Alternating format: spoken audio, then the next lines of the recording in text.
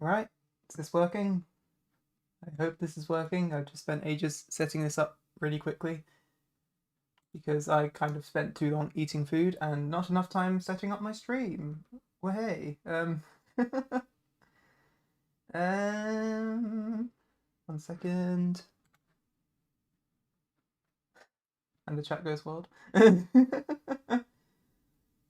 let's hope this works first time, like last time. Of course it doesn't. 1 second. Why is it not working? Why today? Why is XSplit not open?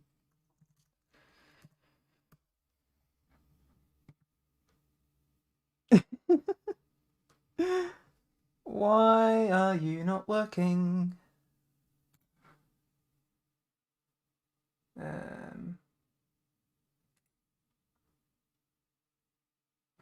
Where's multi-view? Huh. Why? Okay. 1 second, guys. I'm just gonna restart OBS and hope to God that it fixes it, because right now my webcam is not working. Which, as I'm sure we can all agree, is fantastic. So, yeah.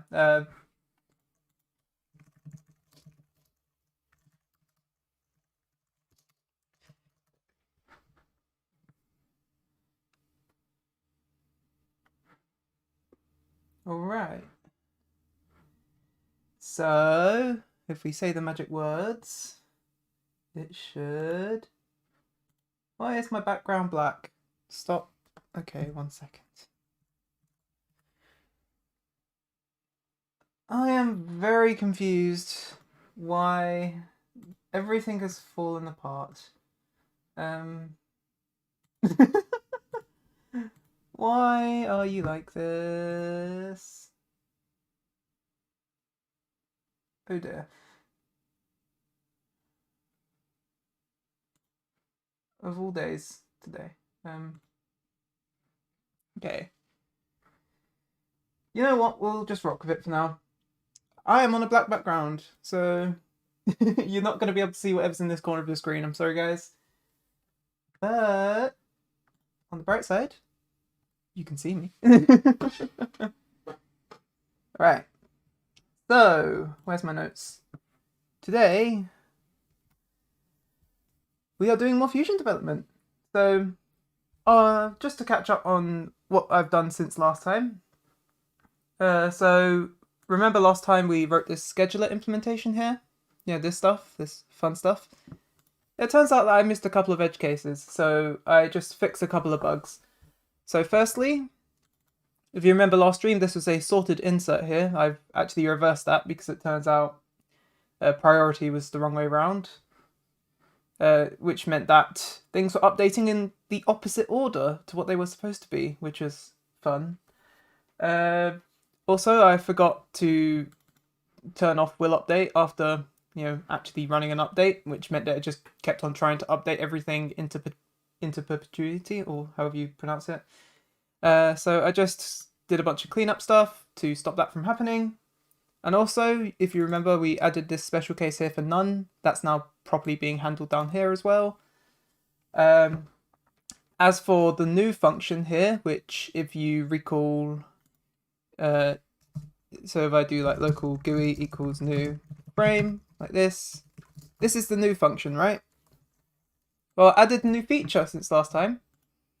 I have added bindable parent. So essentially what you can do now, if I go back to test main, I probably shouldn't have undone all that. If I have like local parent equals state workspace like this, so parent is a thing that we can change now. So we do parent equals parent equals parent, which will parent it to workspace. This wouldn't have worked before because parent didn't used to accept state properties, which is kind of important for a UI library based around state. So now what we can do, we can just do parent.set game get service, I don't know, lighting, why not? And that would actually change the parent of the frame now. So I've added that since last time. And I also wrote a bunch more unit tests. So I wrote this unit test that was unfinished last time. So it now actually tests that everything gets updated correctly, which is fantastic because that's what we wrote last stream and it wasn't tested, as you could probably tell, because I had to fix a bunch of bugs. And also, I wrote a unit test for this parent changing stuff, which is also quite important. In other news, I've also been working on some more utility functions for today's stream. So, starting off with a simple one, this is a cleanup function that I've wrote. You can see it has all the types and everything specified. All this does, just give it something that you might normally pass like a maid or something, and it'll clean it up. So if you pass it an instance, it'll destroy it. Pass it an event connection, it'll disconnect it. You pass it a function, it'll run it. Pass it a table with a destroy function, it'll call that.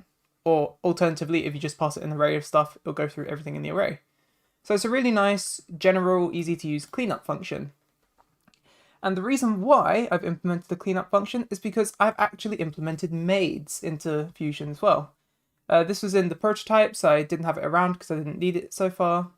But now, of course, we're going to be doing some stuff that involves dynamic generation of children. So we're going to need something to clean up all that stuff. So this Maid implementation here actually uses that cleanup function. It's designed a bit differently. It uses Fusion's object-oriented stuff. You can see, ooh, I should probably turn my phone on to Do Not Disturb so I don't get notifications during the stream. Oh, I'm really unorganized today. Shush.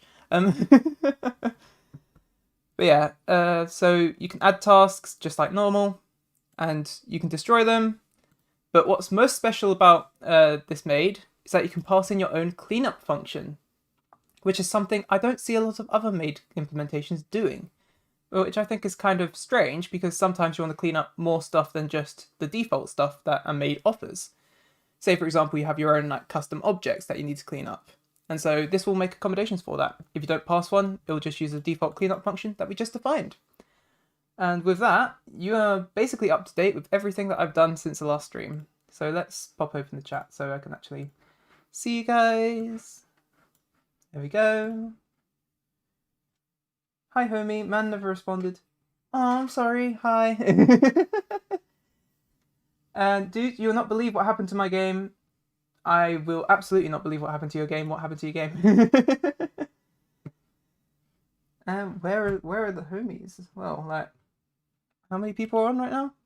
6. Fair enough. Right, so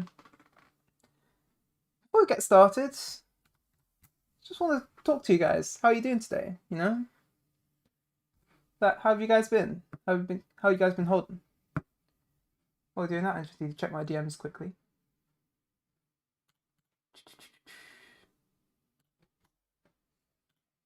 Right.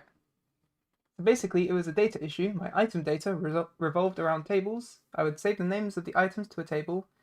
Well, my dumbass forgot to clear the table after it got saved. And so it resulted in saving... Ooh. That's a bit... 66,000... Oh my god. Yeah, how did you not hit, like, the data limit? Like, that's crazy. Wow. Wait a second, were you the guy who was having the issues with, like, client memory on the other stream? Is this related? Like, because I remember, it was either you or it was someone else who was talking in the chat about how their game took up, like, 1,000 megabytes or something. I don't know. Megabytes is probably a bit too extreme, but like, yeah, wow, yep, yeah, okay. So was that related, or because it sounds like it was related because, like, because I remember you said you started up a different game and it wasn't present, and of course that wouldn't have been the case if the data stores were different because it would have been clean in a new place. Interesting. Anyway. I should actually probably post on Twitter that the stream has started, shouldn't I? Get on here, homies. That's not the link. There we go. Yeah, that's correct. That's it. Awesome. Let's get into it. So what we're going to be working on today, we're not going to be doing anything to do with these parent things, because that's already done. We're going to be working on this. So this function here, oh, hello. Yeah, I fixed the issue and the data immediately went back to normal. Yeah, cool. All because my dumbass forgot to clear the table every time a player leaves. Honestly, I've done a couple of similar things in the past, so I kind of empathize with that a bit. Yeah, this is why we bug test. Yeah, it's good that you found the issue. That's awesome. So, and I know Trey wanted to jump on here, but Trey also stayed up really late, and so he's probably asleep right now. So it's probably best to not disturb him. Have some like peaceful sleeps. Anyway, oh, I forgot to add an argument here, didn't I? Cleanup function. Be some kind of task, and it turns a boolean. Presumably. How did I define it in a Maid? Oh, yeah, I need to actually sort that out, don't I? Yeah. Today is a bit of a different vibe. I'm just a bit more scatterbrained. Probably because I ate dinner right before this and I am stuffed. Because today is a good day. I am old, I am 20. I'm feeling good. Yeah, that should be correct now. Cool. And that needs to be optional. Yeah, I should actually probably explain what this function is before I start going off into a massive spiral of just solving things. Well, here we are. Happy birthday. Thank you, Alvin. I am old. And I love it. Happy birthday, by the way. Thank you. That's really sweet. I love you guys. Right, so you'll notice I have a big comment up here. This is basically me writing notes so I don't forget. So this function here is going to be used as sort of like a utility function when you're working with computed state. Wait, Eltop, it's your birthday? Yeah, it's my birthday. I'm 20 today. So, yeah. I am no longer a teenager. I am officially out of my prime. It's all downhill from here, boys. Let's go. Oh, it is. Happy birthday, you beautiful human being. No, you. God, my chair is loud as hell. I need to get that fixed. Old man helps little kids make games in Lego. I mean, when you put it like that, I don't. When you put it like that, I'm not particularly reassured. Hey, hello, happy birthday, thank you. Alright, I need to stop reading chat. So this function here, essentially what you do. I'll go to test main for this, and I'll just import it, even though I haven't actually written it yet. Pairs equals fusion dot computed pairs. I'm all over the place today. He's more handsome than I ever imagined, good God. Yeah, you're catching me on one of my worst days as well. Like, I've literally, all I've done today, like, I woke up at like, well, 6 technically, and then I went back to bed until 8. And then I was messaging Trey for a bit, and then we were nerding out a bit. Had to catch a lecture at 9 AM, which was fun. That was like 2 hours. And after that, back in Trey's DMs, then watching math lectures for the rest of the day. Not from the uni. Like, this is just me watching math lectures on YouTube because I have a very weird idea of fun. But and then now we're here. We got like some takeout for dinner, which was fantastic because it's my birthday and we couldn't be fucked to do anything else. So absolutely fantastic. And then I almost forgot to do the stream because I am a scatterbrained and I had to assemble everything in like 15 minutes. Awesome. I love your laugh. Thank you. Hello. And hello, Tob. Happy birthday. But I got a question. Do tween size and other GUI object tween functions yield? No, they run instantly. And if they did yield, then I'd have a big problem because lots of my code relies on that not yielding. But yeah, it doesn't yield. I should say it on the dev hub, shouldn't it? Let's see.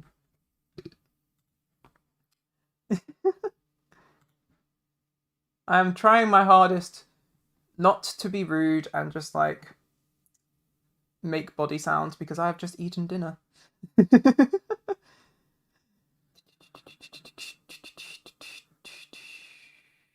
GUI? Potentially? No, I just gotta search it. Fuck it. Tween.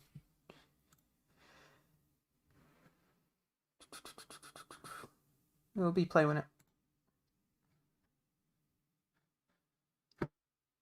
Oh, it doesn't say. Interesting. They should probably specify that. No over 20. Yeah, but yeah, it doesn't yield. I'm just so confused how it didn't overload the data, saving 66,000 strings. Were they all saved to the same key? Because if they were saved to different keys, then I can kind of see how it might not overload your data limit. But that's still really impressive. Like, well done for not writing so much data that even with that much data, it just doesn't die. That's amazing, genuinely. I have the API just automatically start up when you start on your computer. I mean, I would do that, but I don't just do scripting. I do other things as well. Like I do music production, I do design. I've gotten a bit into 3D modeling. I want to do a bit more like mathy stuff. I want to do motion design as well. Like I got plenty of things to be doing. So I'd rather just pull up the API when I need it. I've memorized most of the stuff to do with UI stuff anyway now, so. Tom, I didn't expect you to be such an expressive person. That's pretty cool. I'm British, what can I say? Yeah, thank you. You guys are so sweet. I love you. Oh my god. Anyway, what was I doing again? Oh yeah, computed pairs. Yeah, so the idea here, let's say we have a table. Say local integers equals state, and this will just be a table of integers. 1, 2, 3, 4, 5. Right? And then, now this could be anything, right? This table here could be like a player list or something, and you want to do stuff with it. So you might immediately reach, so let's say you want to double these integers. You might say local doubled integers equals computed. And what you'd do, presumably, would be something like, I don't know why I'm talking over here. The chat's over here, but the camera's over here, whatever. Local new integers equals like, actually, local integer values, I guess. So we get integers get, that's integer values. And so we're just getting the table inside the state object. And we're just going to create a new table of that length. And you can see already, this is getting quite complicated just for like doubling some integers, right? So like we're creating tables, and now we're going to iterate. So for index value in I pairs integer values, do new integers index equals value times 2, right? And then return new integers. And that would technically work, right? We would technically now have a computed here that is an array of all of these integers, but doubled. But the thing is, this isn't even the best way of doing it, right? I mean, firstly, it looks horrible. Like, we don't want people to be writing this sort of thing every single time they write a player list. That's just unacceptable. Like, we shouldn't have to be doing this. And secondly, it's not even optimal because we're redoing these calculations every single time, even if some of these numbers haven't even changed. Like, if, for example, I did integers set and it's just 1, 2, 3, 4, 5, 6, like I've only added the 6 here, but we have to recompute the entire list, which is terrible. Let's read chat. Oh yeah, why is this Fusion stuff? I'm confused. Oh Jesus, that's a lot. Oh yeah, I should probably explain. So Fusion is my UI library. I've been working on it for a couple of years. Last time was my first ever stream, and I was streaming some development for this. If you want a full explanation, I did a whole thing at the beginning of that stream talking about what Fusion is. To summarize, basically, think React, but much nicer. and based on different principles. So the syntax will be much easier to work with. It should help you do more things like animation and stuff. Generally, it should be a nice framework to work with for building complicated UIs, which is what I want to use it for. I'm planning to redo all of my plugins with Fusion and all that stuff. And yeah, I think that's basically the main points covered, right? But yeah, if you want a full explanation, I talked about it at the beginning of last stream, so go check it out quickly and then hop back in here maybe. Hey, happy birthday. Thank you. And did Cheeky get you in streaming? I don't know what that means. Am I baffed? Probably. Have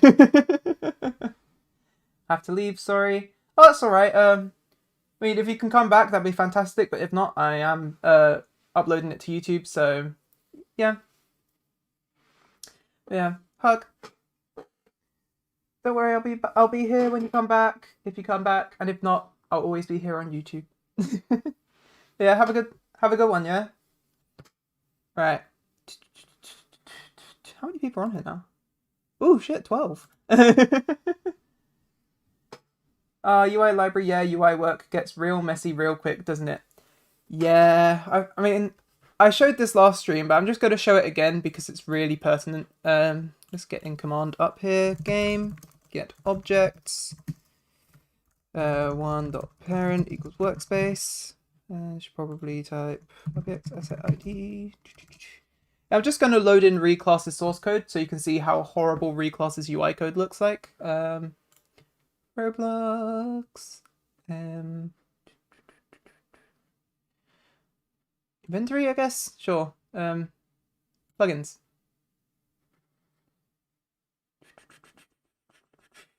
Where did I put reclass? Here it is. You probably saw a bunch of my internal plugins there. Don't worry about those. They're not for public use because I make plugins for myself sometimes too. So reclass should now be in workspace. Hell yeah. All right. So if you want to take a look at reclass's UI code, you can now. Let's just close down this stuff here. So it starts off all right. We have all this stuff at the top here, just importing some packages and stuff. We have some functions for binding colors and stuff from like Studio's theme API, binding stuff to instances or to the plugin to make sure it all gets unloaded at the right time. Make sure to add an arbitrary time limit to not procrastinate. I mean, I procrastinate as like a force of nature, so I'm not sure what you're expecting. Yeah, and then tween here, first sign of a bit of a code smell, tween instantly. And then ease, do I even use this function?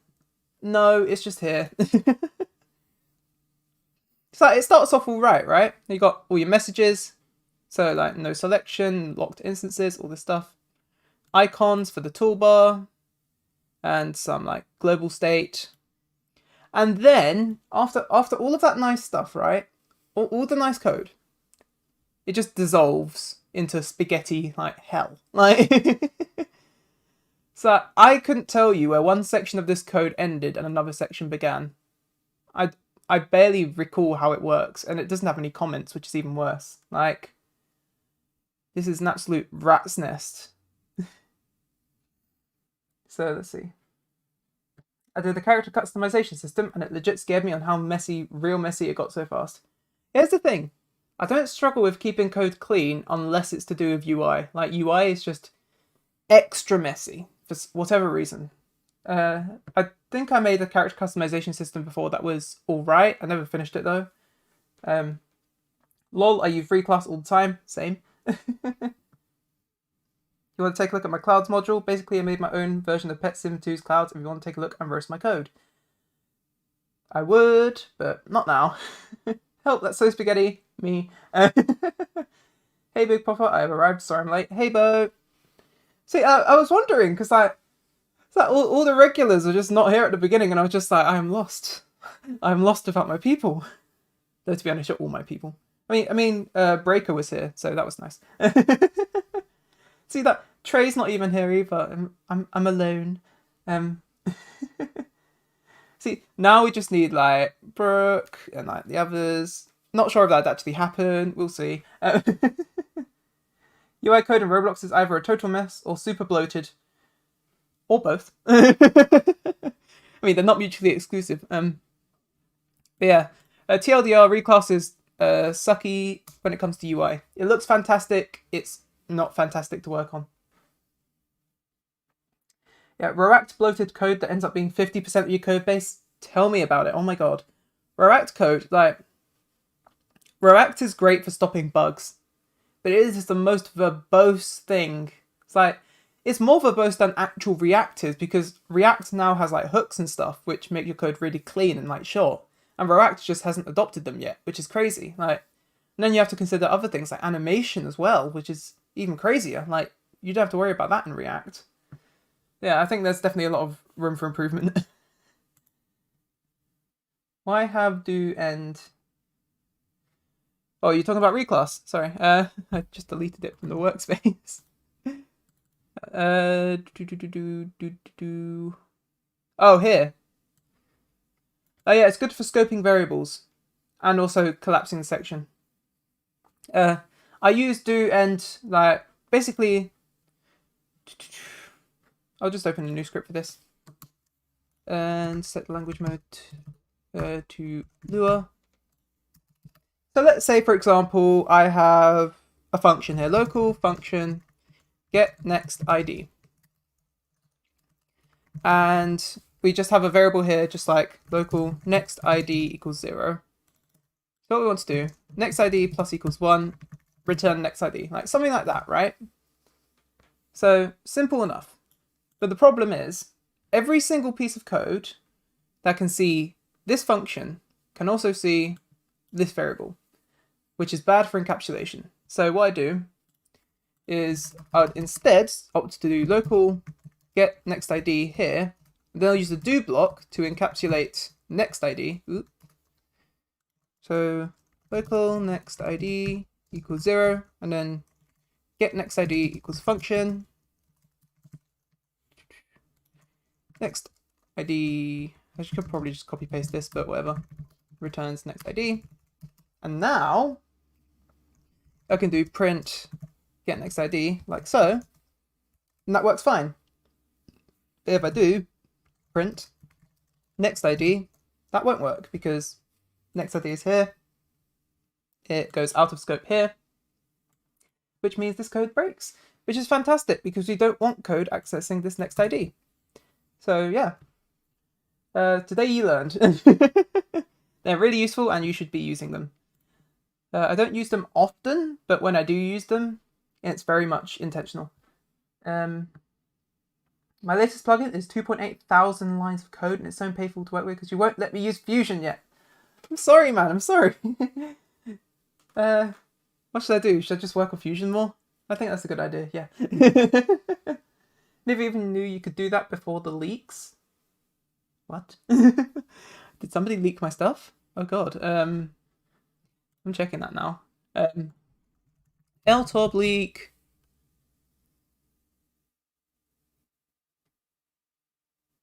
I mean, I'm probably not going to find it like that, but it was worth a shot.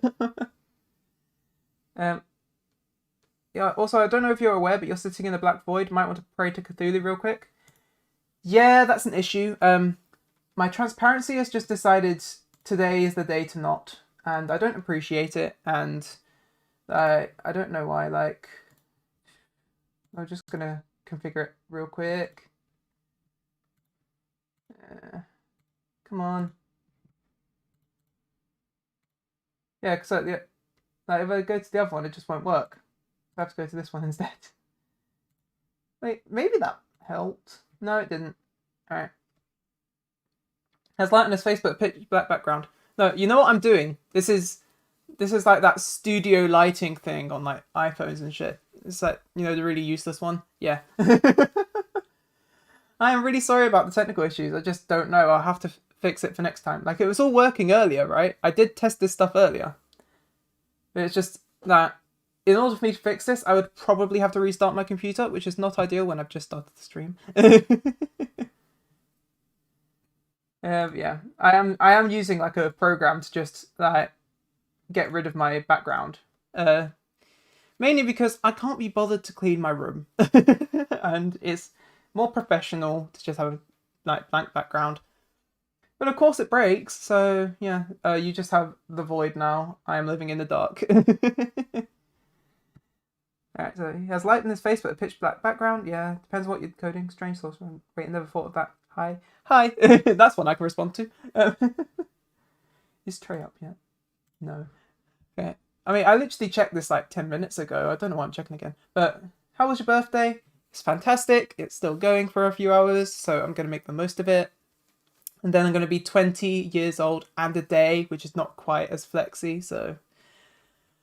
Yeah, what was I talking about again? Oh yeah, this. So, if you see here, doubled integers is unacceptably long.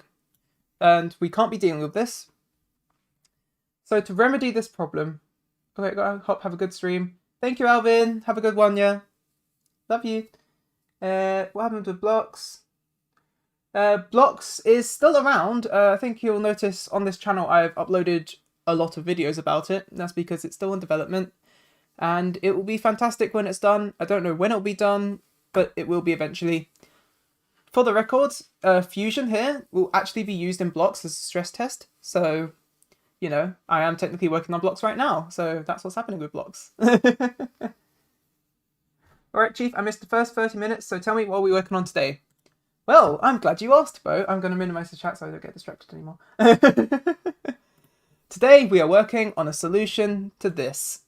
So, when you're using state objects with arrays, right now it can get pretty messy pretty quickly if you're trying to map values. So here we're trying to map integers to like their doubled versions. So this should be a computed, which stores an array of integers, which is double whatever's in here, right? It sounds simple in concept. In practice, it is messy and gross, and it's not even optimal, which is bad. And so to solve that, today we're going to be working on this function here, called computed pairs, which is like computed, but it lets you map values from another table, which is pretty cool, if I do say so myself. I've done a bit of groundwork before the stream just to set everything up. Namely, I made a cleanup function, which is like a maid in a function, essentially. I made a maid, which is a maid in a maid. It uses this cleanup function internally, but you can change it if you want. You can pass in your own cleanup function, which is pretty awesome. Also, I fixed a bunch of bugs with the scheduler, like priority was in the wrong order. And I fixed a couple of bugs with stuff like handling none, which I forgot to do last stream, which was a bit awkward. But you get to it eventually. I tweaked the way that parents are set now, so you can actually set your parent property to a piece of state, so you can change your parent dynamically. So if you have like a frame and you set the parent to like a state object containing an instance, it will recognize that now. And then when you change the instance in the state object, it will change the actual parent of the UI. I'm not sure what that would be useful for, but I figured for completeness, it should probably behave consistently with the rest of the API. And so there you go. I wrote a bunch of unit tests here, so all the unit tests here are now done. There's none that are remaining to be written until I add more features, of course, which we will be doing. And other than that, you're up to date, basically. So Fusion plugin or something. Fusion is a UI library, so I'm not sure how I'd turn it into a plugin. I could probably release some developer tools for it, but we'll see. It's mainly for scripts. Something I am keeping in the back of my mind is like UI design workflows. Because right now, React has a bit of a UI designer problem in that if you can't script, you can't use React. So I might want to release some developer tools to help alleviate that problem a bit. We'll see how that goes. I might alternatively, God, I can't speak today. And also my nose is getting a bit bunged up, which is not fantastic. But alternatively today, well, not today, in the future, I might implement hydration support. And what that basically means is you point Fusion to a tree of instances somewhere, and it will automatically turn it into code, like at runtime. I'm considering whether that's actually a good idea.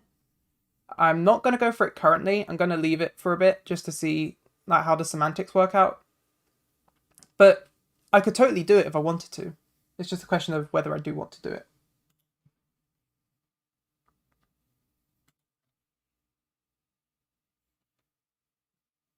The dynamic parent is called support, but it seems like a code smell kind of thing. It's not about lines of code, it's about structure and organization and commenting it. Yeah, well, I mean, on the topic of code smells, yeah, I suppose. But also, something else you have to consider is that not everything is Fusion code. And this is something that I have kind of neglected a bit throughout the design of the library. But it'll work out anyway, like have a good design, a good story for integrating Fusion with things that aren't Fusion. And so if, for example, you have a piece of UI that does need to change parent, and that's just because that's how your previous code base worked, and you want to start adding Fusion into that, well, now you can actually do that. Like, it supports that. And I mean, I'm not sure in what scenario that would be the case. Oh, actually, I know what scenario that would be the case. 1 second. Yeah, I have a plugin that you might be familiar with, but it's called In Command, and it's a really fantastic plugin. It was made by these really two cool guys, and it has this really nifty feature. I'm not sure if you've ever heard of it before, but what you can do, you can click this button, and it combines the two UIs into one. I think you know where I'm going with this. This uses reparenting, so now you can do this in Fusion, which is fantastic. Let's see. And it's not about lines of code, it's about structure and organization and commenting it. Absolutely. But less lines of code is also good. It's something you want everything, really. Like, you want your cake and you want to eat it too with development. My personal philosophy is that I shouldn't strive for minimum lines of code, but at the same time, every line of code that I do write is a responsibility that I have to maintain into the future. And so I have to be careful about what code I write.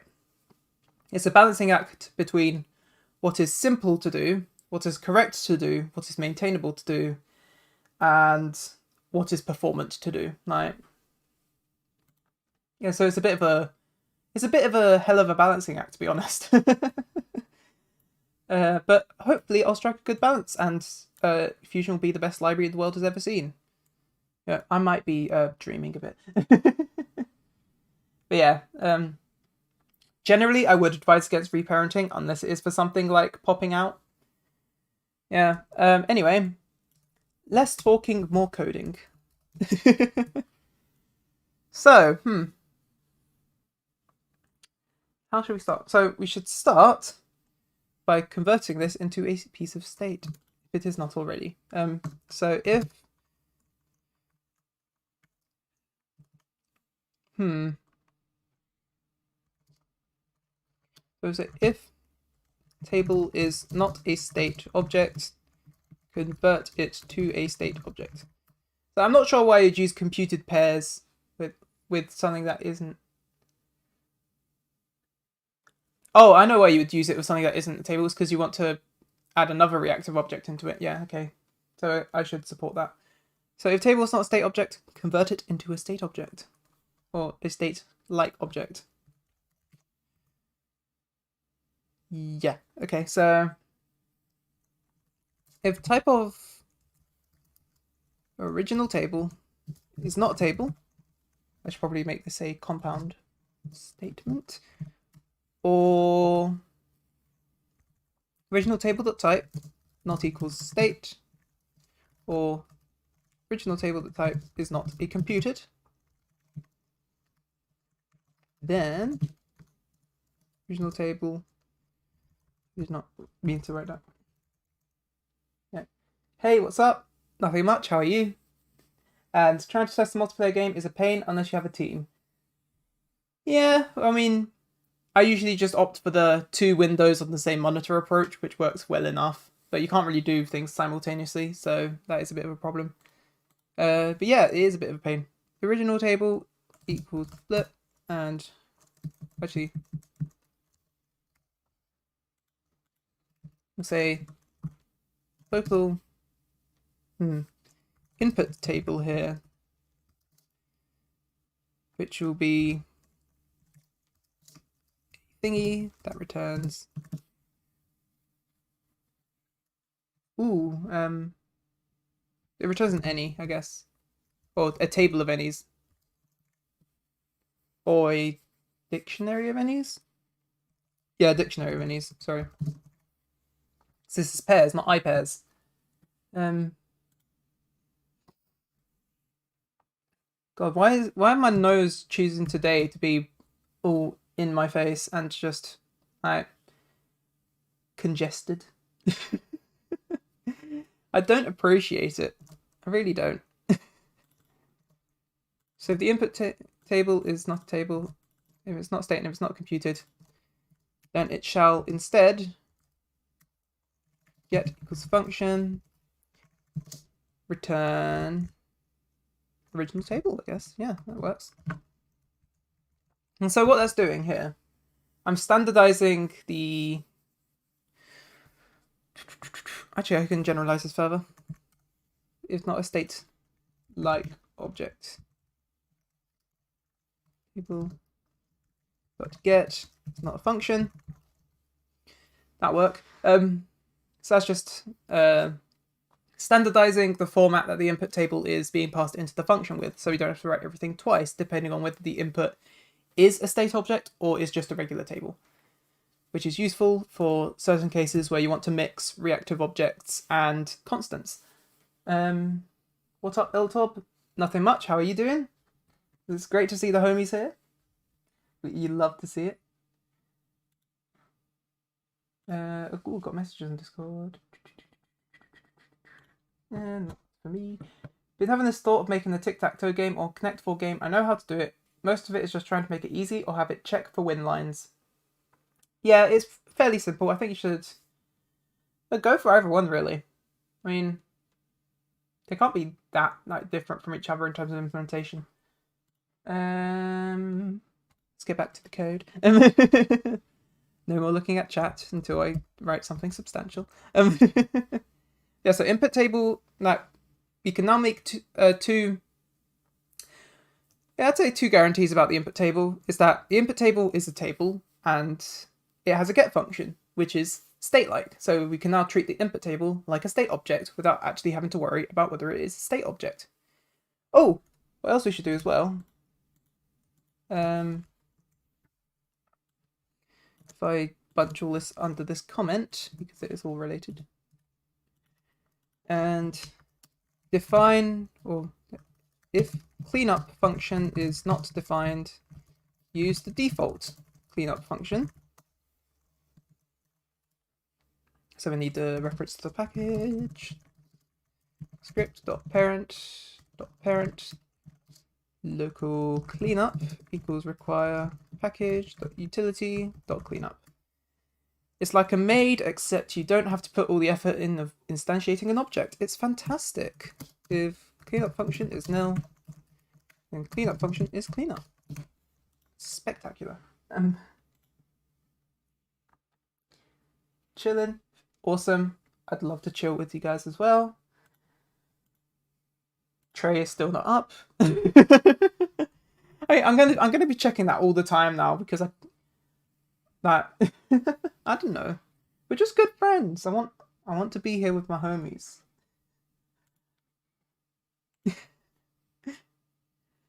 And to be fair, he did need sleep. So I'm honestly, it's probably best.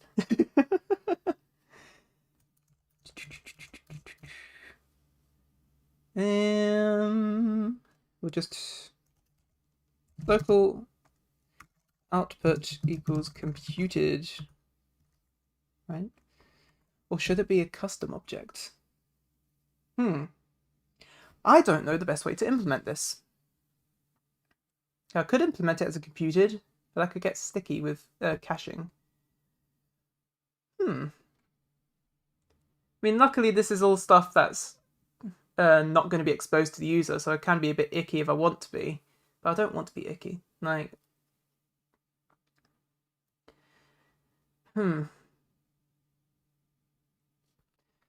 So I want to have an output that is state-like. The output should be computed anyway.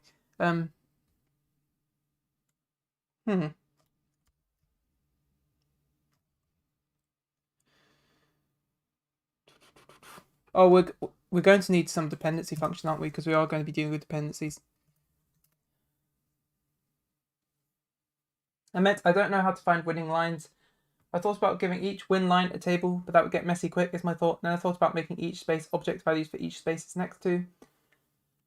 The way that I would personally do it, I would represent your grid of pieces as just like a 2D array of like values, and to check for a win, you can just take some like predefined maybe hard-coded patterns of like, well, that's a bad way of describing it. Just like you can iterate over the table trying to match a pattern to it.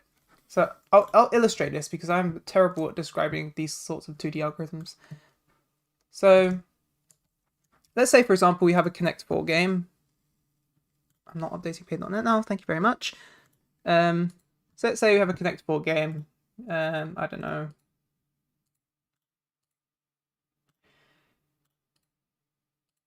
I'm having fun playing Connect 4 by myself. There you go. Connect 4 game, right? And so in order to find if there was a victory here, what I'd do, so let's say this is our game board. We'll just delete everything else. So I'd start with this pattern here, and what I'd do, I'd just go over the table in order, just going from one slot to the next. Just checking to see, are all of these the same color? And if not, then that space doesn't contain a victory, and so you just continue that pattern all the way throughout, right? You can iterate whatever order you like, just as long as you cover all the slots of the table. You can do the same for vertically. So you just check all of those. Are all 4 of these one color? If so, then they've won. And you can get diagonals in there as well. So it's basically the same thing, but diagonal. If I can draw boxes, please. That's not what I meant. There you go. So you could do the same sort of thing here. Just iterate over all the table pieces like that. If they're all blue or if they're all red, then they've won. And then you do the same thing here. And you can see here, we've just highlighted all 4 pieces, they're blue. And so that was a victory detected. And so these pieces here are the winning pieces.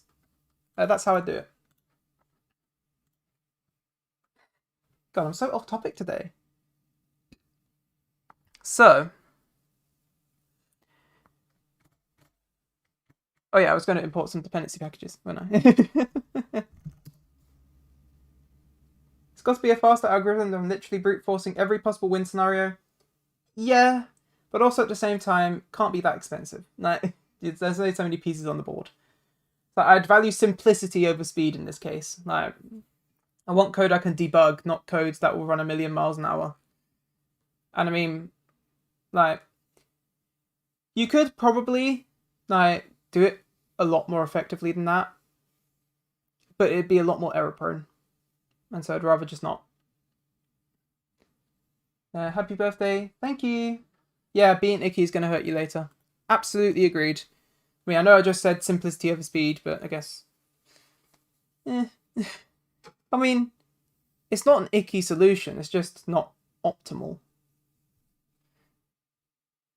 But yeah, you could probably for example, if there's if you know that which cells have just changed, then you could probably only check around those cells, right? But if you just don't know, if you're just checking for a win in general, that's how I do it. Yeah, no. So, capture dependencies. Or capture dependencies. Oh, I'll have the opportunity to talk to you about how dependency management works in Fusion. This is going to be a real fun one. Get on your thinking caps. Dependencies, capture dependencies. Local use dependency equals require. So you probably don't know what these functions are. So I'm going to get the opportunity to explain them to you. They're quite simple, really. You can probably check each square individually, check for adjacent match, and continue in that direction until non-matching. This way it only checks places where it can actually have a win possible. No need to check the whole board. Yeah, but I mean, for a first pass, I'd probably the way that I'd probably. So the easiest optimization I can think of doing is just which piece just changed, iterate over all the possible wins that involve that position, and just sort it. Like, that would be even faster than your way, I'm pretty sure, right? Because you're just checking the piece that was just added. But again, like, simplicity over speed. If you don't understand the optimization, don't apply it. Like, yeah, that's what I was thinking of object values. Yeah. I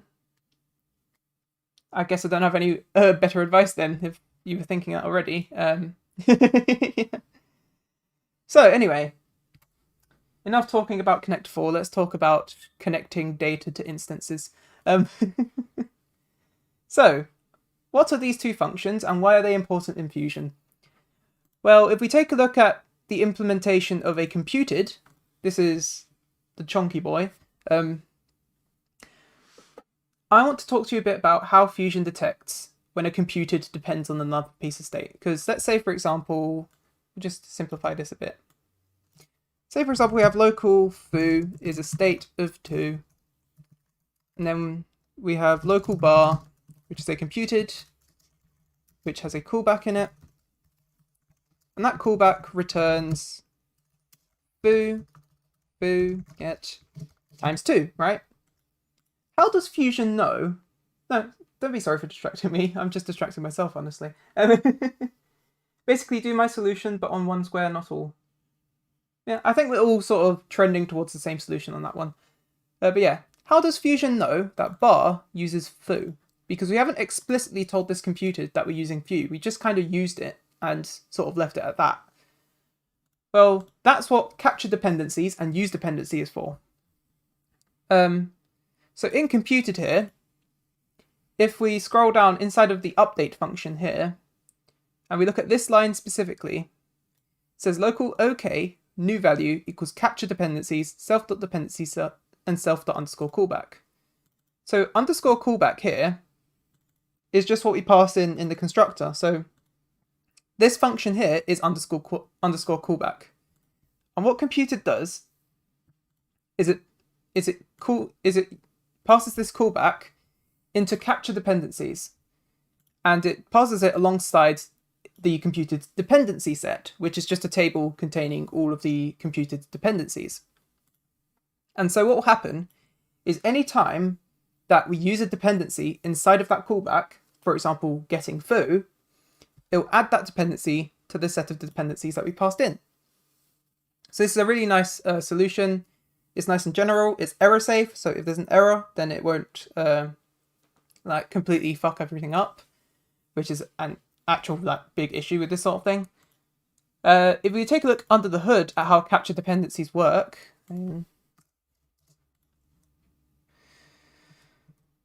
why are you having a Tiz Wars today? What is this?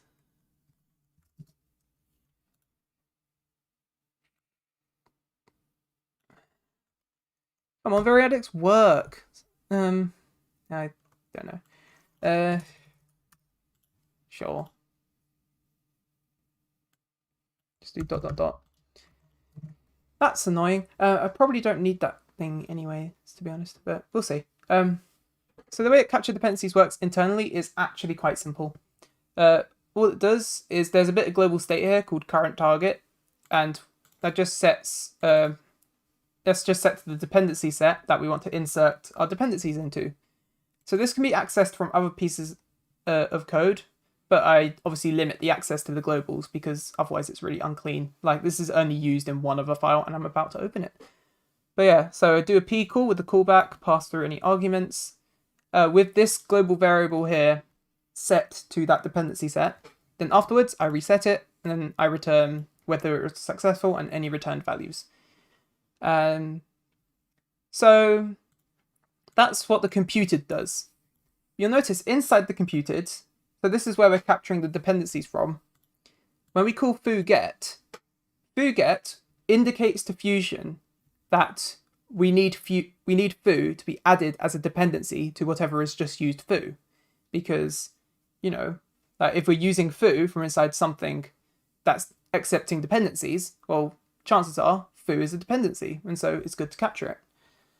So inside of state, in this get function, you can see I'm calling this thing here called use dependency, and I'm calling it with the state object. And jumping into use dependency, you can see that's just getting that global variable from the other file. If it's been set, then we just add that dependency to the set.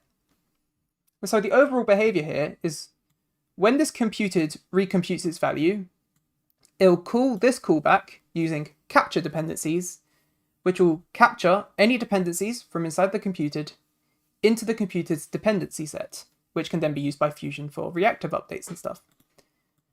And then inside of that callback, whenever we call get on a piece of state, that state will call use dependency, which will then send that dependency into the computed dependency set.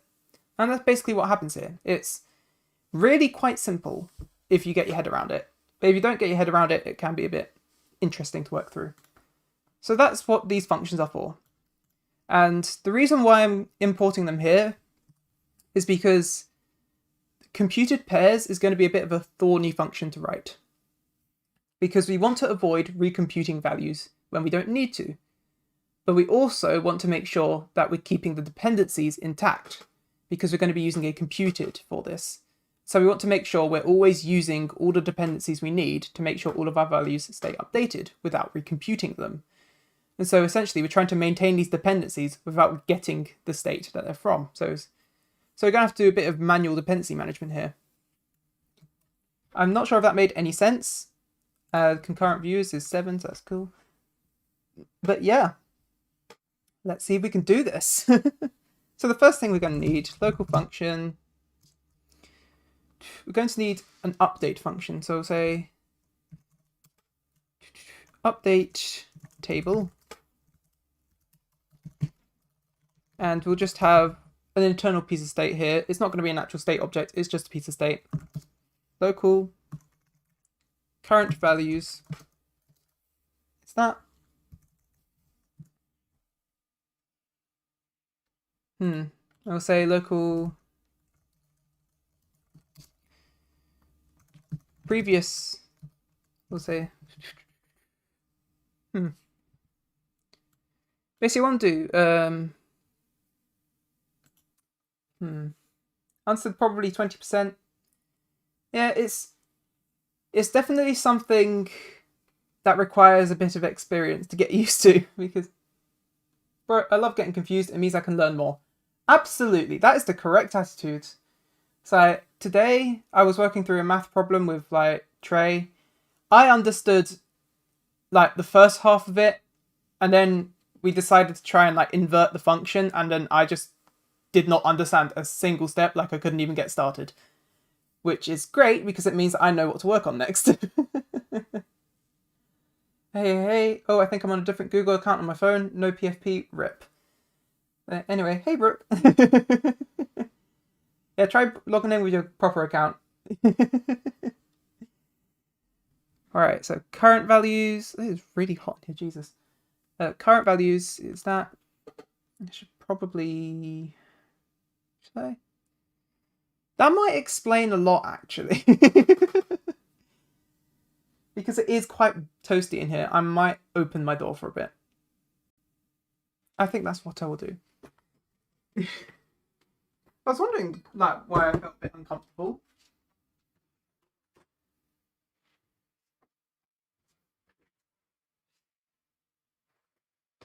Let there be fresh air. Alright, sick.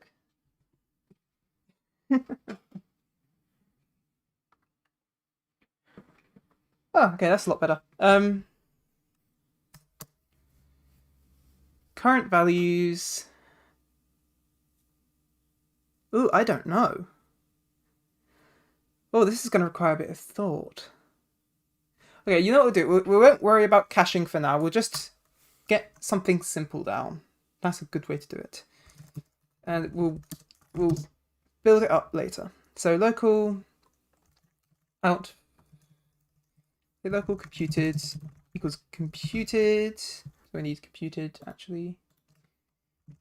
Computed equals require package.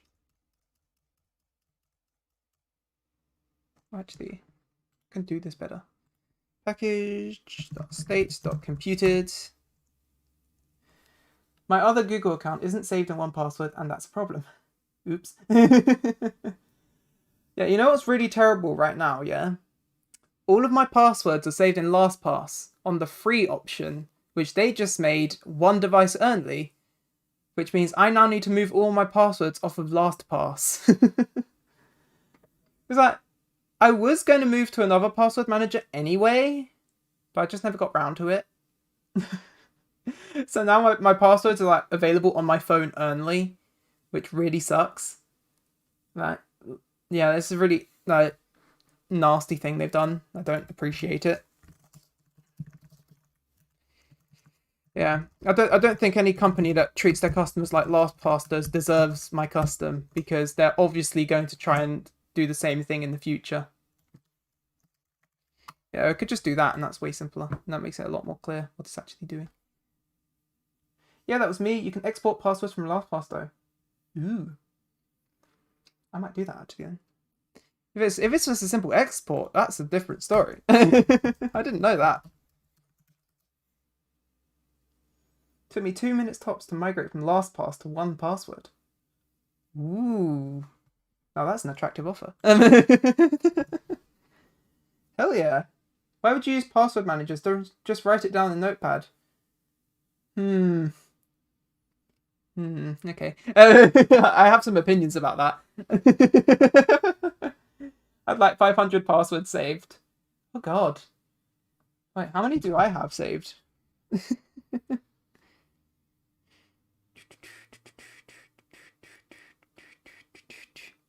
But I don't think I have been this off topic in a long time.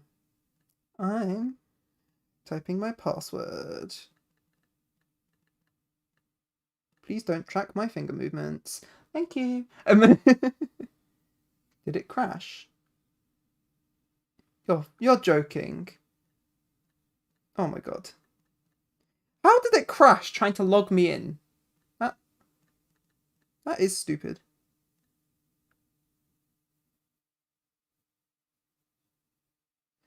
Oh. LastPass is broken. Oh my god, what a piece of shit. Ugh. I hate it. Yeah, so I have some passwords saved. A fair few, I dare say. But unfortunately, I can't see them right now because LastPass is having a bit of a tiswas. So, yeah, LastPass. Don't use it. It's terrible. It just breaks. I love it. I think it's not even that old of a phone or anything. It's like it's an S8. Like it should be. They should be testing on like phones like that, but it still breaks. Anyway, we're returning this computed, and this will presumably build a list from another list. I haven't defined a mapping function. Oops. We'll just define this a bit neater. Get off that app ASAP. It's so much worse in comparison to other options. Yeah, I really should. It's a piece of shit, and I hate it. I have no love for LastPass. The only thing that I appreciate it for is that it made me put my passwords in one place. Apart from that, it's practically useless. Like, it's terrible. Function takes any and returns an any.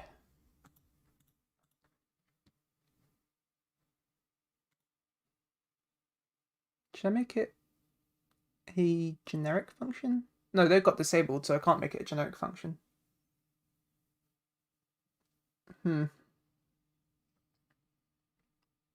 Hey, we have a mapping function now. Cool. So local output table equals table.create hashtag input table. I was around before hashtag was a thing, and I now call it hashtag. It's a pound sign or a hash. Like, I'm a boomer. I'm definitely 20. Can't you tell? For key value in pairs. Wait, no, that's fine. Input table do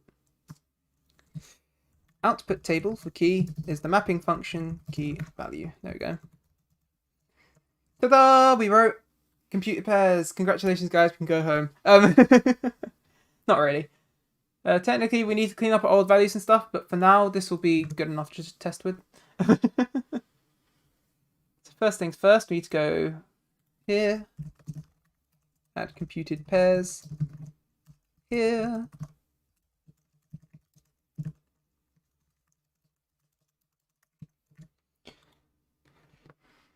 Ooh, now that this room is cooling down a bit, I feel like I have a bit more room to think, which is quite nice. I definitely need to open that door a bit more often. Because my bedroom is tiny. And it gets really warm in here, especially when the sun is shining through the window. So local integers, we'll just make this a state object with 1, 2, 3, 4, 5. So now let's do local doubled integers. Remember this? Remember this little conundrum here? We want to make a list of integers that's just doubled. Well, now, computed pairs, integers, function, key value. We'll just return value times 2. How wonderful is that? Like, we've basically done the same thing as all that code before, except it's now 3 lines of code. We don't have to worry about, like, creating tables and stuff. That's the dream, right? Why did the stream have to start when I'm about to sleep? I mean, I started at 9 PM personally, and I've been up since like 6. So, imagine how I feel. I mean, I do it late in the evening so that my friends in the US can catch it, because I know that like I have lots of friends who are from the US and they're wonderful and they deserve to watch Fusion being developed as much as anyone else. And so that's what I'm gonna do. Because like personally, I usually eat dinner around 7, so this gives me 2 hours. I might go back to doing it at 8, but I mean I have to have dinner early before streaming. I definitely not like today when I had dinner like 15 minutes before streaming, which was a terrible idea in retrospect. But enough yakking. Let's print integers and print doubled integers. Let's see what comes out the other end. Please don't be an error, because that would be very not poggers. I need to show the output again. I said not an error. No. So, oops, I forgot to remove reclass. We can do that.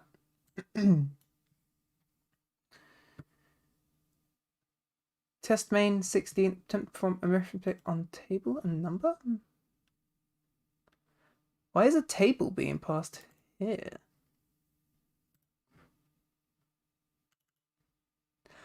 Oh, yeah, duh. Sorry. That's a get right there. Sorry. Alright. Will you work now? Wait, there we go. So you see 1, 2, 3, 4, 5, and 2, 4, 6, 8, 10. So that's fantastic for working with integers. But of course, in Fusion, you're not just working with integers, you're working with everything, because everything is state. Which means we have to make accommodations for things like generating lists of instances. So let's change up this example a bit. Let's say this is a player list. Player list. And so this player list will have a few names in it. They'll have... Let's just do the names of all my friends. Axis Angles. Boat Bomber. Do you have a friend that starts with C? They're cold, but that's not his username. Right. I'll just skip a few. I'll just put LTOB. It doesn't matter. I'm thinking about this way too hard. This fall. Grill me. I forgot the numbers at the end of your name. You just say grill me. Why not? Dog to Peppy. They're just a few awesome people. That should probably do. There you go. Cool. So we've got a list of really cool people. Cough, cough, cough. Me included, of course, because I'm very cool. So now we want to turn this into a bunch of UIs, right? So say local player list UIs, right? And we'd presumably do something like return new text label or something. I don't know. And it'd be name equals value, text is value. I don't know. There you go. So presumably we'd want to do something like this, where we take in a list of players and we output a list of text labels. Only problem is that with the way we're currently doing things, those text labels never get destroyed. And that's a problem. Because I don't know if you've ever observed a player list UI, but when a player leaves, usually the text label gets destroyed.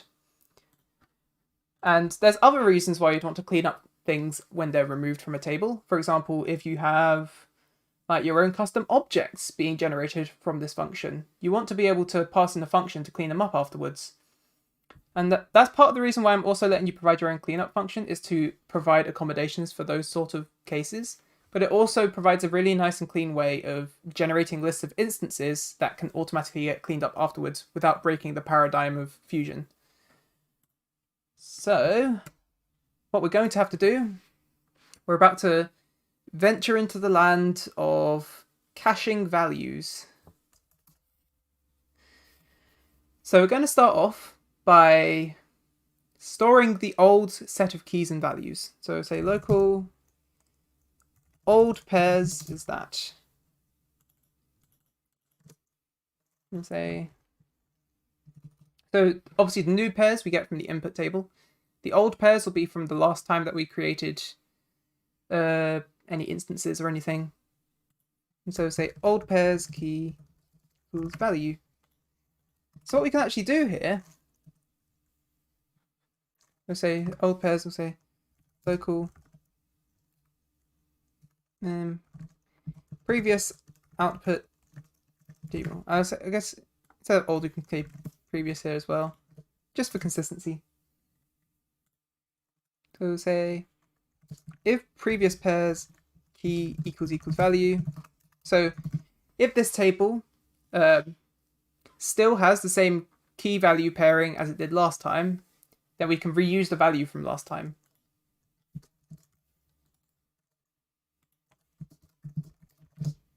So we'll just check for nil as well, because that's important.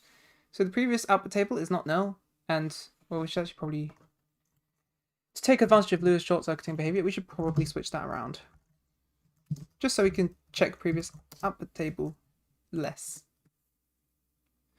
So previous pairs key equals value and previous output table. Well, wait, yeah, but that'll never be true. So actually, we don't need that check at all, because when we first initialize this, previous pairs will be empty. So if the pair was already present in the table beforehand, we would simply say output table key is previous output table key. Gotta head to bed. See you next stream. Love you. Love you too. Have a good one. Get some good rest. Who's messaging me on Discord? Oh, it's Factor.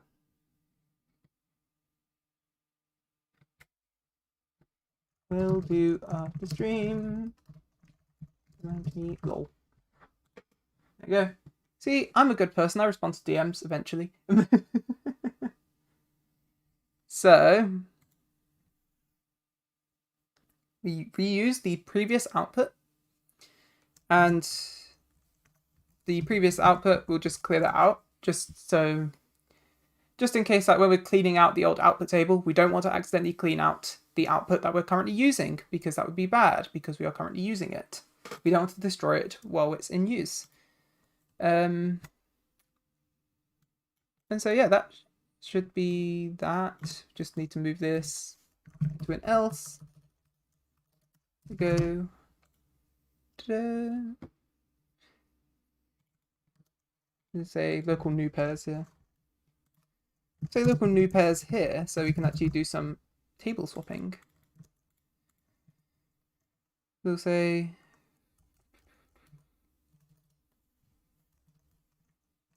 table.clear new pairs.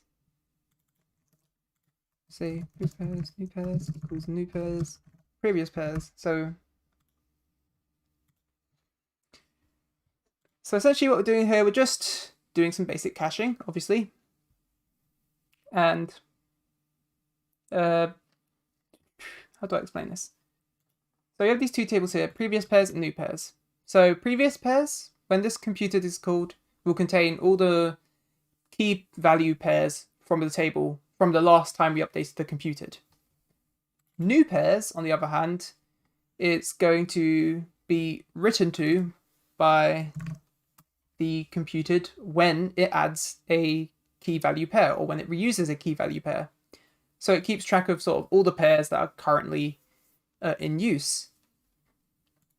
And that lets us check whether a key value pair is still present in the table from last time, or whether it's new, or whether it's gone.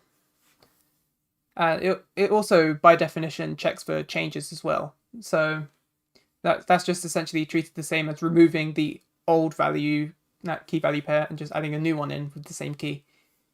So that all should work fine. Output table key is mapping function key value.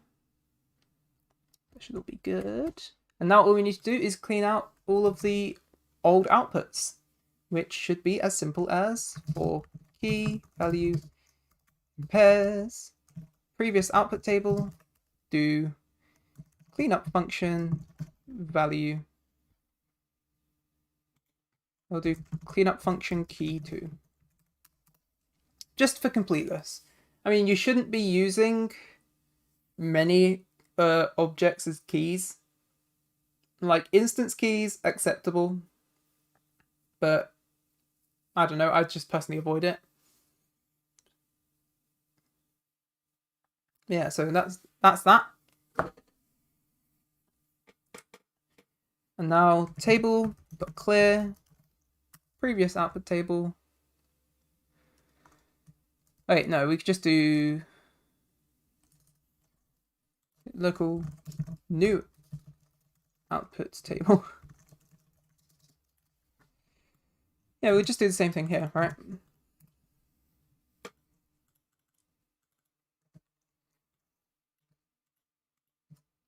This is definitely premature optimization, but it's all right.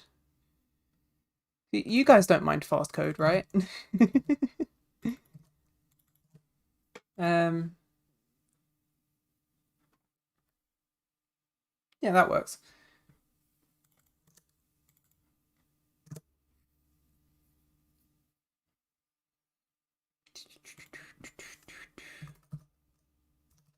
So that all works, and then we just return new output table. Gotta bug you again. Will we ever see a VS Code plugin for vanilla icons? If I knew how to make it, I would absolutely make it, because I would personally love nothing more than to have vanilla icons in my VS Code. It's something I do personally want, so if anyone actually does know how to do that, please do. Like, that would be spectacular. And if not, then we can dream.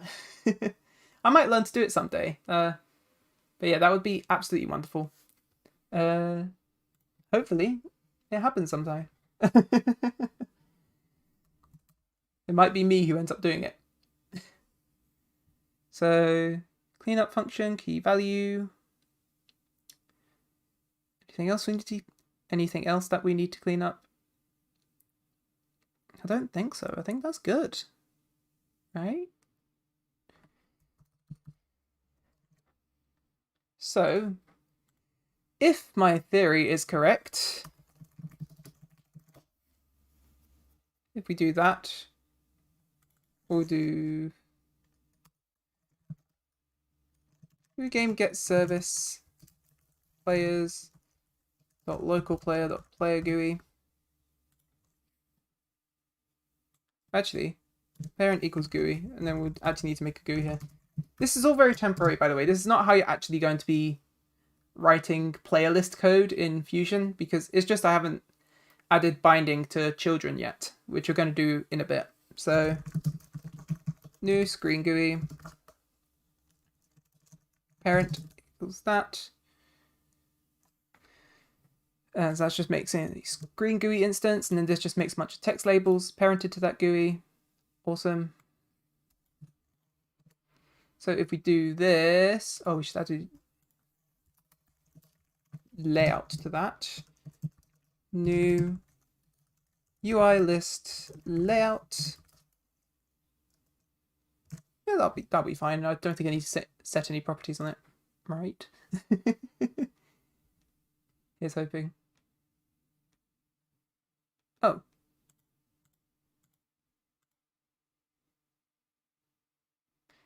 Well, they're all there at the very least. Look, they're all there. Why are they not?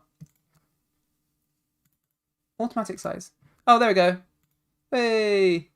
So it does make a list of instances. I will tweak that very quickly. Size equals usem2 from offset 0 200 0 50. Oh wait, that's from offset, isn't it? So just 250. Oops. Text size equals 16 or 24. So you guys can see it on the stream. So I don't know how high quality the stream is, but we'll see. There you go, look. So we have a bunch of names in the list, and it all uses computed pairs. So that's all fantastic. So now, if the theory is correct, and player list get 1 equals nil, do player list set. I'll just do something kind of horrible here.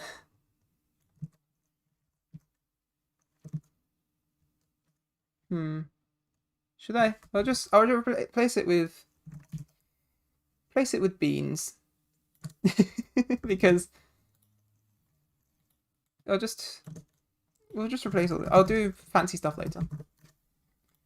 So I'm going to replace all of the players with beans.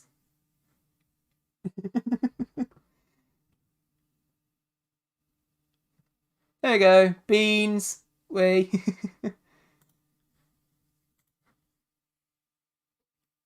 So actually, if we wanted to,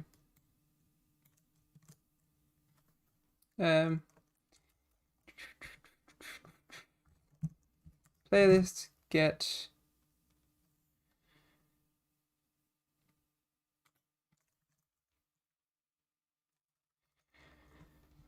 so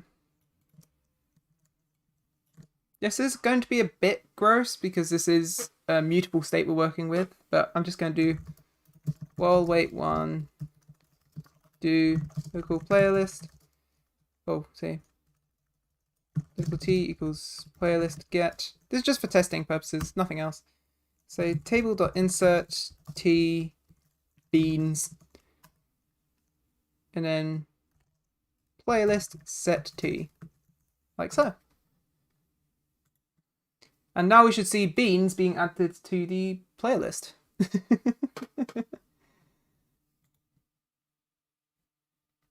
Why are there no beans in my playlist?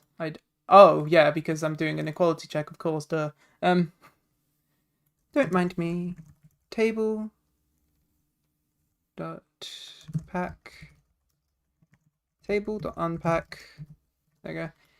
Really hacky way of cloning a table, but there you go. That is a really awful hack.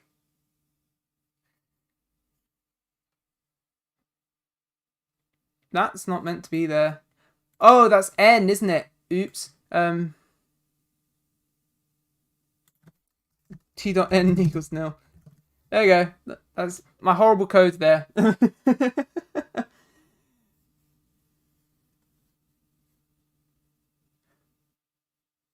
you go, look.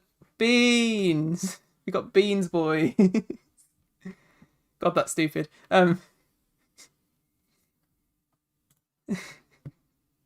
That's definitely going to be the thumbnail, by the way. And that's just stupid as hell, and I love it. Don't judge me too hard, please. So by the same token, we could do table.remove t. And it should start taking away players from our player list. So let's see how that goes.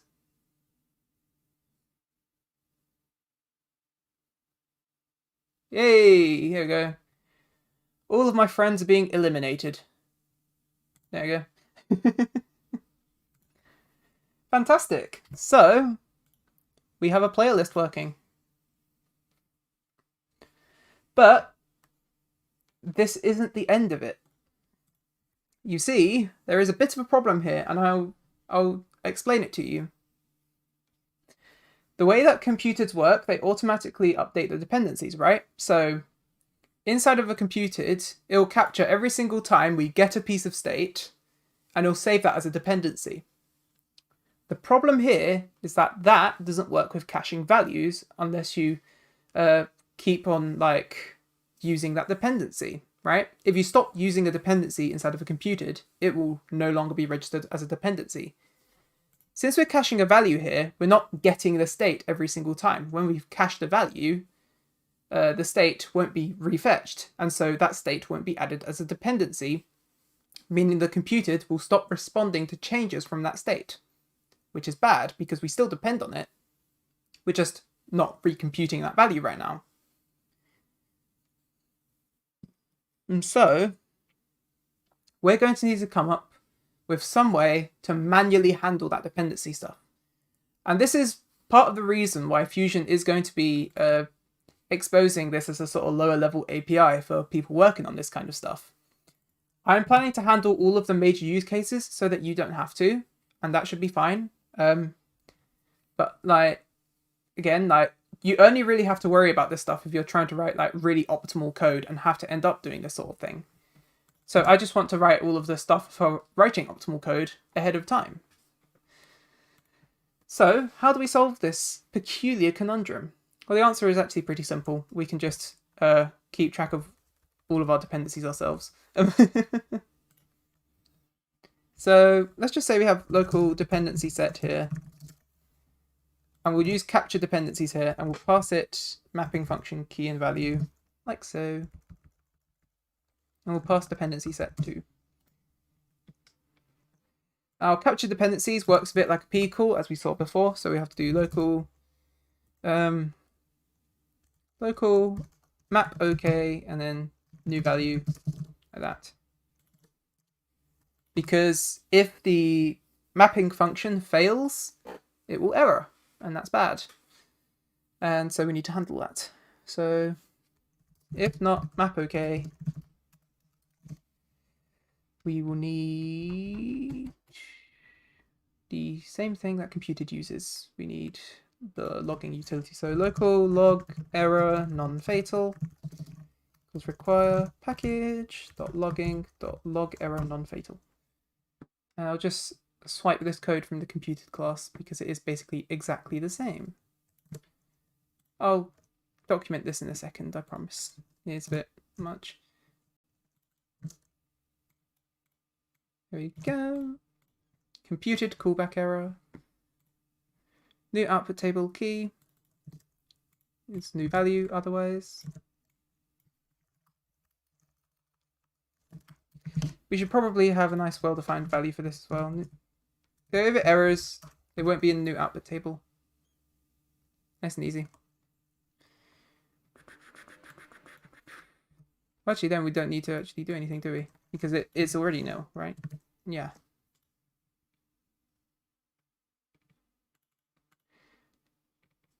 Cool. And I'll move this to the top just to be a bit cleaner when it comes to what's related and what's not related. There you go. So this should all still work fine. Oh, wait, no, it won't capture the dependencies actually, so it shouldn't update. Oh, it still updates. What? How?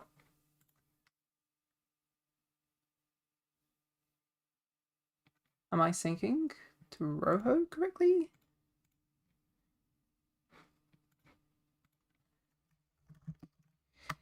That's not expected. I called capture dependencies, and so it should be capturing all of the dependencies.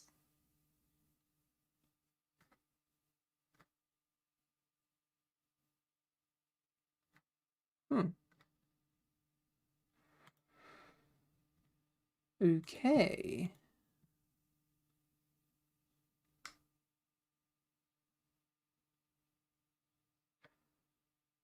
Why?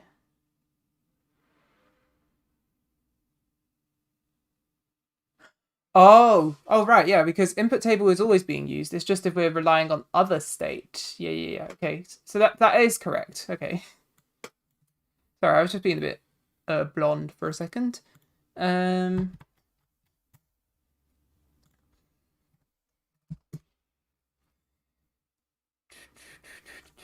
say we have local prefix equals state lols right here. We'll say text equals prefix dot value. And so this should work much as you'd expect it to. Oh wait, sorry, this needs to be in the computed, don't it? Okay, when it's in the computed, then it will work as we expect it to. Gotta say, it'd be really nice if we could do that, but term prefix get dot value. Right, lovely.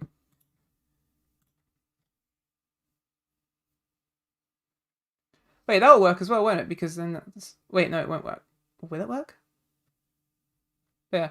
See, it works in that case. So, one second, I need to come up with a... Just say local prefix equals prefix get. There we go. Now this will break.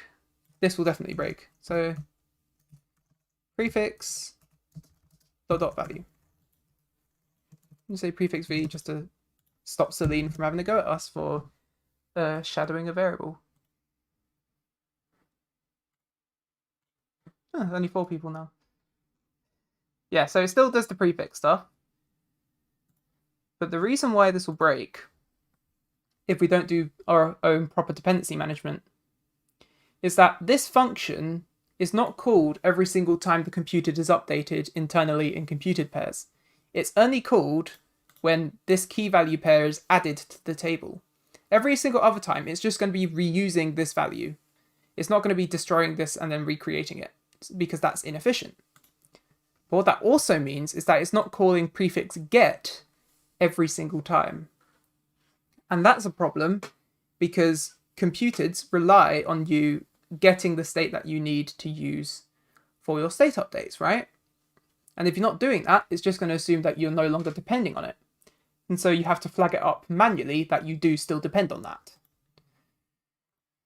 So we have a dependency set here. And the first thing we're going to do, actually, I should probably demonstrate outbreaks, but yeah, the first thing we should do, we won't do anything if it's erroneous, say for dependency in dependency set or in pairs dependency set, do use dependency that. And so what this is doing is that we've captured the dependencies ourselves from this mapping function. So this will contain all of the state that that mapping function for that key value pair is dependent on.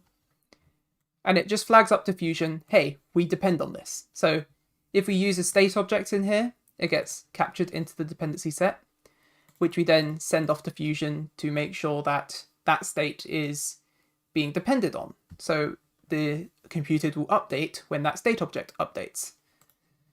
And now we just need to do this for every single dependency that is in the table. So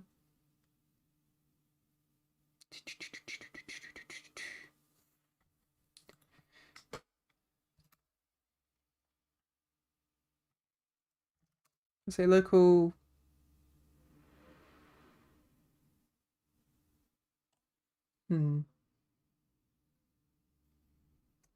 the local pair dependent, say dependency sets here. This is definitely not going to be the best implementation of this function it can be, mainly because this is the first time that I am properly implementing this, like with dependency management and everything. This is like my first shot at it. So you're seeing me solve this problem in real time, which is why there are no comments, or barely any.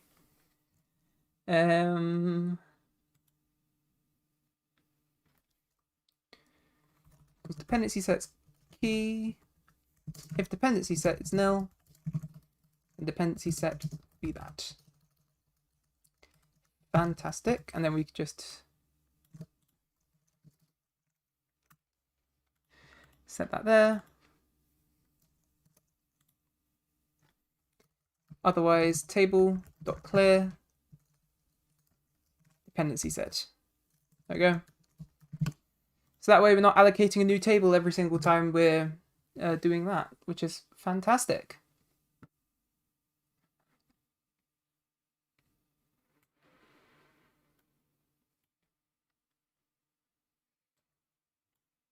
And actually, we should probably do that up here.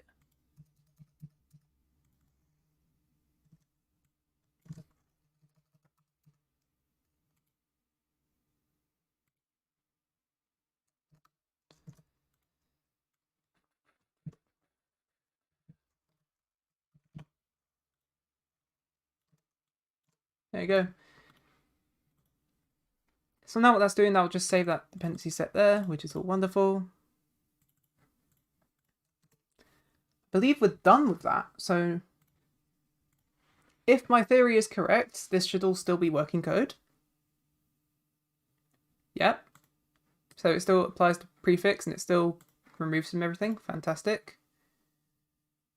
I should probably make this larger so it doesn't just like cut off so quickly. Ooh, Trey's online. Sick. We'll see if he pops in. Yeah, so that all works. So now the moment of truth. Can we change the prefix and have the list update? So what we're going to do, we're going to delay 1.5. This. Hey, he's here. Hello. Yeah, how was your sleep? It was quite long. So we should be able to prefix set hello like that. I'm just in a very hello mood right now. Also, don't mind the black background. It's just my webcam being bad. Uh-oh, that didn't work. Okay. Why?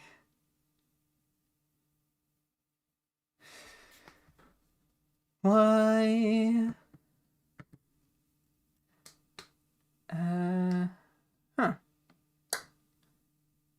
Well then. So let's just print value and dependency. Got a good 8 hours? Sick. You got more than I did. Yeah, that's good to hear. Oh, yeah, that was really funny, Trey. Oh, well, that's not very funny. That wasn't the joke. But yeah, now after you went to bed, I literally spent the entire afternoon watching mass lectures on YouTube. I'm such a fucking nerd. There we go. It's just the unit tests being inconsistent sometimes because of scheduling issues.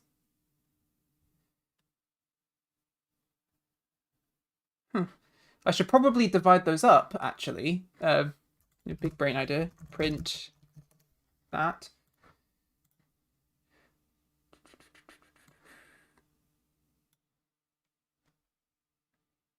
Alright. Why is this... That is correct. So it is capturing the dependencies. Wait, I'm a dummy. I need to... Outside of this loop, silly. There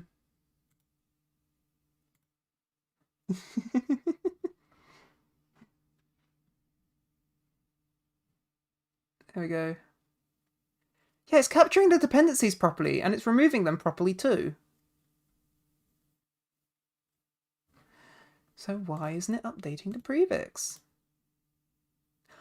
Oh, I know why. It's because we're not actually invalidating the thing. Oops. Okay. Oh, so how? Oh, cache invalidation. No, my worst enemy. Math is super cool. Agreed. Yeah, I just got into some like lectures about multivariate calculus, like an introduction to it. I'm going really good with it so far. Actually, it's very intuitive, especially after working with them for so long on Roblox without actually calling them multivariate functions. Like it's just a function with multiple inputs and stuff. It's actually quite simple. Um, it's like Blox's entire terrain generation system is like a big multivariate function. At least the noise part is, and so I understood it right away. So it's good that I'm getting a formal grounding in that. Yeah, math is very cool. Yeah, that I knew you were going to say that, Breaker, because the stuff you make is always really cool. It's always mathy and stuff. So we're like the three horsemen of the math apocalypse right here. Like, let's go. Okay. Cache invalidation. Fun. How should we do this?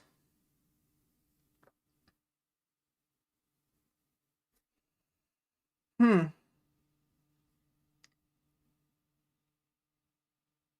Hmm. I don't like this. Right? Yeah. Oh my god.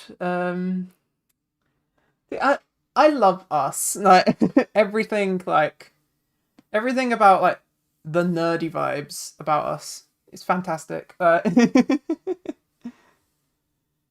Um,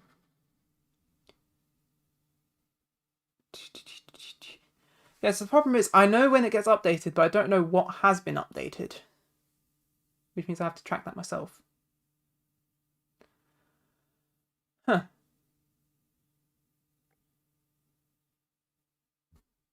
Does state have an on change event? Yes, it does, and it gets fired before the update. Perfect. So we can use that. Hmm. You know what? I'll come back to it. You know what I want to do right now? I'm just gonna.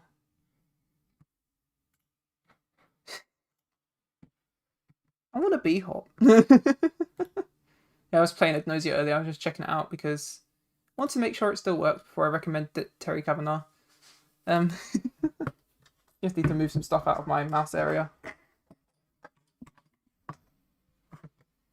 There you go. I've gotten a bit better since yesterday. Just a bit. Like it's not it's not like groundbreaking or anything.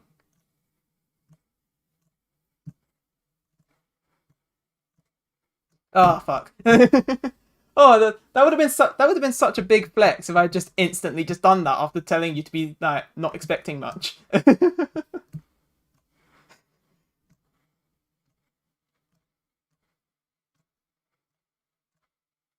There we go. Woo! I should probably show keys. I think I turned down my mouse DPI because I actually turned it down globally for Roblox. Like after I've played so much B-Hop, like looking around with a regular first-person camera is really sensitive. Like my mouse just flies across the screen. So I actually had to turn down my Roblox sensitivity because I've been doing so much B-Hop.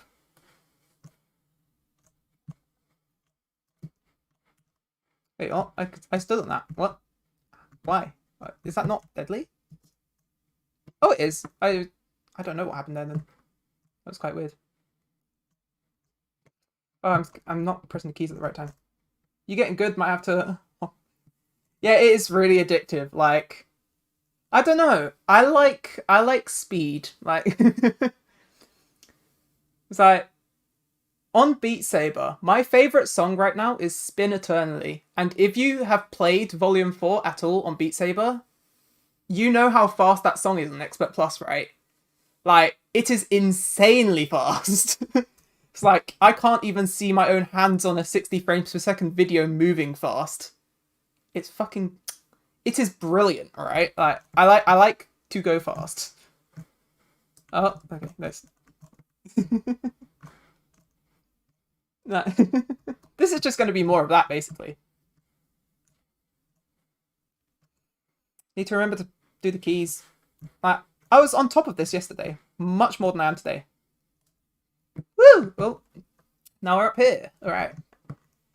I like the source aesthetic of this map. Like, it's got the voxel lighting, which looks a bit like Half-Life 2's old like light map stuff, which is like low resolution. It's got the source like textures, which are kind of realistic, but also a bit flat as well. It just gives me source vibes. I like it. I have, I think, 0.3 meters turns 360. So like 30 centimeters for a full 360 degrees.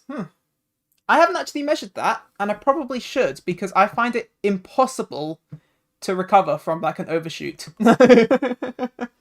Like, I know you're supposed to like flick the mouse back to like land back on the platform, but I just move too slowly to do that, and my mouse is just really sluggish. But I kind of like it like that for like regular movement, so I don't know. It's a difficult one. I probably should have started b-hopping on the platform before. Come on, come on. No! Ah! Hi, Nexure. Oh my god, it's been ages since I've seen you. Like, I'm pretty sure the last time I saw you was like on a script builder, like way back. Hi. I might be misremembering though. That might be a different N player. Yeah, hi everyone. Now that I'm playing B-Hop, I've suddenly gotten a lot more popular. No idea why that is. But I'll take it. Okay, it's because it's not super technical coding, probably. And like specifically technical UI coding, which is like a very me thing. Alright. I need to concentrate now. There we go. Nailed it. Oh, that's a booster. Okay, cool. I was going to say for a second, I haven't been in this map before. Also, I'm pretty sure these textures are ripped directly from Half-Life 2. Like, this right here looks an awful lot like the Combine Glass texture. I've mapped before. Like, okay.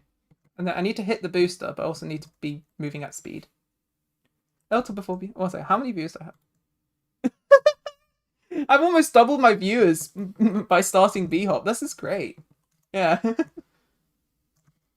Get on the thing. No, see, I'm bad at aiming. That's the problem. That's a big thing I want to work on. Oh, that was so close. Ah, that hurts. I need speed and I need accuracy. I can only do one or the other.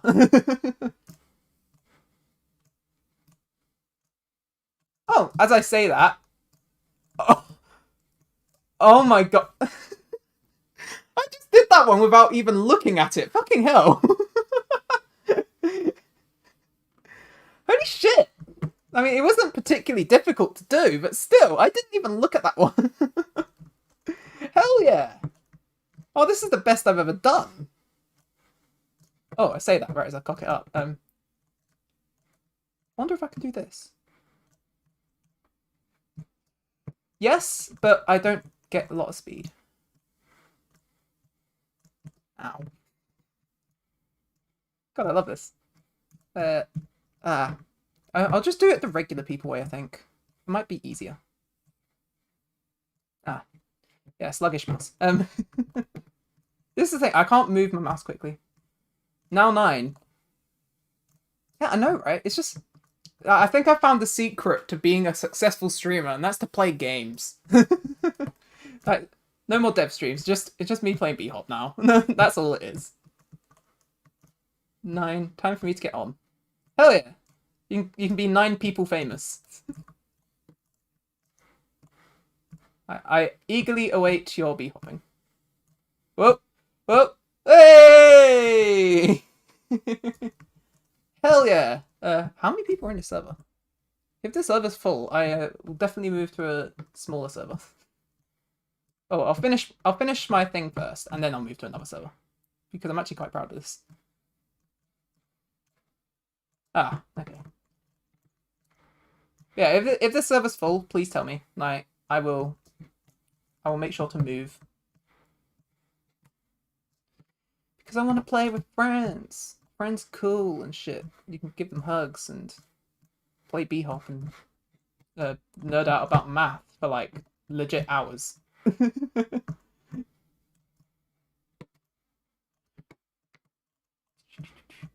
Oh, Breaker's on here too. Hi. Hello.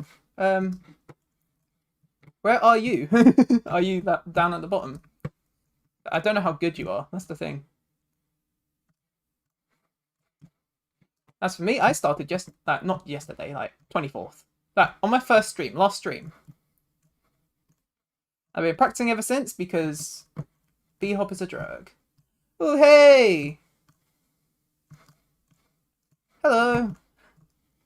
It's him. Where is he?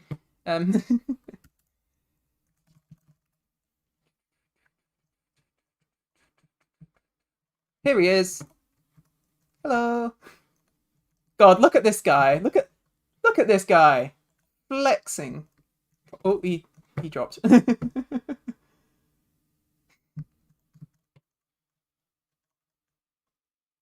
Oh yeah, you did the same thing I did. So,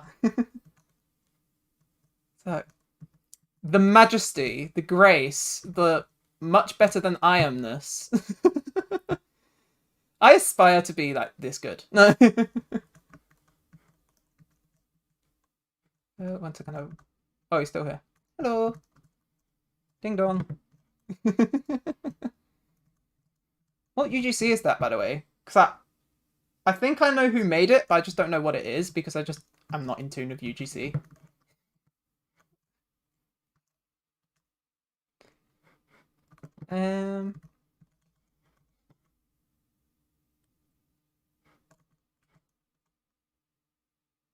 Oh shoot, I missed you. Ah, okay, that's what you're waiting for. Fair enough. Yeah, I was just free camming. That's what I was doing.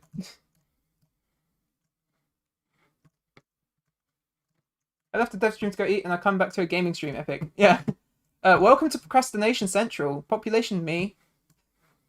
Get used to a lot more of this. Ow. I need to use the bathroom. Be right back, lol. Yeah, I'll probably still be in this level by the time you're back. It's fine. Ah. Okay. Yeah, I'll just... Accuracy. I need to be accurater. There we go. Yay! Hi. Hello. Hi. Okay. What's this level then?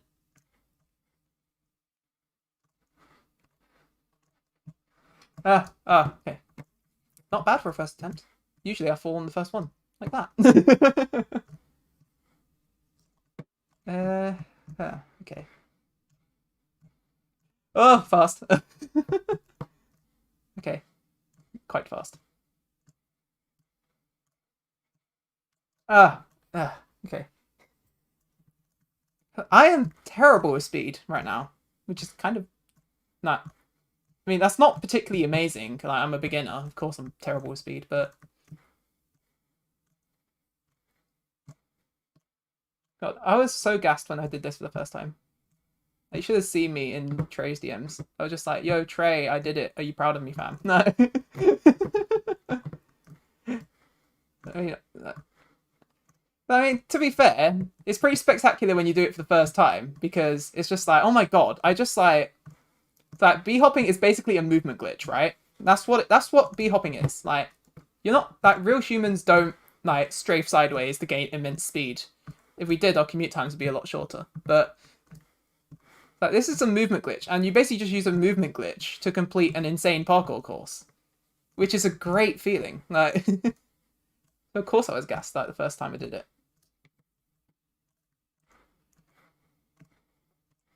I want to see if I can finish this, and then I'll get back to Fusion, maybe.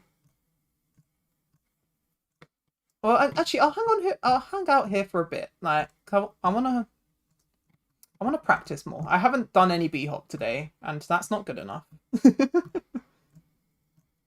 This is literally the first time I'm B-hopping today. Oh. Oh, hello. Hi.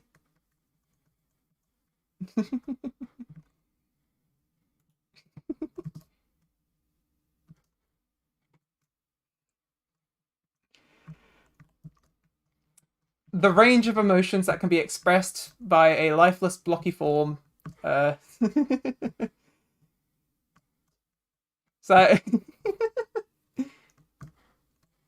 I don't know. There's a unique kind of joy in like communicating on Roblox with like Roblox idioms. Like it just reminds me of when I was younger on like obby games and stuff, and you just like, because you had like the super safe chat, you couldn't really say anything. It was kind of useless trying. So you just like emote with like the movement controls, which is a nice memory. Ah, okay. God, I suck at precision. I need to get better at it. He says as he gets better at precision by practicing. It's like there is no way in hell I would have done this a few days ago. It's like all these like curves and stuff. Like literally, yesterday was like the first day I really started getting the hang of like curving to meet platforms. That.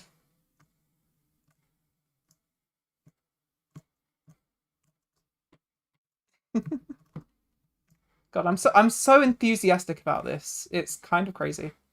I think there's something wrong with me. Somebody call a doctor. I like the challenge.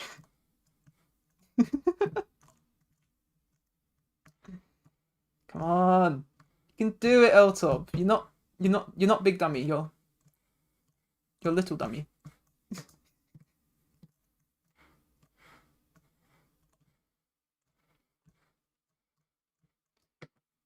I hope this is entertaining, by the way. Like, you're just seeing me attempt the same level like over and over again. Ooh.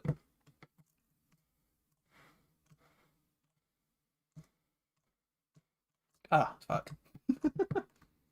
See, I'm focusing now. That's the problem. I'm focusing, and so I'm making mistakes where I wasn't making mistakes before because I'm trying too hard.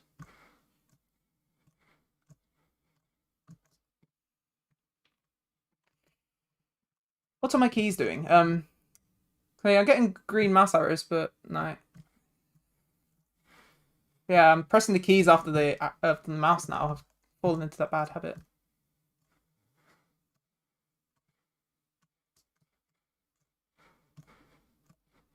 Ah, shit. Axis, learn me, please. I wonder what learning you implies in that sentence. That's not standard English, I'm pretty sure. Yeah, I need to. 1, 2, b, b, b, b, b, b. Why did I lose speed? I think I hit the edge. That's why. 1, 2, down, in. Platform, platform, platform. I think I should head for the left one. 1, 2, left. 1, 2, right, left, right. Platform, platform, platform, platform, platform. Ah, shit. I'm getting better. I'm making progress. 1, 2. Not enough speed.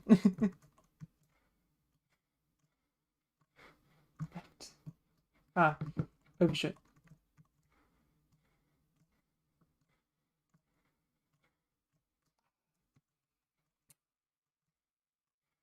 Come on. One, left, right. Platform. Speed. Damn it.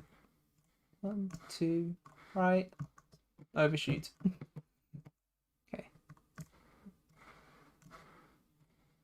Well, actually, doing the keys incorrectly is helping me maintain a decent speed, so I can actually keep in control of my character. Rather than just flying through the map at a million miles an hour and just not knowing what the hell is going on. Sometimes you worry me with that laugh. I worry myself too, don't worry. I mean, planning to have it checked out by a psychiatrist because I might be insane. Like,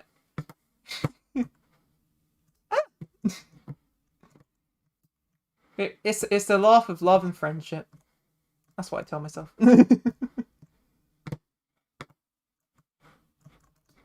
Come on. Okay, that's an L.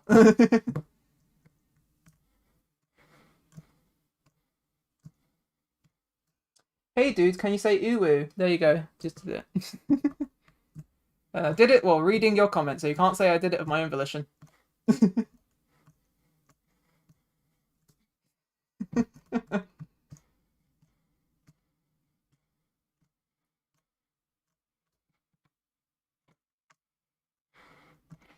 But also, on a more real note, I don't have a problem with it, which might just be because my boyfriend is a furry, but like it's a word. Like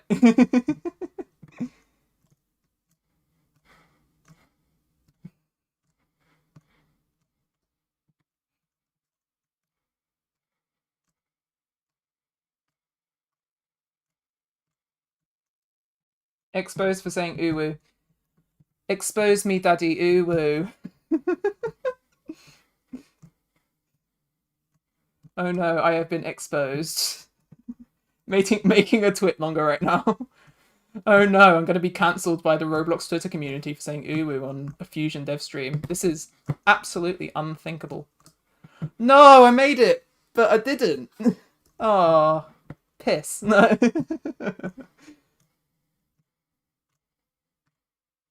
uh, okay, 1 second. Okay. I almost saved it, and then I trashed it again. Shit. Yeah, if you're wondering how I spend most of my time on B-hops, it's usually on that one level that I get stuck on, and then the rest of it flies by. I will happily spend 40 minutes on the same level. Furries are a net positive. Yeah, agreed. So here's the thing. I see so many people on Twitter who are toxic as hell. The last time I saw a furry on Twitter that was toxic as hell was like 3 years ago. Like, I was gonna say happy birthday, but I might just shake my head instead. What, because the B-hop or...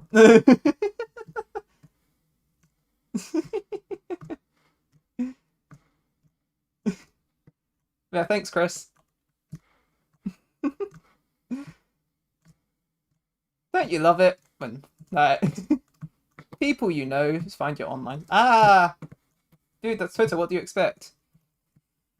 Mostly 13-year-olds trying to ratio established figures. And failing because who in the hell actually cares? Yeah, Twitter is a terrible place, like on the whole. Like the only reason I'm still around is because of the RTC, and that's about it. No. If it wasn't for the RTC, I would be 110% gone. Like, trying to push that algorithmic stuff and like they're trying to push information to advertisers. They're not doing anything to curb misinformation on the platform, or at least nothing substantive. It's like they failed to take measures against Trump for like fucking forever. I don't trust them anymore. Like RTT is toxic as well. Ooh, sorry about that. I tried to breathe my own spit, which is not advisable. Anyway, yeah, RTC has toxic parts of it, but there are really nice parts of it, and I'm lucky to be in the really nice part of it. I know that Royal High's Twitter community is one hell of a place to be. I know that from Max.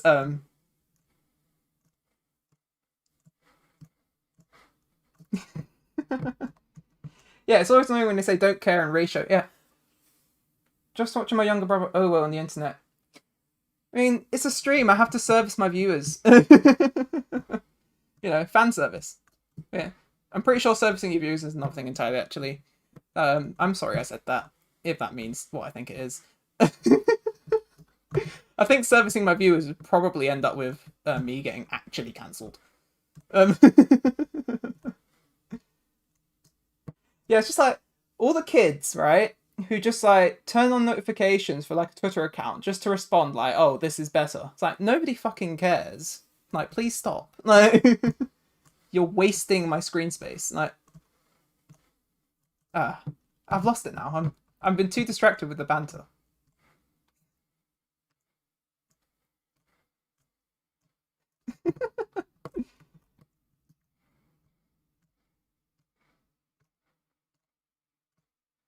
Ah! Oh, okay, I can do it. I can do it. I've saved it. No, I haven't. I'll get back to development in a bit, I promise. I've been doing this for 20 minutes. That might be long enough. It's just too good, though. I can't stop. Trey, why have you done this? You've cursed me.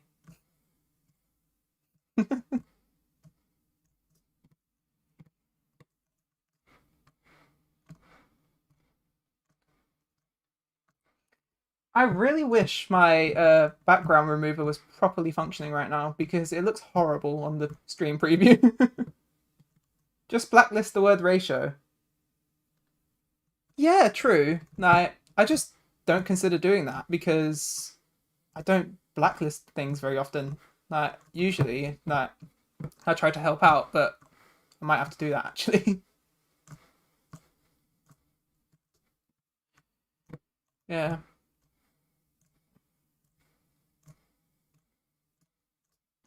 Yeah, thanks for the suggestion though. I'll definitely blacklist it.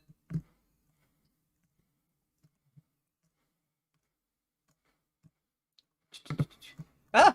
Okay. Yeah, I'm wondering if Beans is going to be the stream thumbnail or if it's just going to be me playing B-Hop because I'm pretty sure this is now going to be the most substantial part of the stream. Ah! Okay. What's your thoughts about the upcoming new materials? I heard they're going to replace the odd ones. I think they're cool. I like what they're doing with them. I just wish that they were more considerate about backwards compatibility. But I think it'll be a net positive for art styles in the long term. Ah, shit. My blacklisted terms got long enough for me to not bother using Twitter. Yeah, I mean, I wouldn't use Twitter, but like, it's just too convenient for like keeping in touch with developers and what's going on. As much as I hate it is the place where things happen. So I may as well stay on there so I can stay up to date. And am I working on any games? I'm working on blocks right now, which you've probably seen a shit ton of on my channel. That's why. Fusion's work is technically also working on blocks as well because that's going to be the UI library I'm using for blocks. Obviously, right now, not using it for blocks because it's not made yet, but in the future. Ah! I might have to B-hop around that. I keep on making that mistake. He's trying to graze it. Ah. Anything other than blocks? Not currently, no. And that's mainly because I have uni work to do. I don't want to be working on games when I should be working on uni stuff. So, yeah. Eventually one day I'll have more capacity to do stuff like that, hopefully. We'll see how it goes. Ah! Oh, could have almost got it. I'm sorry, Elt. How long ago was that posted? Like 2 minutes ago, so I wasn't too late. Yeah, it's alright, Trey. I can forgive you. I mean, we can nerd out about maths in Telegram now, so I mean that's compensation, right? So I swear, if they test me on maths on my uni course, I'm gonna be passing with flying colours now. Like, oh, that worked. Why did I what? What? My head just phased through a bit of geometry. Oh, good luck on the uni stuff then. Yeah. Thank you. I have to keep on remembering to check the in-game chat as well as the stream chat.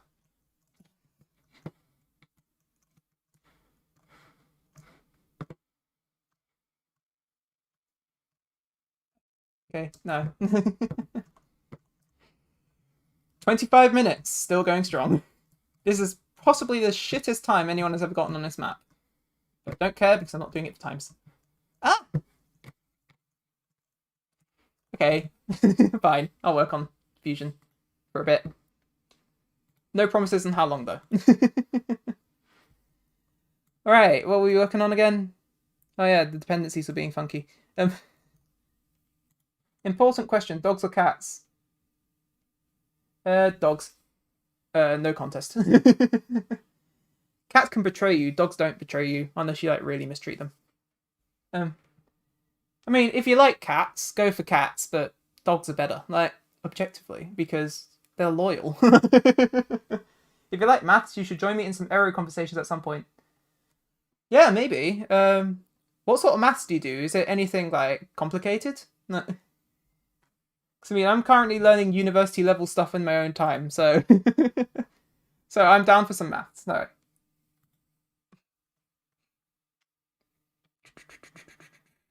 Dependency set. So why is it not doing that?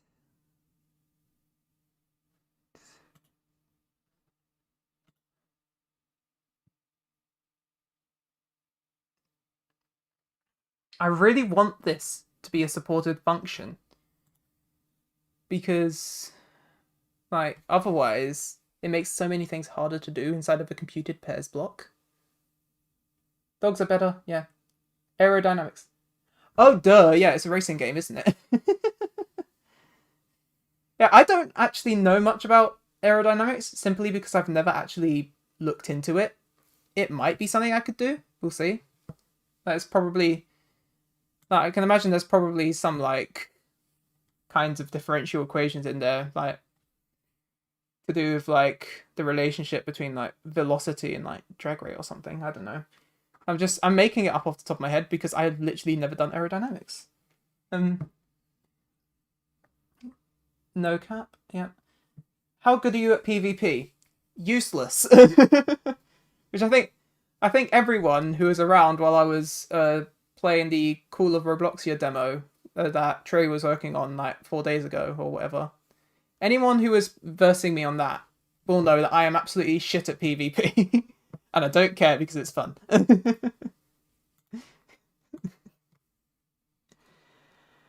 So why is this... Oh, duh. Oh, yeah. Okay. Cache invalidation. That's why. I'm not invalidating the cache. So it's updating, but... Okay, yeah, I remember the problem we had now. At some point, it becomes art. Yeah, I suppose so. There's only so much you can simulate on the computer. At some point, it's just going to be like tuning it for better control feel. Like, so it might not necessarily be about the most realistic simulation as much as it is about the one that feels the best to play. Dog supremacy.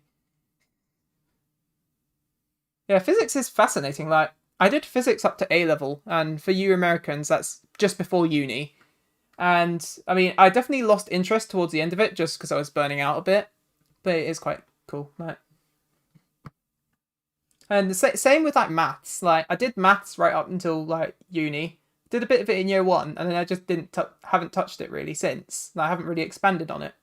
Like, obviously, I've used maths, because I'm a developer, but haven't really built on my skills. And then like 4 days ago, a certain somebody was making a spear sweeping thing, which got me right back into it again. It's like all roads lead to Trey. Fucking hell. It's like my life has been overtaken by maths and bee hopping and fusion streams.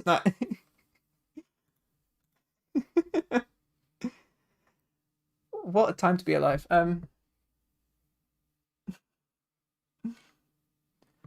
It's like my life just got turned upside down by me staying up too late one night. and now I'm just learning about multivariate calculus for fun.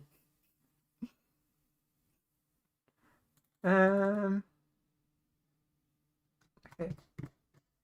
It makes this stuff look technically simple, even though it really isn't, because it still involves a lot of logic. It just doesn't involve a lot of algebra. Like,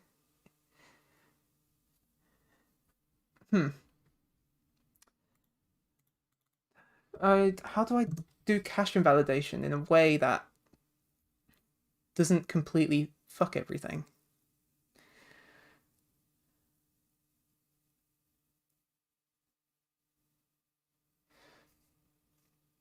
Should computed... No, because it might be updated from multiple sources, so we do actually need to check that manually. Lol. The words of a true influencer. Okay, so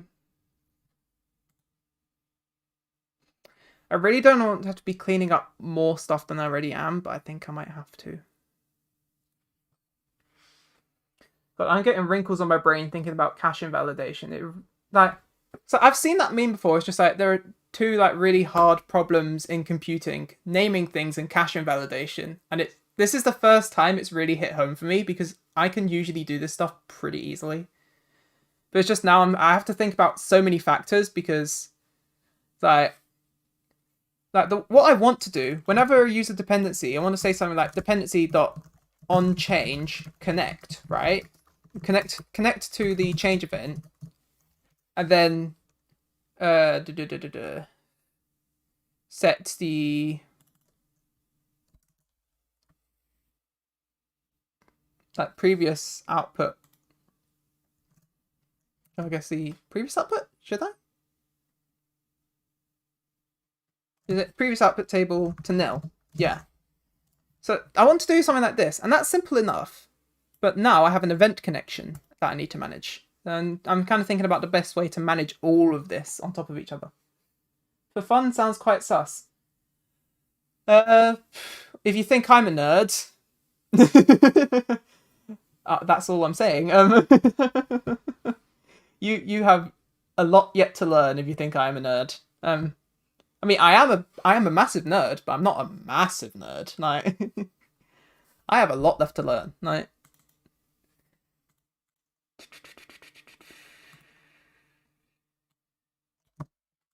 well, I guess local dependency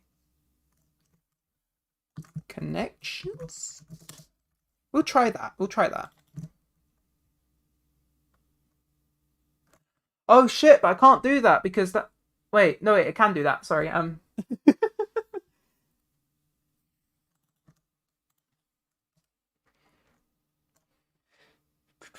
You know what I'll do? For now, I'll just disconnect and reconnect. Wait, no, I won't do that. That's stupid. I should actually make an attempt to not do that. Hmm. So use the icons in your non-commercial Roblox game with attribution. Oh yeah, I wrote that, didn't I? Does this include other Roblox UGC like plugins? Yeah. It's well, it's a Creative Commons non-commercial, so as long as you're not making money off of it, yeah, go for it. Like, if you're making the free plugin, yeah, it's just if you're making money off of it, then the terms will prohibit you from using them. In which case, if you do still want to use them, just hit me up and I'll draft out some alternate terms because I'm just trying to stop people from like making a shit ton of money off of like the back of my work legally.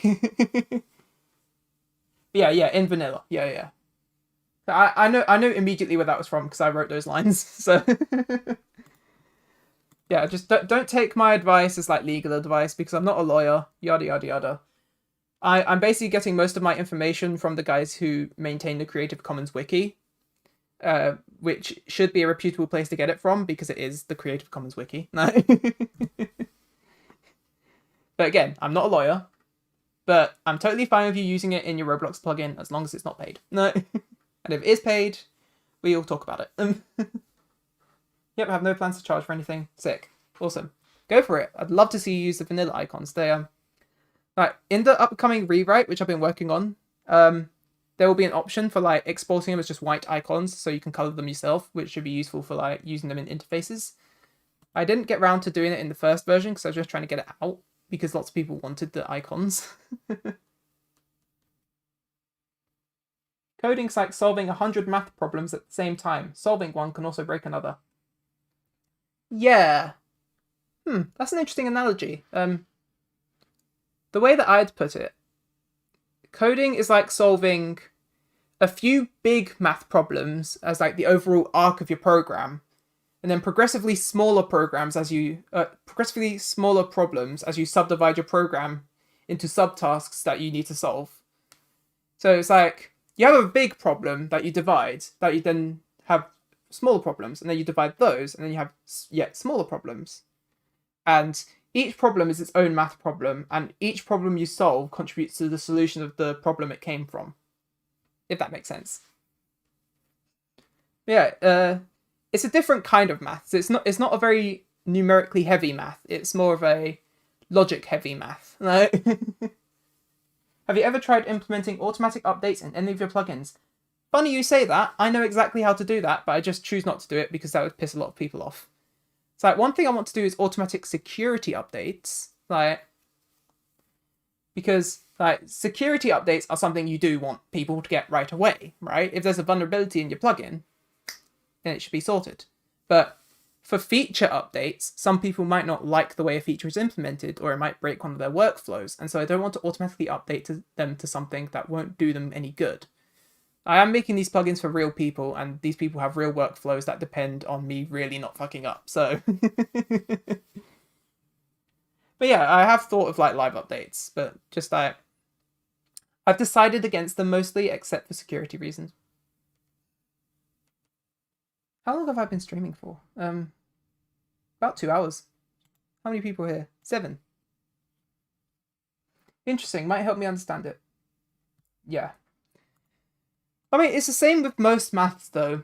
You're given a scary integral or some really crazy equation that you need to like solve, or you're given, I don't know, you're given some geometric situation that you need to resolve. Like, for example, if you're working with like a raycasting algorithm and you need to figure out how do I raycast across a series of voxels. Like, if you just take that at face value, it's just kind of like, oh shit, I have no idea how to raycast across a set of voxels. This is going to be difficult as hell, right? But if you break it down, you can break it down to smaller problems, right? Like, how do I raycast to a cube? Like, can I figure out when the raycast misses the cube, when it hits it? Can I then specialize that for like a grid of uniform cubes? Or then that you can keep on going on and on and on like that, just building up your solution one piece at a time. And then like, okay, can I make this support chunks? And then can I make this support like maybe instead of rays, maybe it could be like sphere casting or box casting or something like that. Can I do that sort of like sweeping stuff? And like you just incrementally build on that solution. And that's how you do programming. Like it's like what I've done here. So I'm building this on top of the work I've already done for Fusion, right? So this is using like a computed here. It's using my logging stuff. It's using the stuff for capturing dependencies. It's using my custom event implementation. It's using my cleanup function. It's using like my state like objects. It's all using stuff that I've built before to solve a smaller problem, and I'm building on top of it to solve bigger problems. And that's how programming works generally. Have you ever thought of making your own scripting language thingy? I'll do you one better, I made one. I actually made my own like assembly-like language a long time ago. And it was like, it wasn't like compiled, it was interpreted, because there's no way in hell that I'm touching machine code with my bare hands. Not at this time. Like, I definitely want to get more experienced with hardware before I ever do that. But it was pretty cool. Like, I could do basic computations. Why is computed erroring? Unexpected token computed. Oh yeah, because I haven't completed this yet. Gotta love Roblox LSP. This is a long shot, but do you have to have the tag icon anywhere? Sure, I can do that.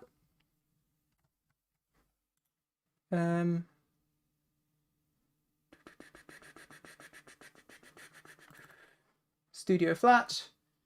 Yeah, the vanilla icons are actually like part of my old studio redesign project, but they basically just turned into their own thing now. So everyone's forgotten about the studio redesign. It's like, look at this stuff, like, right? I have icons for almost everything on the ribbon bar. Like, there's, with the exception of a couple of newer things. But anyway, where did I do it? Here we go. Tag icon. Hello. I'm presuming you want this in pure white, so you can color it yourself. So F.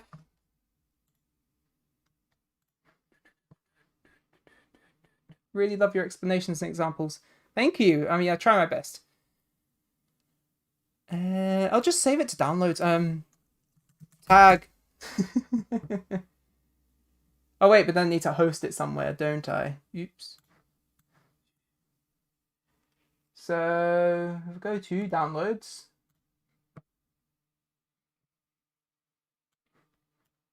Copy. I'll paste it in my public folder.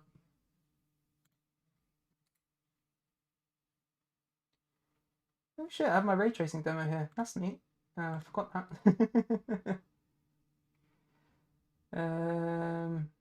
Google Drive. Share. And boop. Tag icon. There you go. Have fun. I'm looking forward to see what you make of it. You might need to pixel fix it before you add it to your UI, so you don't get the black edges if you're scaling it. But it should be fine. It's a 16 by 16 icon. Dang, how are you using React-style programming in Lua as well as Angular testing? Created your own framework. I mean, as much as I'd like to take credit for the testing framework, it's not mine. It's actually a framework called Test Easy, made by a cool guy called LPG Hat Guy. So Roblox Test Easy. It's used by Roblox themselves. So here's Test Easy. And as for React-styled programming in Lua, that's my UI library. It's called Fusion, and I mean, duh, welcome to the Fusion dev stream, but yeah, like this is all like been custom implemented just for like working with UI and stuff. I'm just trying to get a few edge cases to work right now, but it's all based around granular reactivity. So I had a good graph for this last stream, if I can find it. Here we go. So this is the core concept that Fusion is based around, Dominic. So up here, we have some like independent state. It's not dependent on any other pieces of state. It's just got a set value. So A is set to 4, X is set to 10.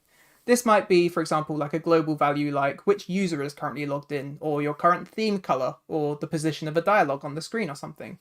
So you'll find this independent state in a lot of places, right? Because it's what your code is outputting. Then you have this thing here, which is like derived state or computed state or whatever you want to call it. Like, and it takes some state that you've defined before, it does a computation on it, and it returns a new value. And the idea of Fusion is that you can sort of chain these together to create state trees. It's a bit similar. I don't know if you're familiar with Recoil. It's the latest Facebook state management library. It's a bit like that, but a bit not. But the idea here is that instead of using a reconciliation model where you pass in the UI library a bunch of like tables describing instances and then it has to reconcile those into actual instances, instead of doing all of that, why not just create actual UI instances and then just bind the data directly to these state objects? It's way more performant because you're creating a direct link between the property being changed and the actual like state backing it. So it's way more performant. It's more flexible because it means you're no longer relying on like component level state. And generally it also like it sets an expectation in your code. It communicates like a contract of what will change and what will not change. If you're passing in like a state object to a property of a UI object, we'll expect that property to change in the future because that state object is sort of like state objects contain mutable state. So that state might change at some point. And so you're sort of saying, hey, this thing will change. Whereas if you're just passing in like a static unchanging value, well, then we can be confident that thing will never change.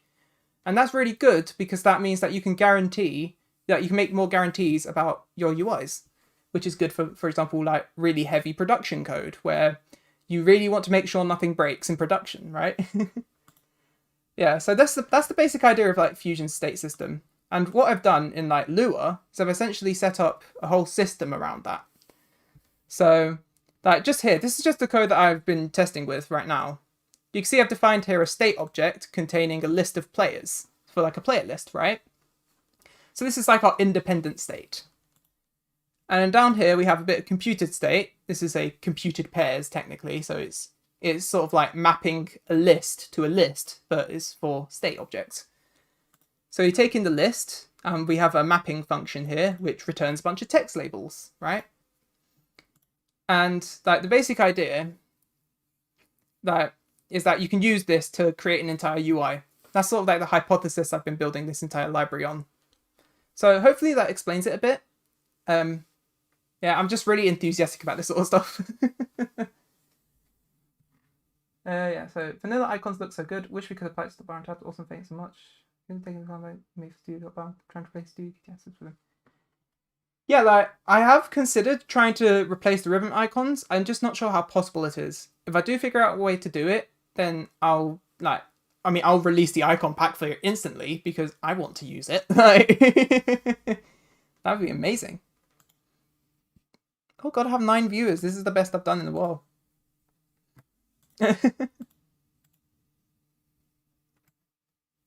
So I'll just say, I'll leave this in bad state. Just like to do this. Right, sure.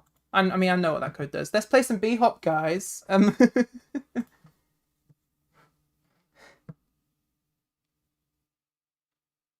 Is Trey here? Let's see. No service found. Okay. F for Trey. Trey is no longer B-hopping. It's kind of strange. You think he'd have like a life or something outside of B-hop. It's really weird, isn't it? I can't believe that people don't B-hop all day.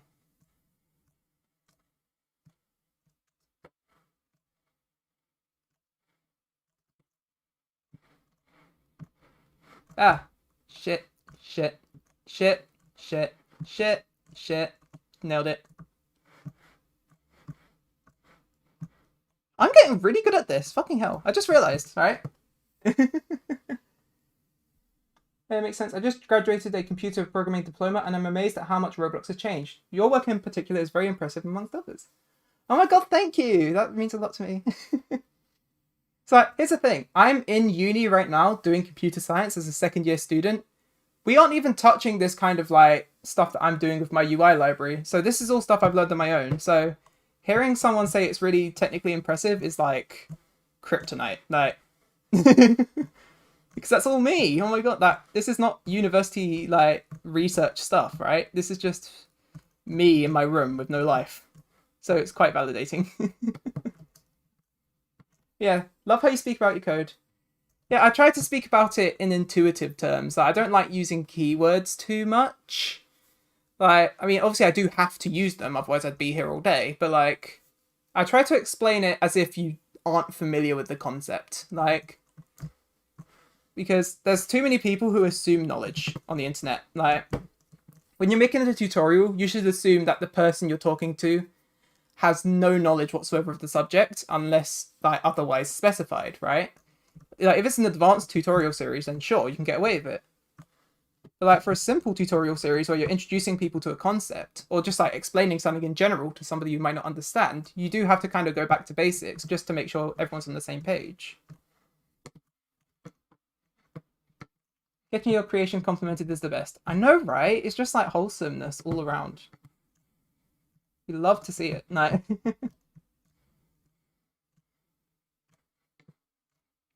Ah, shit.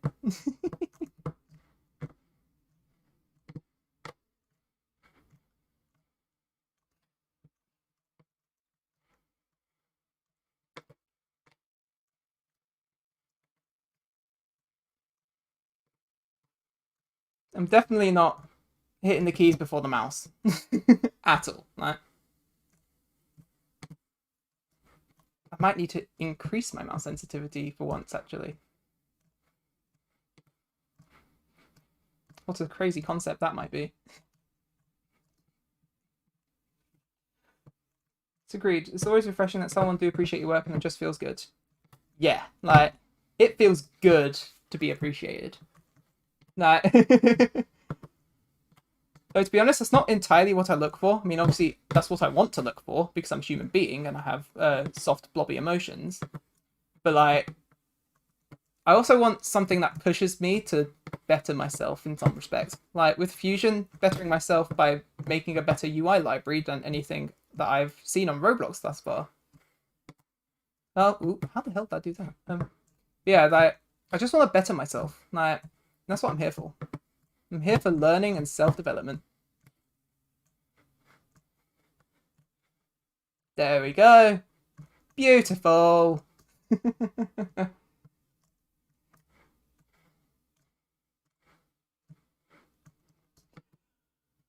What is this playlist sorted by?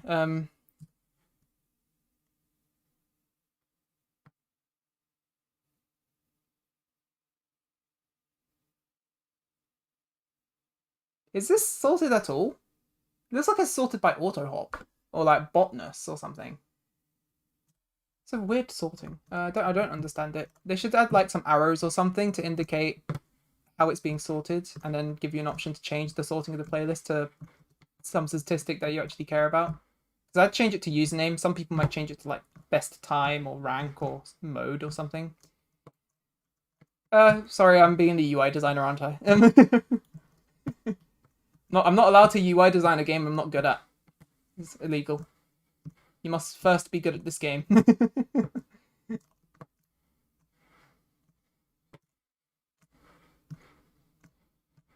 Ah. Come on, I had this earlier. About.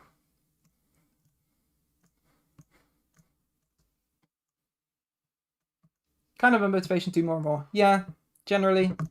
Nah, I agree with that.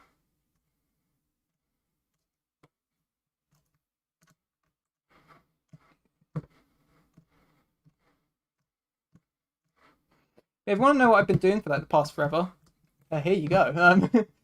Working on Fusion, B-Hop, maths streams, and maths lectures. That's about it.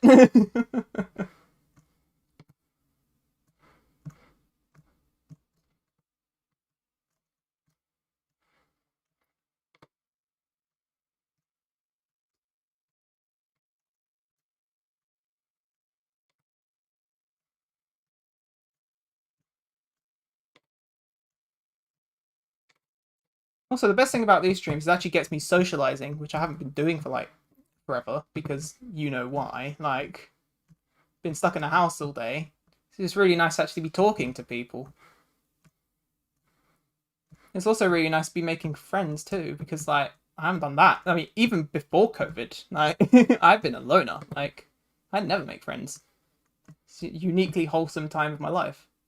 Trey made me start bee hopping again. Dude, he has a bad influence. I'm telling you.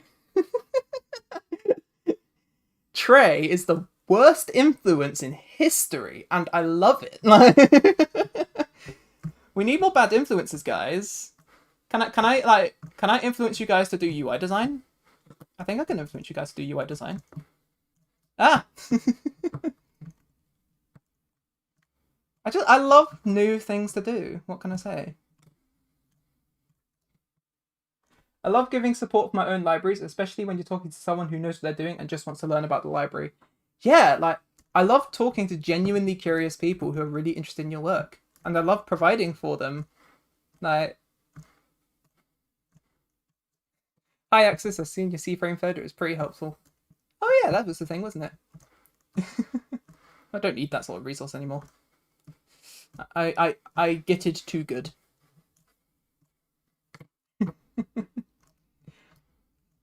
Though apparently one of my old posts about Euler angles was apparently really popular because it explained it in a visual way, which I mean I was kind of surprised nobody thought of that before, but yeah, C-frames are surprisingly hard for new people to grasp, and it's not something I know why as like an experienced developer, because it's something I understand fully at this point. I can't really give a tutorial on C-frames because I don't know what people want to know. Like,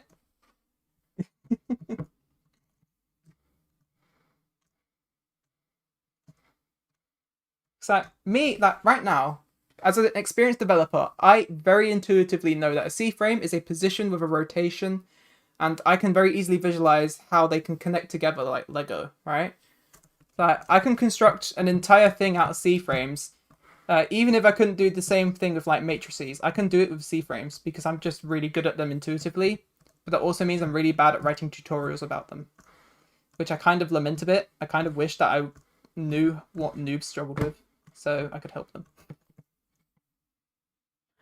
Your tag icon looks very similar to the one used for Discord game channels. Well, I mean, I drew it myself. I'm not sure how much different it could get.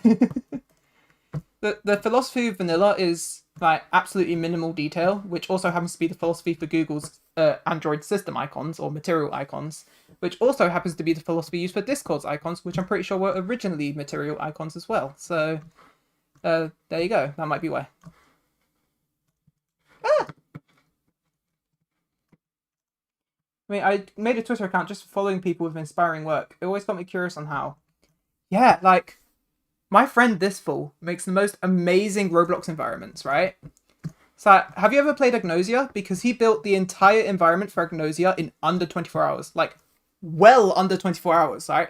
He wasn't building up to the deadline. He finished, like, a good, I don't know, 6, 8, maybe even 10 hours beforehand. Like, we had plenty of time to just work on level design. Like, This Fool is insane. Like, He's a talented as fuck builder. Like, and it got me curious about how do I 3D model and build. So now I can 3D model a bit and build a bit. And that's how I made like my VR testing place look like an actual place. Like,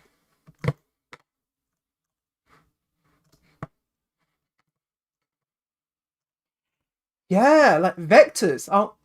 All throughout secondary school, when I was talking to the people in my class and I was asking them, oh, what parts of the test did you like struggle on? They always said vectors, which is really weird to me because it's like even back in like those days, like this is like GCSE level, so this is like between when you're like 13 and like 16 or something, right?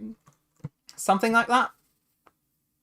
And they're always complaining about, oh, vectors are really hard. I can't really visualize them and I can't work with them. I'm always making mistakes.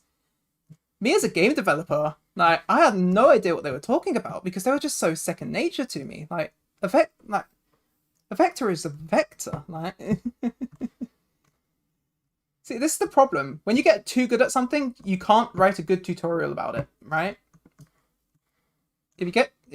There's a sweet spot where you've just learned how something works, but you haven't forgotten what it was like to be a beginner. That's the best time to write a tutorial. Like, even if you don't publish it, just write it, right? And you can come back to it later. Like, figure out how you could teach someone about it. And then maybe if you want to, you can come back later when you're more experienced and you can remember your intuition for how you learned it and you can share that with other people. Pashley sucks with C-frames. What? You suck with C-frames? I would have never guessed. Fucking hell. I assume that every developer is like really good with C-frames because I don't know, maybe I'm just projecting. But like, you're cool, right? That's really interesting. My eyes have been opened to a new breed of developer. Ah, no! I got like 3 platforms further, and then I mean, to be honest, I did that out of a mistake, but it was a successful mistake.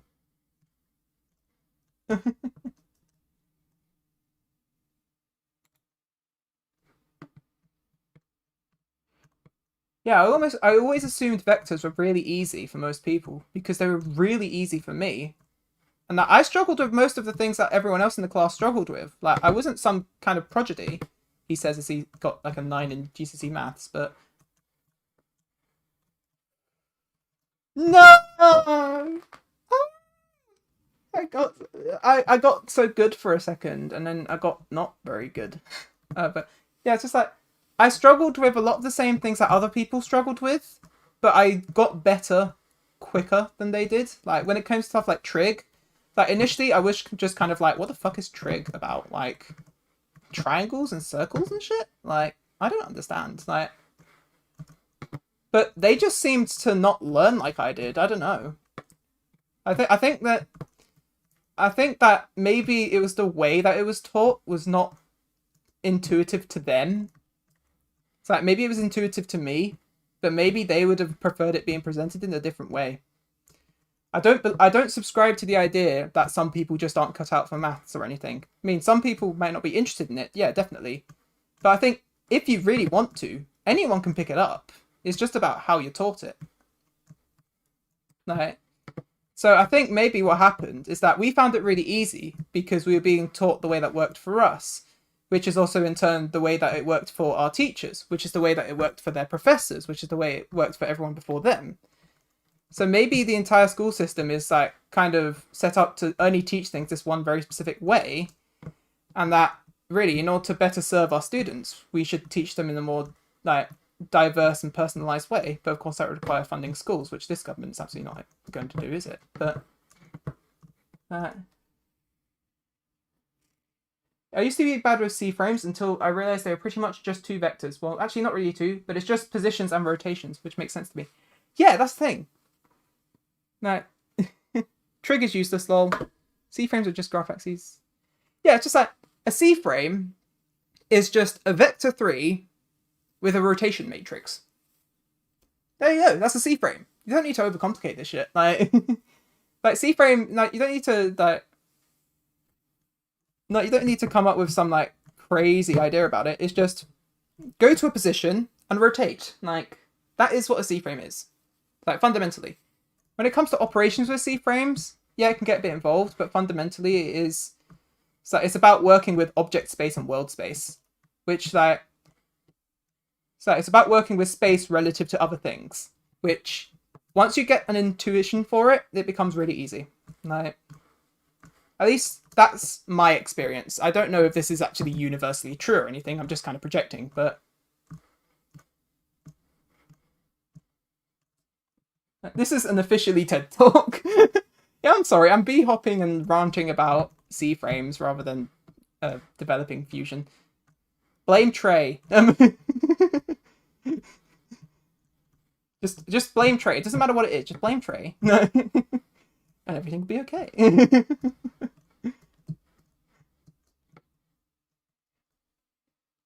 I suck at this map. I'm really good at this map up until this bit, and then I suck at it. Like you saw me flying through the bottom levels of this map, right? Piss.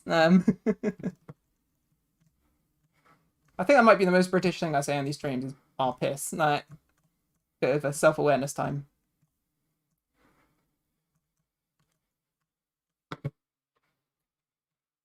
I did not want to do that. But yeah, rotated region 3. Oh my god, I never used that because I was too busy building a voxel game, but apparently it was really good. I'm just reading the chat from like 10 minutes ago, it's fine.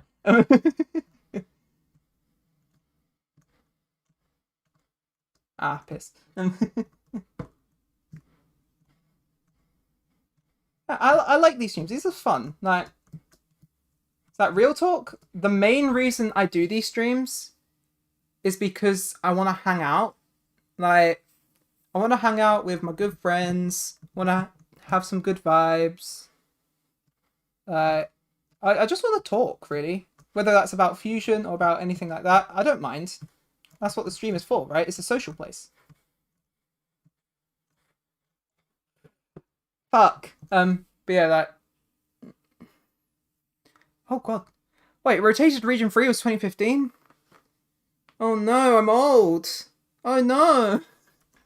Hey, let's be honest here. Birthday stream, that's kind of the appropriate vibe. But still. Oh god, help.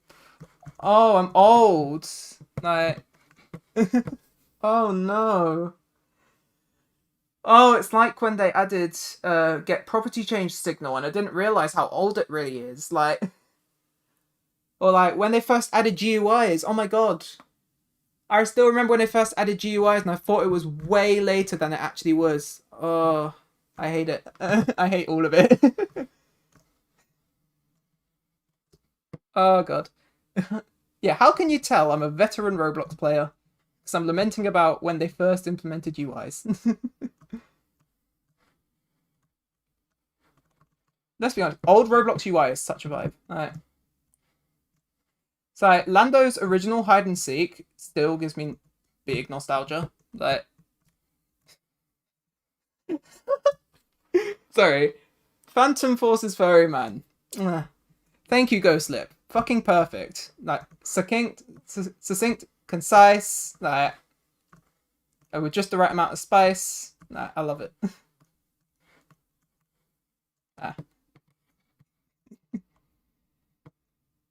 Rotated region 3 has a bug in it? Oh, that's pretty serious then. Lots of people use that. Oops. God forbid that ever happens with Fusion. I would literally die. Like...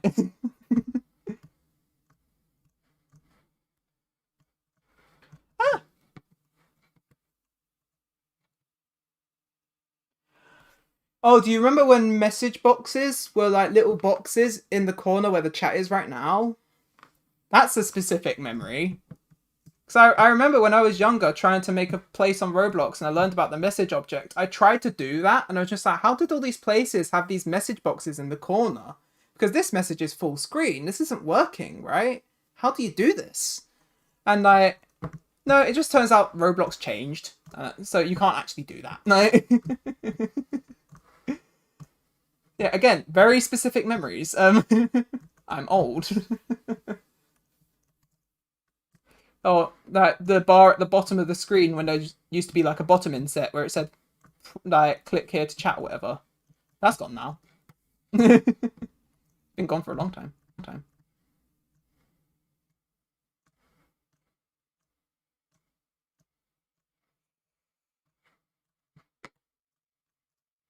I remember back when Silenced was called Silent Swords, and even had this game like where you built on like islands, and you could, and there was like natural disasters that happened and like weather and stuff. So like there'd be like rising lava, acid, snow, that sort of stuff, which was really cool. I remember playing that all the time, just building cool stuff in the little cave island. Like, okay, let's just see what the in-game chat is actually saying, because I'm just kind of talking to stream chat and not in-game cat. In-game cat? In-game chat. Didn't know people used it. Yeah, a long time ago. Yeah, I've heard so many people talk about rotated region 3 tray. Like, did you not? Like, that used to be like the one thing I heard all the time when people were asking how do I implement like zones and stuff. It's like rotated region 3. Like, memories of a better dev forum. Yeah. Oh yeah, by the way, if you guys haven't already voiced your support for the dev forum suggestions that Bill Thomas posted, go do that, because they're great and we need them. I know that one of the Roblox staff members replied to one of them, but I don't really buy it. Like, it's like the staff member basically said, yeah, we're in like a prototyping stage right now. Which, I mean, fair enough. Shit. But that, because like the Roblox staff member that replied to that thread was just like, oh yeah, we're planning to make the dev forum safer and better for everyone, and like we're working on a system in order to help discovery of like content on the dev forums. Which is like, okay, fantastic. I want to take you at your word, but you've been saying this for years. I don't buy it. Do something about the problem now. Stop waiting for a perfect solution in the future. Like, it's frustrating as hell. Like, it's pretty fun watching people mess up basic scripts, though. Yeah, I mean, there's a certain amount of, like, catharsis, I guess. Yeah, I don't really post on the dev forum now, except for, like, community resources. Just because it is so immature and unusable. Like,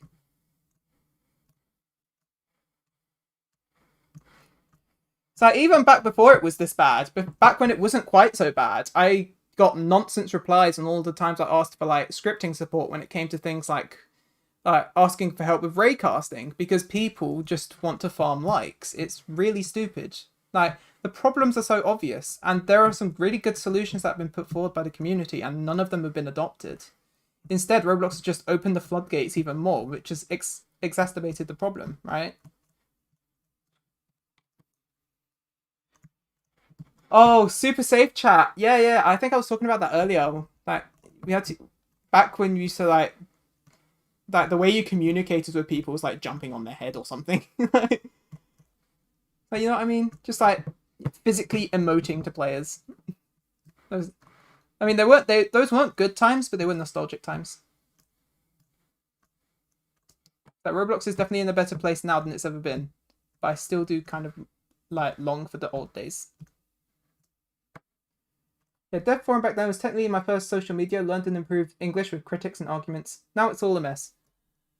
Yeah, I lament how bad the dev forum is. I really do. Here's the thing. I learned scripting off of the Roblox wiki, and the dev forum was always a place where you saw the top developers like talking about the really cool stuff they've done, and like you could take inspiration from there. Now the Roblox wiki has been replaced by a dev hub that is still not as well documented as the old wiki was, and the dev forum it's no longer a place for professional scripters. It's a place for anyone who can get their hands on a computer, regardless of their ability to type English. Like, I'm in the invite only analytics thing. They told me directly on. Oh shit, you're in PlayFab? Nice. I didn't know what was going on with that. Like, they announced PlayFab ages ago, and then it just went that radio silence. But is that still happening? Like, is PlayFab still happening? Don't really understand why they can't just let Oh, don't really understand why they can't just let members view posts and like and maybe reply, but they do. But do they really have to make posts? No. Like new members don't have to make posts. It's like whoever came up with the idea that new members need full permissions, like, it's a stupid idea. They don't need full permissions. Nobody needs full permissions to prove themselves. You just need the ability to show that you're willing to contribute to the community positively, and you can do that without making new posts. Like, new members should be stripped of a hell of a lot of the permissions they have right now. And I'm very mad about this. Welcome to my TED Talk.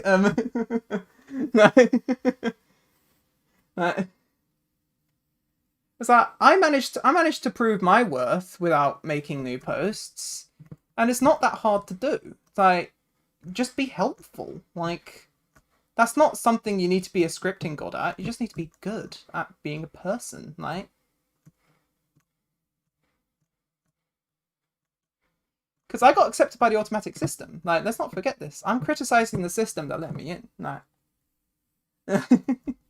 oh god, development discussions just needs to be deleted. Like, I mean, obviously not seriously. Like, that's a bad idea. Don't actually delete dev discussion. But it needs a deep clean. Like.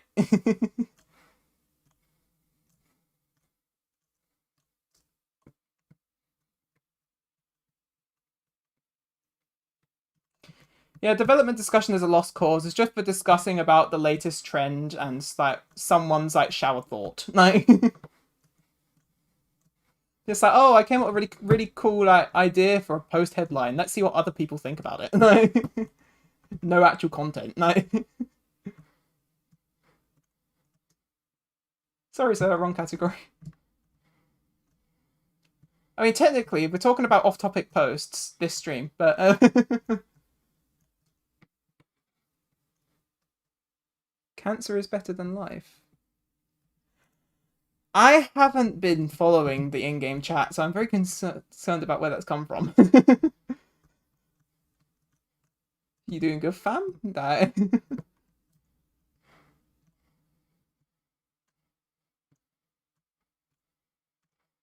If you focus on the game instead of the chat, you'd probably have finished by now. My response to that is no. Did you see me before? I got stuck on this one before as well.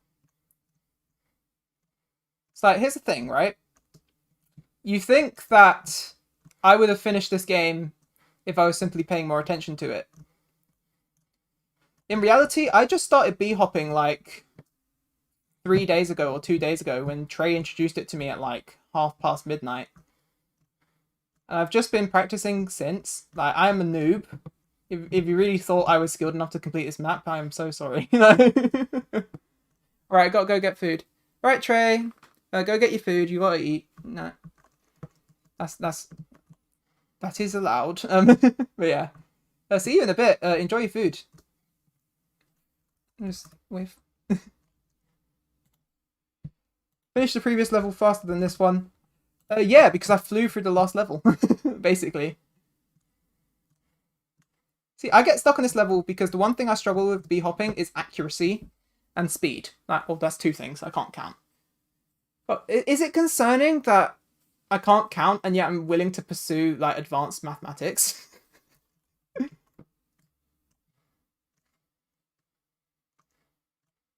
Right. Yeah, bye, Trey. Love you. Yeah, I'll just slash R so you guys have something more interesting to look at. Yeah, I literally started b-hopping really recently, so sorry. Hey.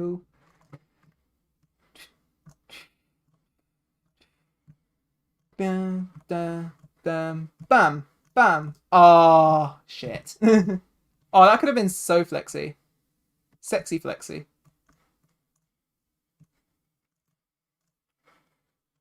Ah, fuck. No eating in class. No, Trey can eat. Trey's like the teacher's pet in more ways than one. Like, Trey is literally the teacher's pet.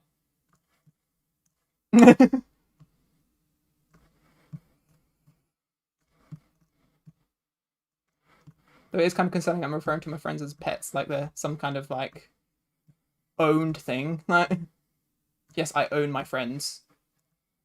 I own them at writing good UI code. Ah. Wait, I got in the same server with Eltop. How?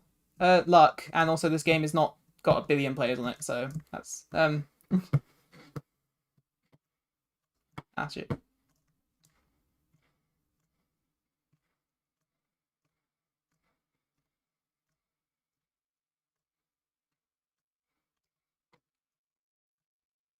I mean, I guess there could be a case to be made that varies a property, I guess, I don't know. Thinking out loud with Dan. with Dan. Yeah, I can say these things because Trey's not around here. Ah, fuck. Fuck. Wait, why the hell do you own so many groups named LTOP? Oh! So you haven't heard. Yeah, so if you've been paying attention to the plugin marketplace in any capacity recently, you'll probably know that it's been overloaded with shitty botting and like malicious plugin problems and stuff like that. And the tactic that these people use is that they'll make a group with a very similar name to a popular plugin developer, but they'll change one of the letters, like an I to an L, so that it looks like the name, but it actually isn't. And so what they'll do, they'll then upload a malicious plugin to the group, and then they'll sell it on the marketplace as like a cracked version or a free version. And then when they do that, obviously it's the free version, a bunch of noobs are going to download it because they don't have to pay Robux for a paid plugin. Like, that's great, right? Except now they have a server side in their game and all of their data is being streamed to the cloud, which is not fantastic. And so the reason I have all those groups is to stop people from doing that. Fun story. Also, on a related note, Roblox does need to step up their anti-botting stuff, but I am already in correspondence with them about that, so...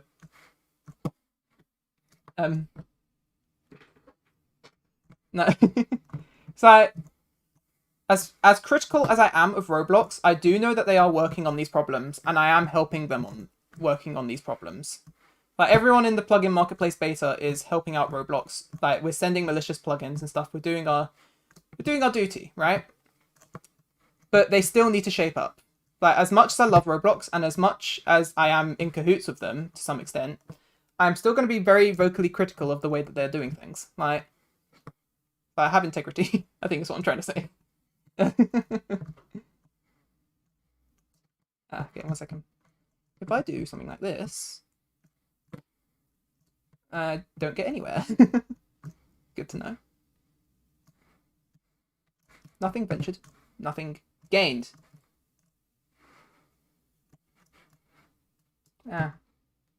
Ooh, fancy, you get to talk to Roblox. Oh yeah, of course you do. When you're working with Roblox, you get to talk to them. It'd be a bit weird if you didn't. I mean, they needed someone for the closed beta, right? So why not the guy who made Reclass? Yeah, it is low-key, kind of a bit of a flex. I don't really talk about it very often though, because I just don't want to spill things that are under NDA.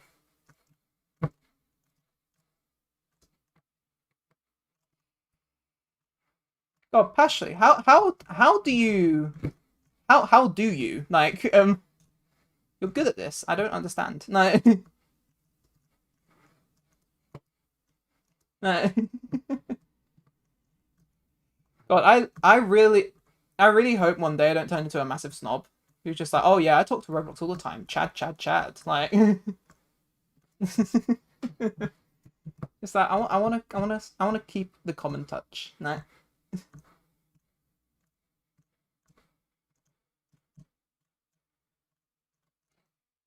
It's like, keep me humble, guys.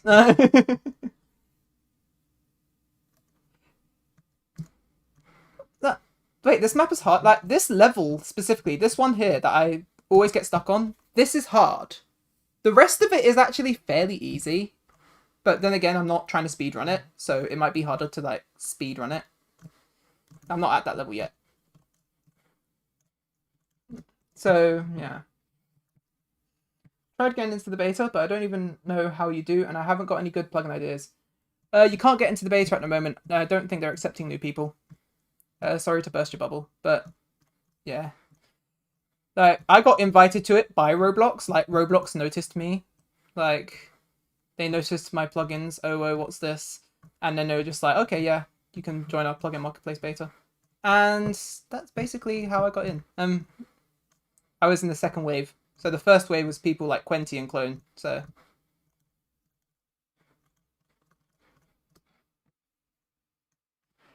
yeah, this part, like, difficulty curve, like that, and then way. Yeah, I don't like this last part very much. Like, this last part feels like it needs to be broken up into two.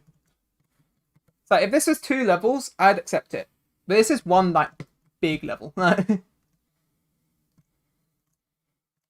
then again, each individual level would have to be a bit larger to compensate for it.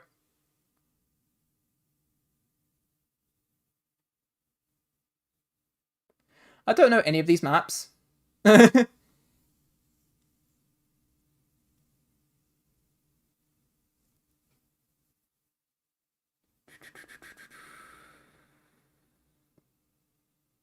Any suggestions? Oh, okay. Well, your time for suggestions has passed. You no longer get a say.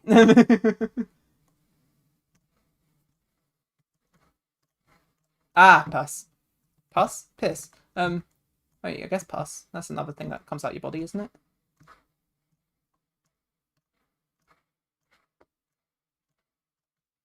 Ah. Ah, wait, oh, oops.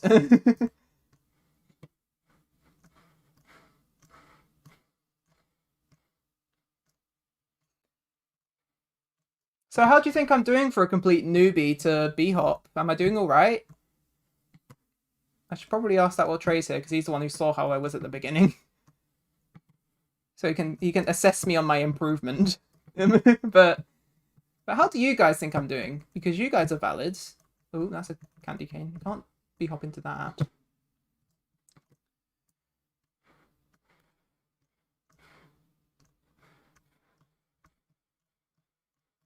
That works. That's definitely not how you're meant to B-hop, but I did it anyway. Fuck your traditions.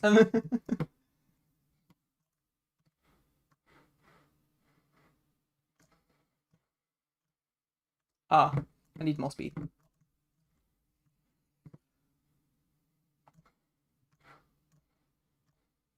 They get really far apart. I need a lot more speed for that. Wow. Maybe I should stop losing so much speed. Maybe.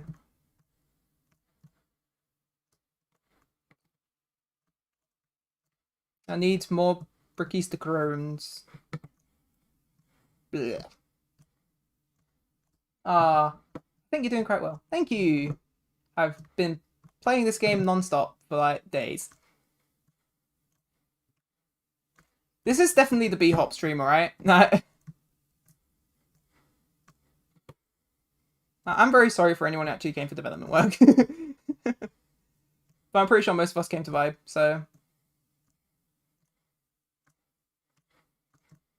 full disclosure, I haven't played any of these maps before, except maybe that prior one, because I played it before in this stream. But only on this stream, I haven't played it like before today. Ah, piss.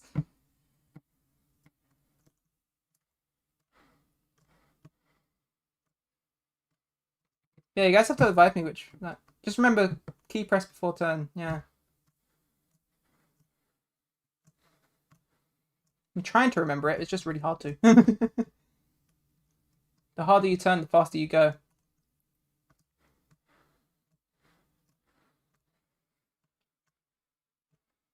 Sounds like an attractive proposition. I'd like to go fast.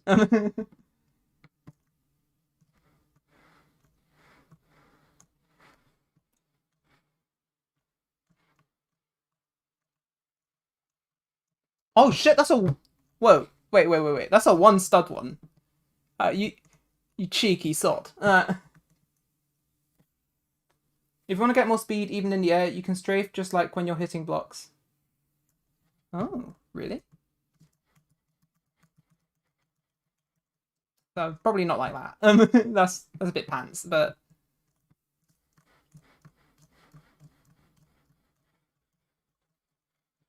oh, theory checks out. I mean, it's not much, but that's probably because I'm not doing it right. Ah.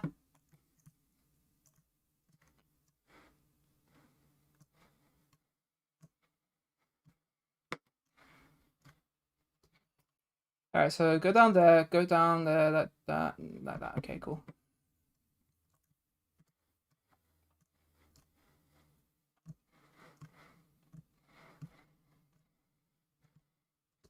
Oh, but shit, that makes me lose a lot of speed when I turn that because I'm not good at fast turns.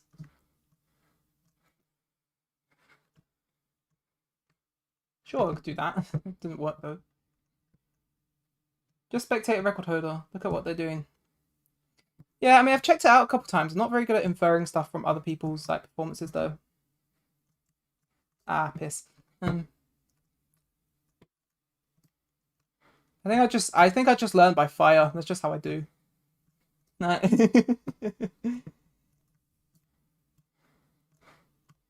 This is fun though. I like failing. Failing is learning, and learning is fun. No.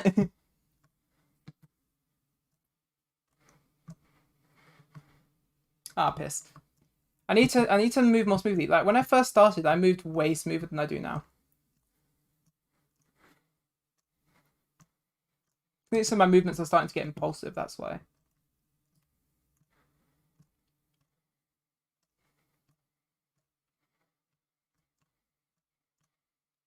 Ah. I'm so close to the end.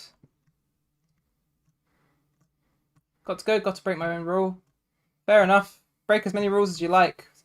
We live in a free world. Yeah, see you in a bit, dudes. Alright, stay safe.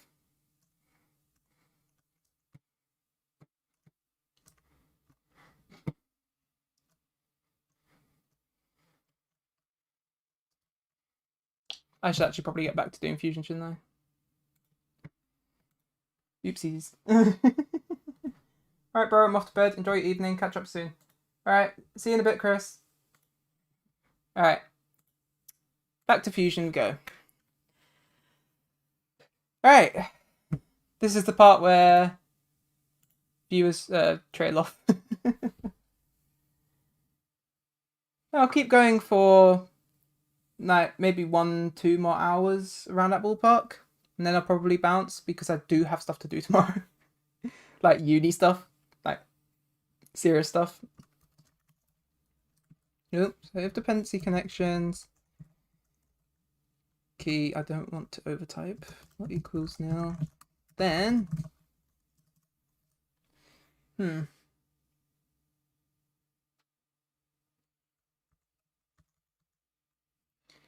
dependency connections key.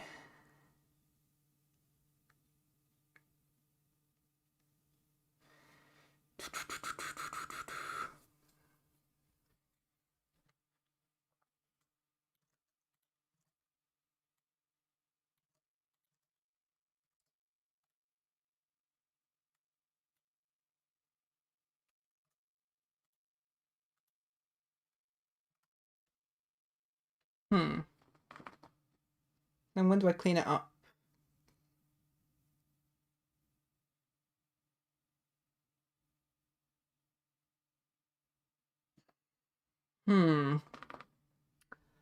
Strokes beard. Imagine not living in the best time zone, Eastern Standard Time. We get our New Year's before you, so technically we're the superior time zone. And plus, we're Greenwich Meridian time, and you're not. So... Hey, Chop Top. How you doing?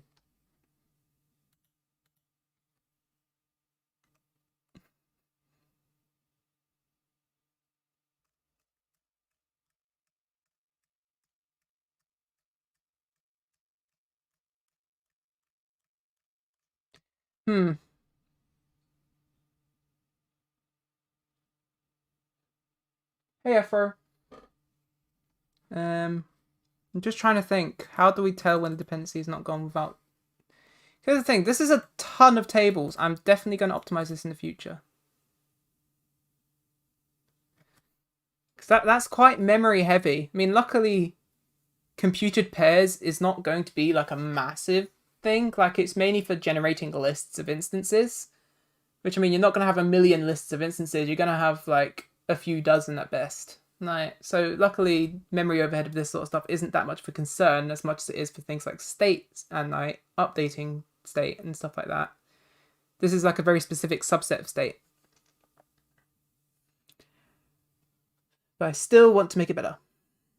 This is definitely not the best I can do. But I want to make it work first before I start optimizing it.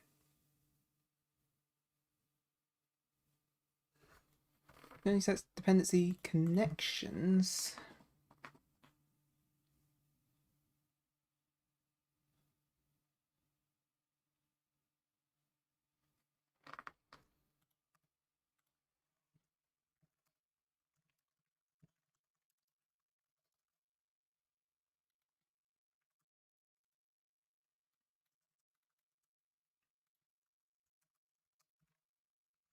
At the very least, not doing like new table allocations when we don't need to. And that's at least good. Now, I understand this paradigm of like table swapping.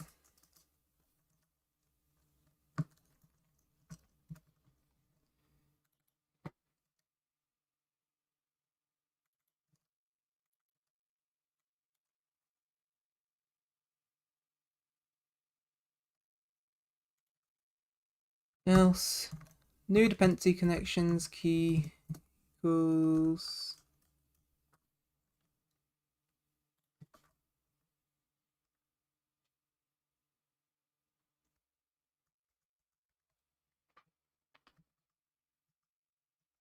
when I visited London, it felt so weird going 4 to 5 hours. Imagine how I felt when I visited Florida for 2 weeks. Like the one only time I went to like the US. And like, oh my god, the jet lag. I was up all night. And now that's just how I am. Like, I'm pretty sure if I flew over to the US now, I'd probably just fit right into daily life because my sleep schedule is already pretty terrible. It's like time travel without time travel. I mean, technically it is time travel because you're traveling into a different time. Like, yeah, I'm 14 and that's really deep. Like, but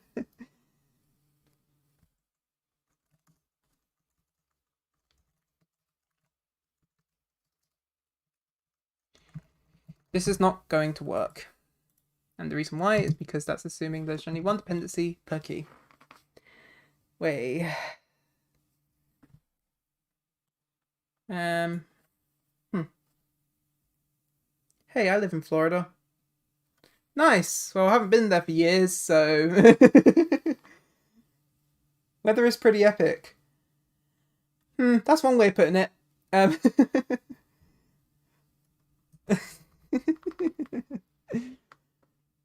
I do miss the snow sometimes. The thing about Florida is your rainstorms are kind of insane, though.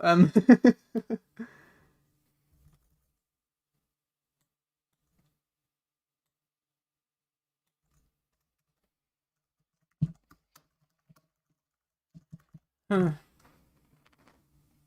need to think about this.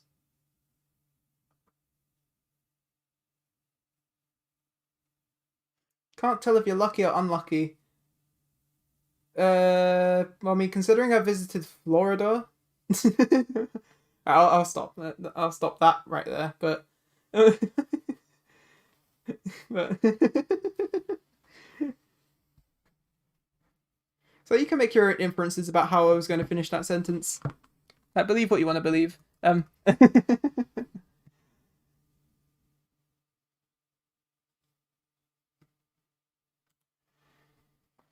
I mean, snow is cool. Well, I mean, figurative and literally cool. Um, but I like warm weather better. Warm weather is just you can do more in warm weather. Like, yeah, daily thunderstorms in summer. Yeah, no shit. Holy shit. Like, it's like I don't know how to put it. It's just my god, like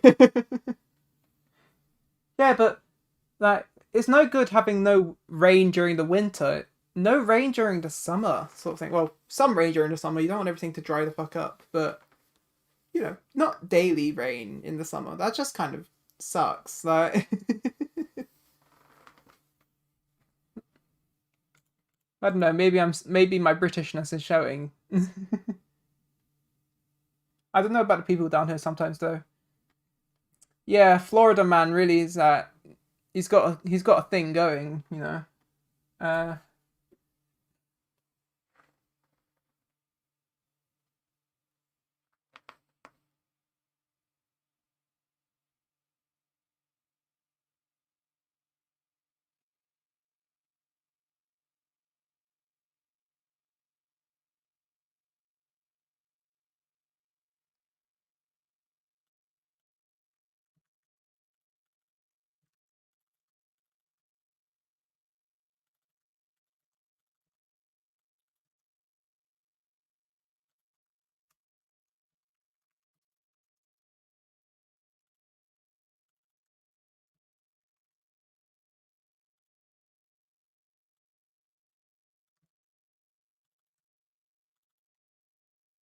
okay.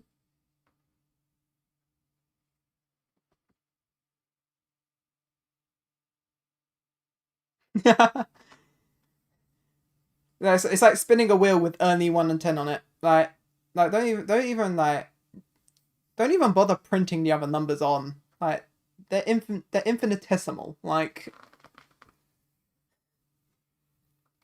I know too much about the US. I don't even live there. You guys have too much internet, so that's the problem.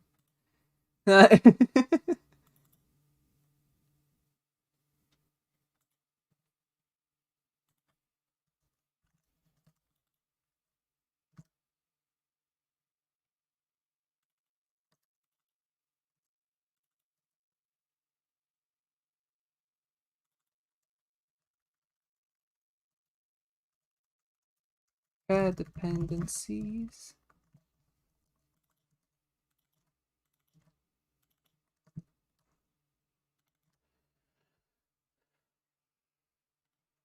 Okay. I'm trying to think about the best way to name everything.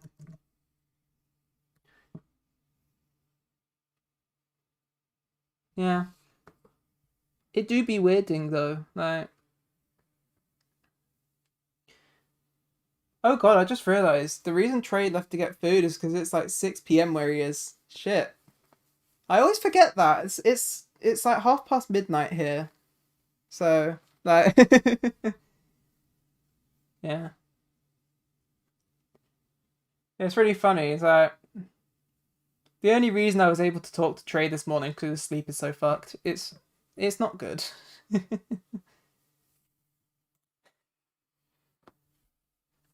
Yeah, I kind of wish that we weren't like so far apart from each other, just because it makes it so inconvenient to actually like talk. Like, I can't talk to any of my US friends like ever because they're always like asleep. I can only talk to them in the evenings or like at midnight or 3 a.m. or something. US is like whether not going to try and pronounce that. That I mean I know it's not difficult to pronounce. I just don't know how to pronounce it. But you never get what you want. I mean, at least Britain is reliable. Like it's reliably lovely weather in the spring, shitty weather in the summer, lovely weather in the autumn, and shitty weather in the winter. It's like you can count on that. Good British summer. It's raining, indoors, sipping a tea. Speaking of that, I kind of want to go make some tea. You know what? I'm going to go make some tea. I'll be right back, guys. Just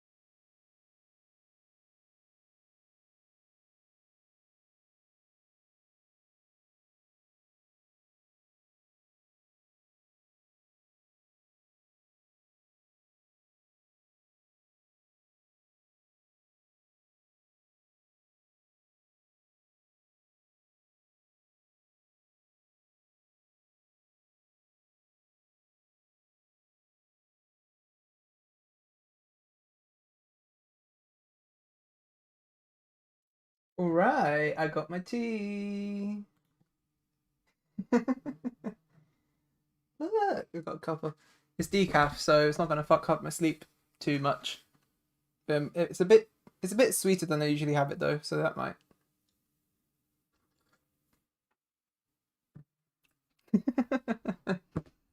Yeah, how you guys doing? Did you miss me?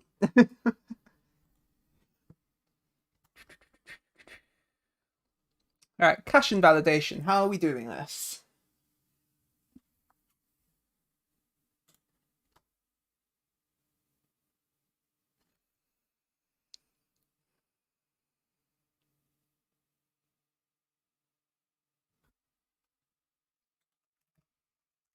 Local can reuse. So we'll define a Boolean variable to determine whether we can reuse the old uh, pair. So we can reuse the old value for the pair if the value hasn't changed and if a dependency hasn't been invalidated. Because if a dependency has been invalidated, it means that the value has to change. So it's really weird thinking about this kind of thing. Like it just kind of does my head in a bit. Yeah. Sipping the tea.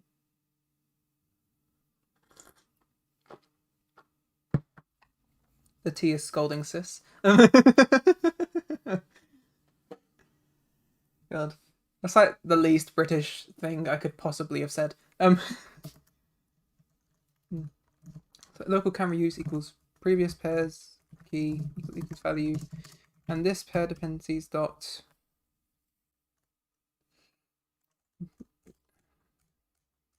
dot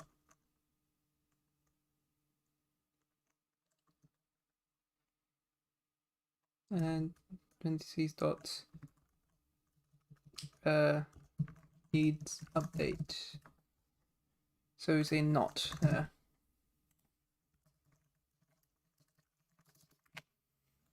Sweet. Hey, did I make it? Yeah, you did. I mean, I'm here, so hi.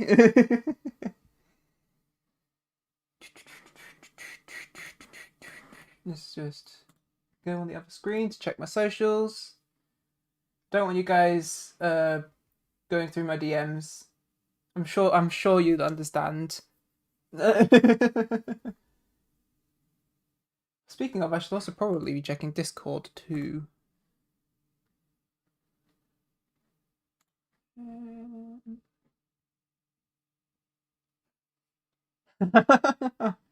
I got a message from Bo. During your stream, we briefly discussed Connect 4 algorithms. Made an entire Connect 4 AI that plays against itself.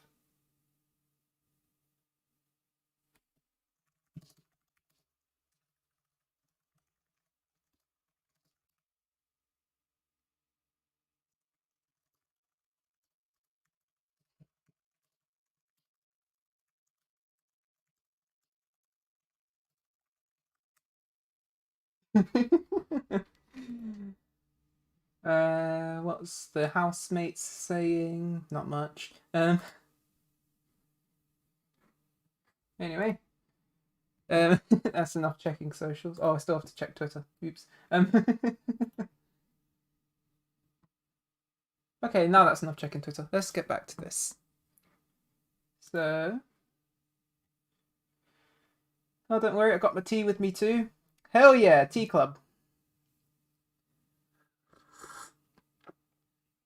How's Nipa doing? He's been missing for months now. Haven't heard from him either, but I do hear from him more regularly than you guys do, and he is doing like fine. So I'm not worried about him honestly. Like we're quite a nice team, like us moderators. Like like we're cool. POV, you joined the tea party. Yeah, I'll drink to that. Cheers.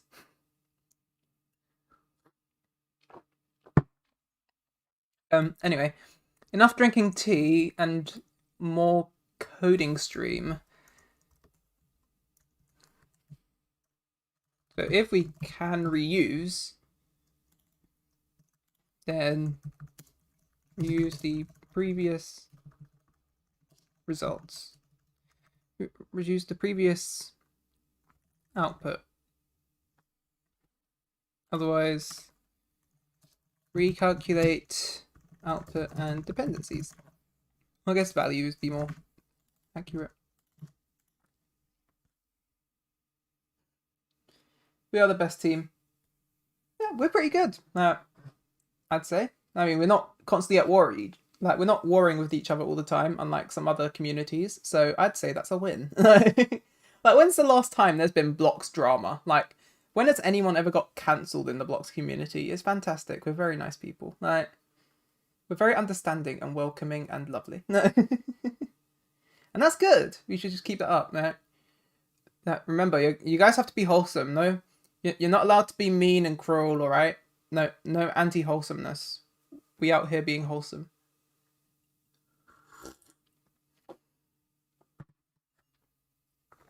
I needed a sip of tea for that take because it was just too correct. Yeah, Factor's been talking to me. He's literally just DM'd me while I was streaming, so I'm going to talk to him after the stream probably. Yeah, we're all in contact with each other. We don't have to talk often because not much goes on in the Blocks Discord. Like, which is partially my fault for not making blocks faster, but at the same time I'm doing what I can. So so I'm not going to work myself to death and burn out. Like, I'm not going to do that, right?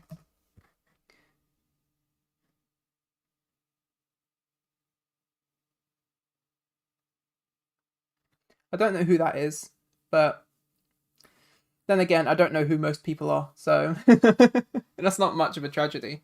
I'm just really terrible with names. Never returned. Yeah, like, I just don't know who they are. Like, I interact with too many people on a daily basis. I can't keep track of them all. I only keep track of like my closest friends, and then everyone else is just kind of a blur.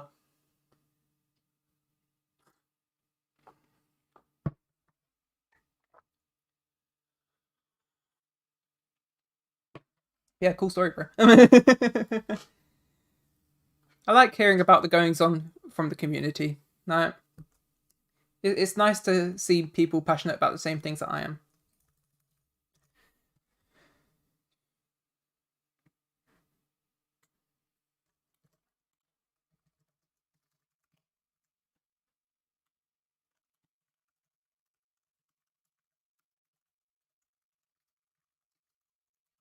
We won't worry about cleaning it up yet, but we'll do that.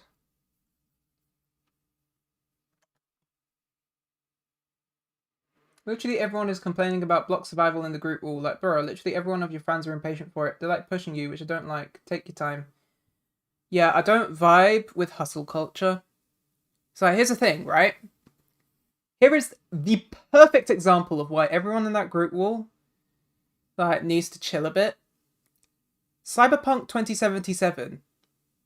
You got it, right? Like, CD Projekt Red, like, before, like, when they were delaying the game, everyone was mad as hell. Because it's just like, oh my god, you're delaying Cyberpunk. You can't be doing that. You're so mean. You're so cruel. Just work harder, work faster, do more, get it out. Like, they're demanding so much, even though Cyberpunk is really not in a place to be played. But then they caved and they released it anyway, and then everyone's just like, oh my god, you're so terrible, you made a shit game, your game is shit, it's so buggy, it's so like crappy, there's not enough in it, it's all unnatural and janky. It's just like, what did you expect? You pushed them to finish it too fast. Like, I don't subscribe to hustle culture. I just don't. It doesn't work. Like, I used to moderate for a community that was very inactive. And I got fired from the team because I didn't talk very much in the Discord. I was really confused because I didn't understand how they expected me to be really active when there were like 10 messages max per day in the Discord. Yeah, well, I mean, I'd understand for a busier Discord if you got fired for inactivity. But like, yeah, if it's a small Discord, why go to all that stress? Like, of course it's going to be inactive. Like,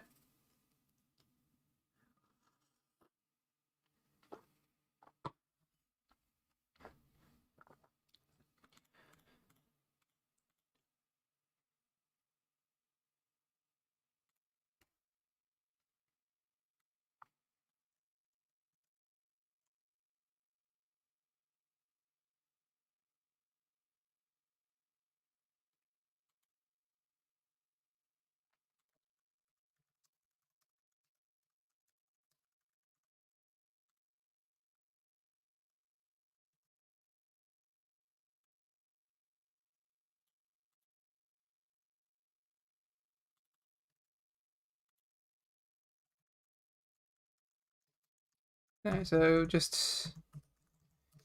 If you're wondering what I'm doing with this code, by the way, I'm just doing the cache invalidation that I've been avoiding for ages by b-hopping. So... Oh shit, I got 7 people. Hi. Nice.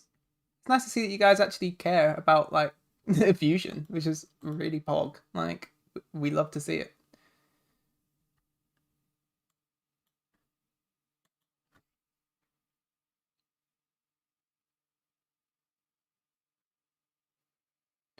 Gonna have to figure this out a lot more later on. Definitely. So say to do only create this if necessary. To do clean this up after use. If I've done this right, it should work though.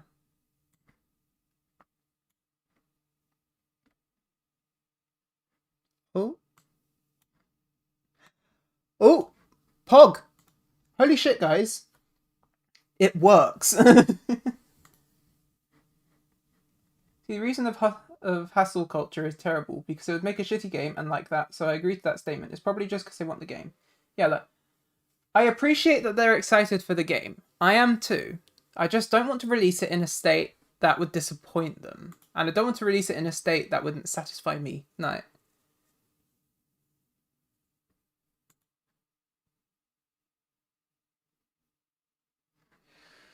One second while I fix stuff.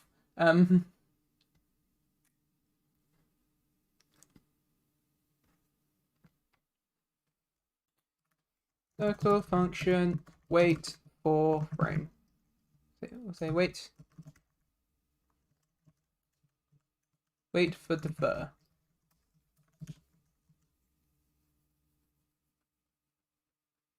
And just say local defer event. No.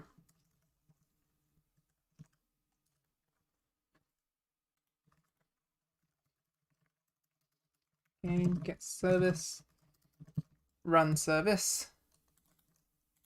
Run service dot render stats. Wait. We'll just do that a couple times.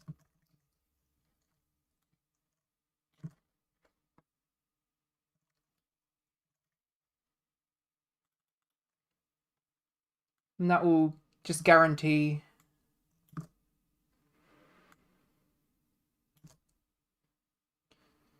that the deferring happens before that code resumes, in theory.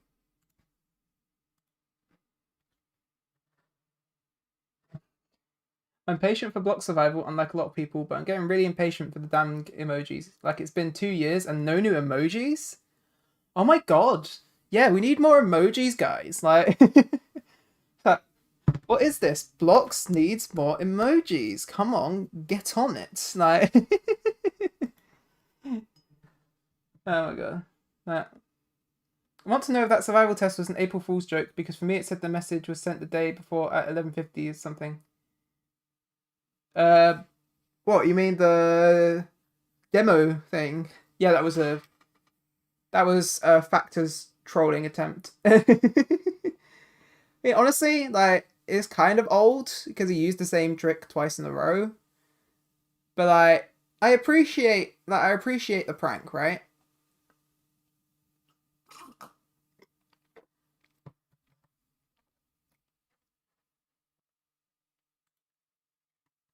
Because let's be real here, I'm not really giving Factor much to work with here. Like,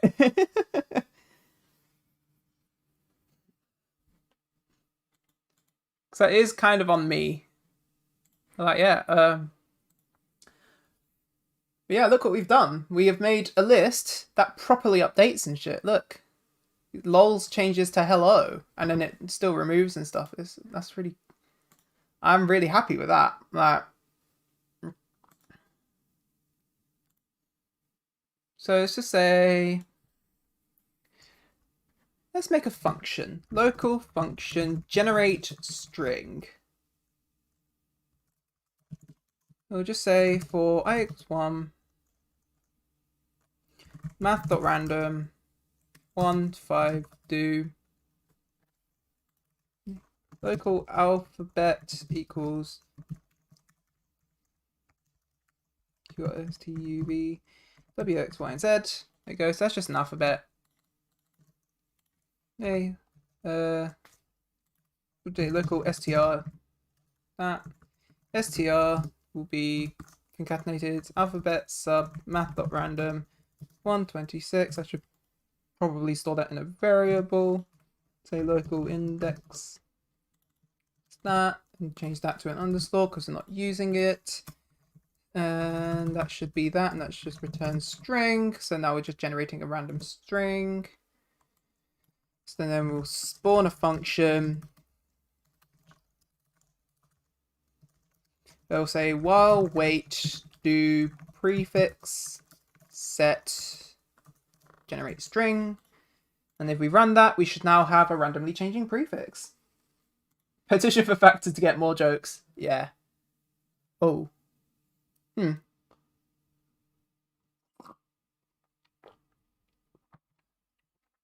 I wasn't planning for that to be the output. Let's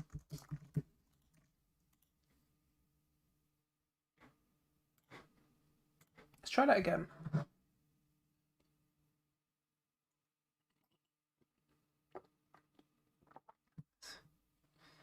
Well, that didn't work either.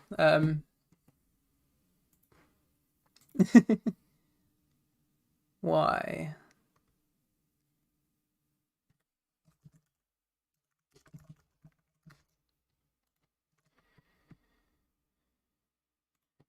Tick.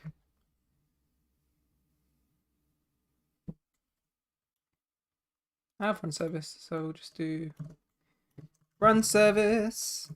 Not render stat connect function. Let's see what you got.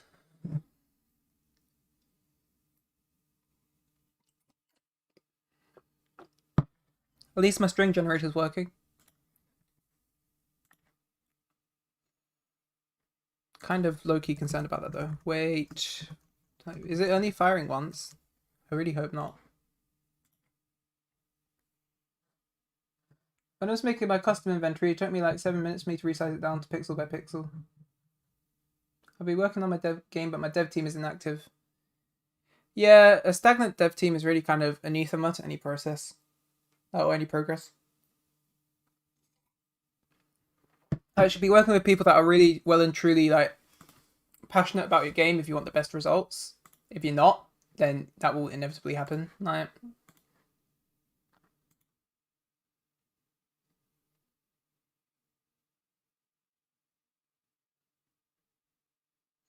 it changes once and then it doesn't change again. Why? Print. Fuck. Classy. All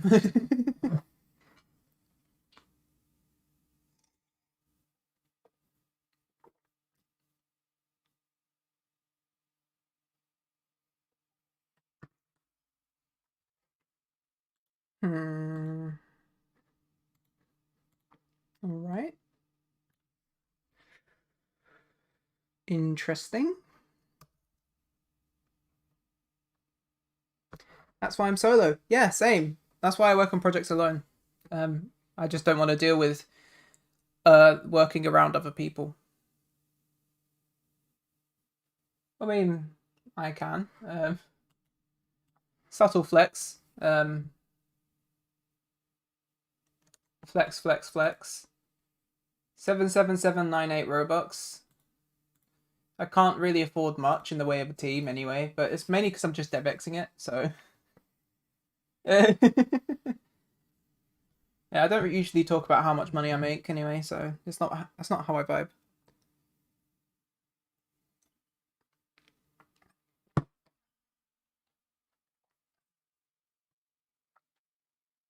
I mean, they are, but my artist is working on another game and my composer is inactive for some damn reason and I can't animate. Are they really passionate about it? That's the thing. They have to be really passionate about it. Like it's more than just saying you want to commit to a project. It's about really feeling that project. And that's where the best results truly come from. when that sort of thing happens, it's usually because they're not truly passionate about it, and that there's not enough management in the project to keep the momentum going, and so it just stagnates. At least that's from my experience, anyway. I would take it with a pinch of salt because I don't have too much experience working with other people, but generally that's what I've observed. Like,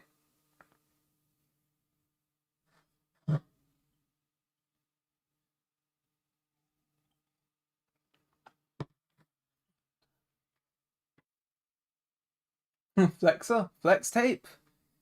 Use flex tape to fix my broken social life.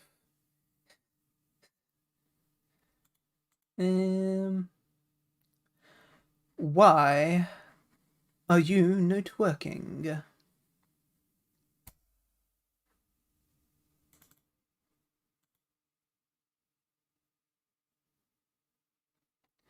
More to the point, why are you not updating at the correct time?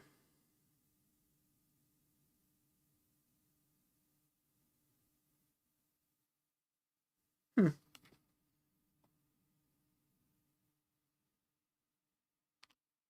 I mean, I'm doing the contract right now, but they're a serious team and they're nice, so it's been going very good. It's my first contract too, so it's been fun, but my own games I usually do so though.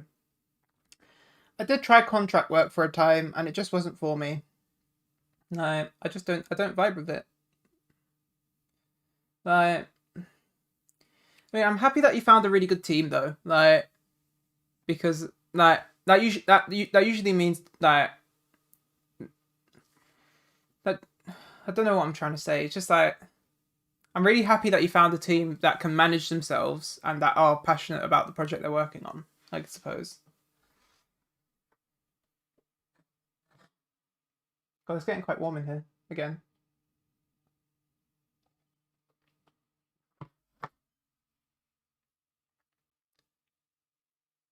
I might open my window. In fact, I shall do that. I'll open my window, I think. I'll be right back.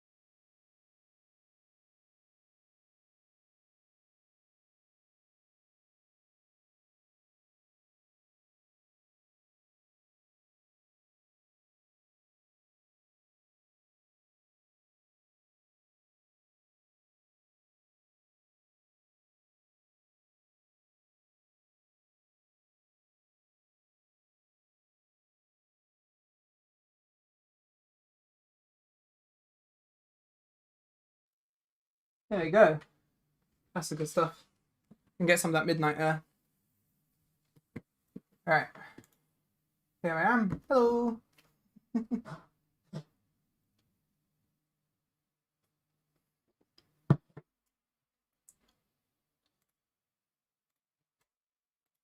Trey, last seen 43 minutes ago. He's getting food, isn't he? Yeah. Okay, when I check my DMs, I do sometimes feel like I'm kind of stalking my friends a bit, even though it is totally normal and healthy behavior to check your DMs. Like, I don't know, it's just kind of weird. Like the whole thing about like scene times and stuff, it does feel a bit intrusive. But I mean, I guess it's useful. I need to learn C++. I can't use Scratch forever, mate. I wouldn't jump right into C++ if I was you. I'd start with Roblox, and like, 'cause Roblox is actually quite accessible. C++ is something that I struggle with, and I'm the guy writing the complicated UI library on your screen right now. So, yeah, C++ is not good for beginners. C++ is hell. Like, you need good grounding to use C++. Like, currently attempting to make a joke, but I need to factor in that I don't want to offend people. Well, as long as like your joke is like not like as long as your joke isn't morally like bankrupt, then it's fine. Like, and you have to know your audience as well. Like, so obviously don't joke about like touchy issues to the people who are affected by them, for example. But generally, if you're not like if you're not being like outright offensive, you should be fine as long as like the people you're telling it to like can like see the nuance of it.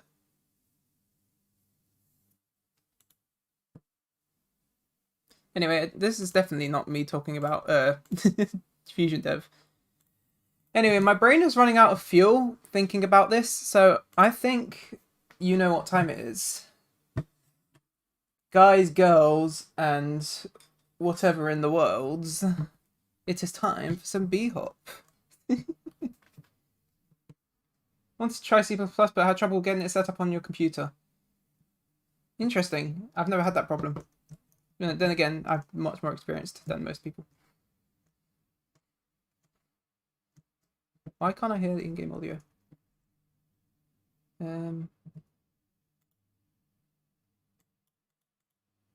Oh. There you go.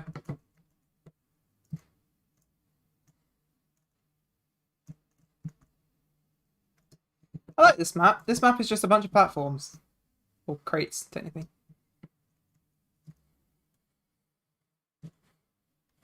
Oh. If I can actually get on them, it'd be fantastic.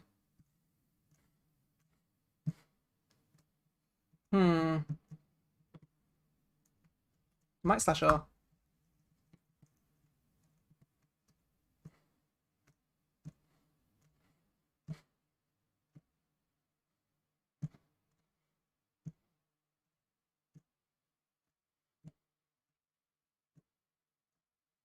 Oh shit. How should I build up speed here?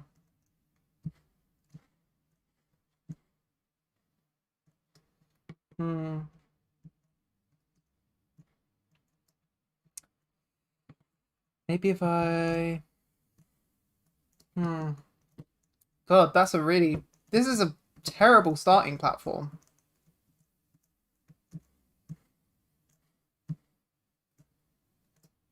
I can't get enough momentum.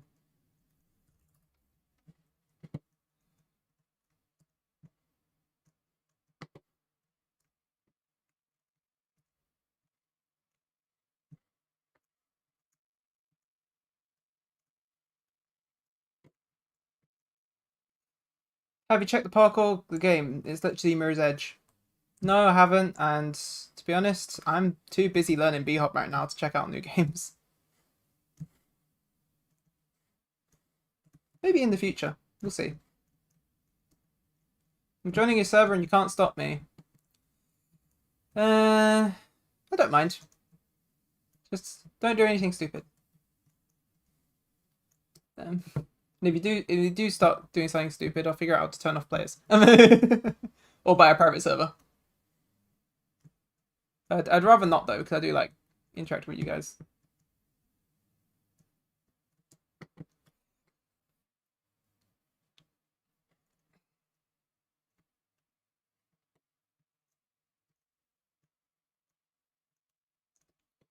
Also, don't send me friend requests because I do not know you. You might be my friends, but you're not my friends in that way. Like, this is something I have a big problem with on Roblox.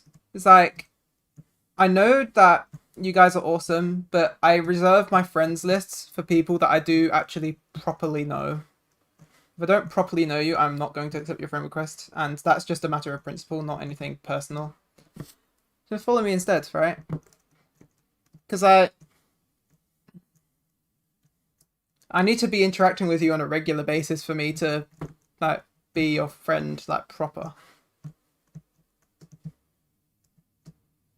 Come on, we're about to see a flying fish. Sorry, no, that's fine. You don't have to be sorry for it. Most people like make that mistake. It's a very common thing on Roblox. So like, believe me, I get hundreds of friend requests a day. You're not the only one. No.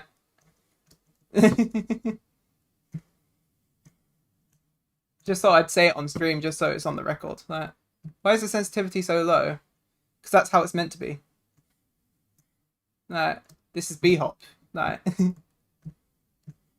you have to have like good mouse movement. he says as he has terrible mouse movement.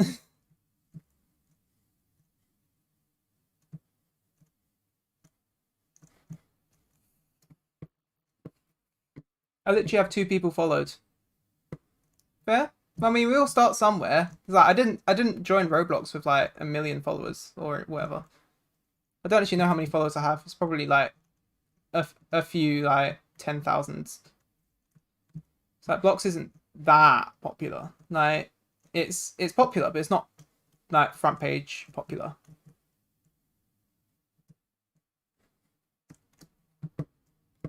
You turned it high. Good luck having smooth mouse movements. You do kind of want to have a low DPI. Like, I've specifically turned down my DPI like 10 times. Help. I'm really bad at explaining this stuff because I'm kind of new to it myself, but there's a decent tutorial in the description of the game. I watched it and it's basically everything that Trey taught me. So shit.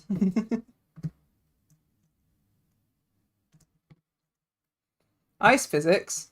No, it's source physics. Like, this isn't an obby, this is B-hop, right?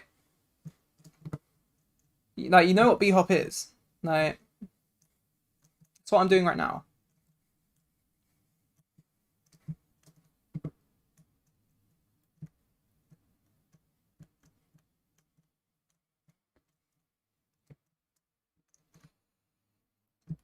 So, if you follow the tutorial in the description, you should be able to pick it up rather quickly. Like, I picked it up in like half an hour. So, like, I started learning this like 3-4 days ago. It's really not that deep. Like, you can just like, once you get it, it clicks. Like,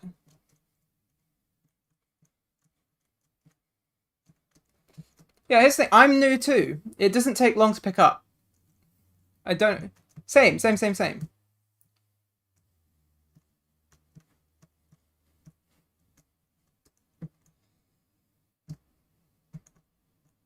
I only picked it up because Trey convinced me to do it because he's obsessed with it.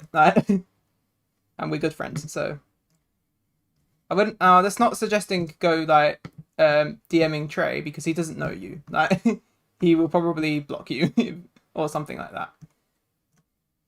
But yeah, it's like the tutorial in the game description is decent, right?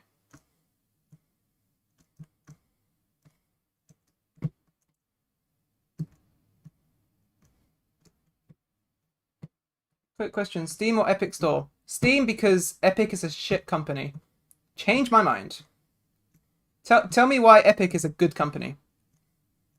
Valve has proven themselves to be pro-developer and pro-consumer multiple times, and Epic have proven themselves to be pro-shareholders. Like, I don't like Epic. Epic are a piece of shit.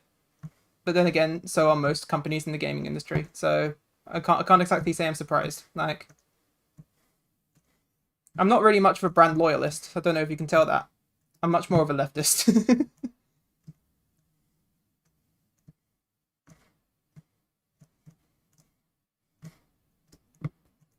I could probably skip that platform.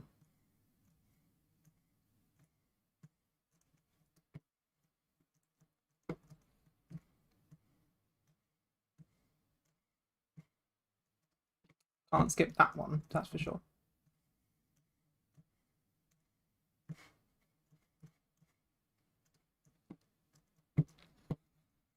Yeah. I mean, remember that time when they put all those developers' games on sale without their consent? That was shitty, right? Like, why are you making business decisions for other companies? Like, don't do that. Like, that is monopoly abuse. Well, not really monopoly abuse because they don't have a monopoly, but it's market power abuse. It's just straight up. Like, do you have any suggestions on communities where I could make good developer connections? I've mostly been hanging around a dev forum, regular Discord, lol. Honestly, no.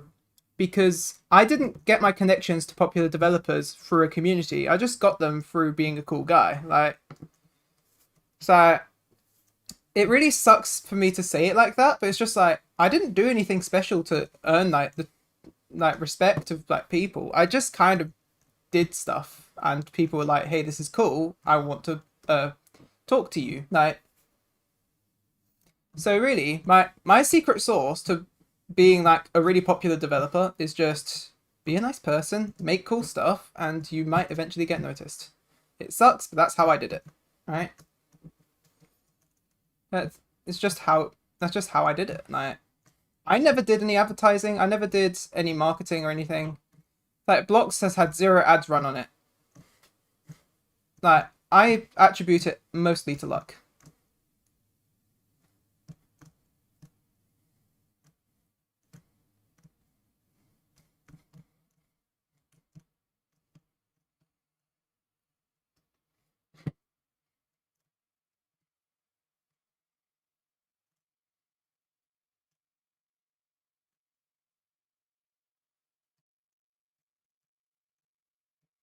Hey, I'm going the wrong way. Oops.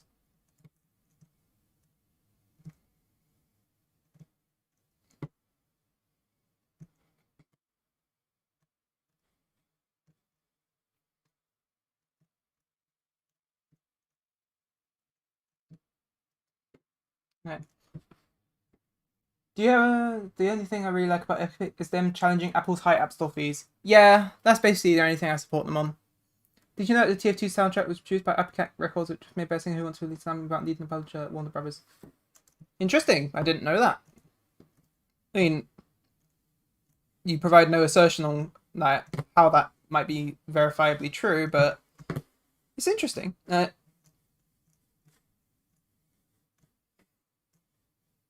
I didn't know that. Thank you. I might look up later. Just out of curiosity. I've got some hair in my eyes. Let's not do that. I really need to wash my hair again. Like, I washed it before the stream like a few days ago. I forgot to do it today.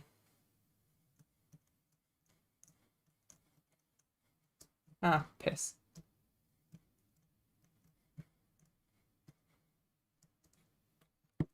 Well, a couple of my tweets recently got some traction, and really some more familiar developers noticing them. But yeah, that's basically how it worked for me.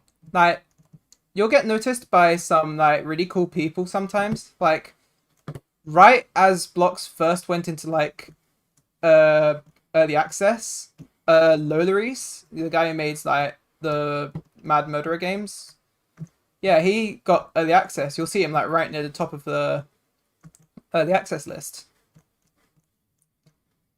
But I've never talked to the guy. He just noticed my work really early on. Like, in fact, I'm not even sure if he remembers me. That's the thing. Like, it is just a game of luck. Like, the real skill in it is getting people involved or getting people interested. Like, if you can get people interested in your project, well then everything else comes much easier. And if you can't, then it doesn't. But ultimately, you're just gambling on whether they see it or not, and whether they think it's cool or not, and whether they want to network with you over it or not. I mean, for what it's worth, like Trey, like who I can't seem to stop talking about on this stream, and I have no fucking clue why he keeps on coming up. He's probably the most high-profile friend of mine right now, and I'm only friends with him because he likes my attitude. Like, that's completely luck. I have no control over whether someone else likes my attitude, right?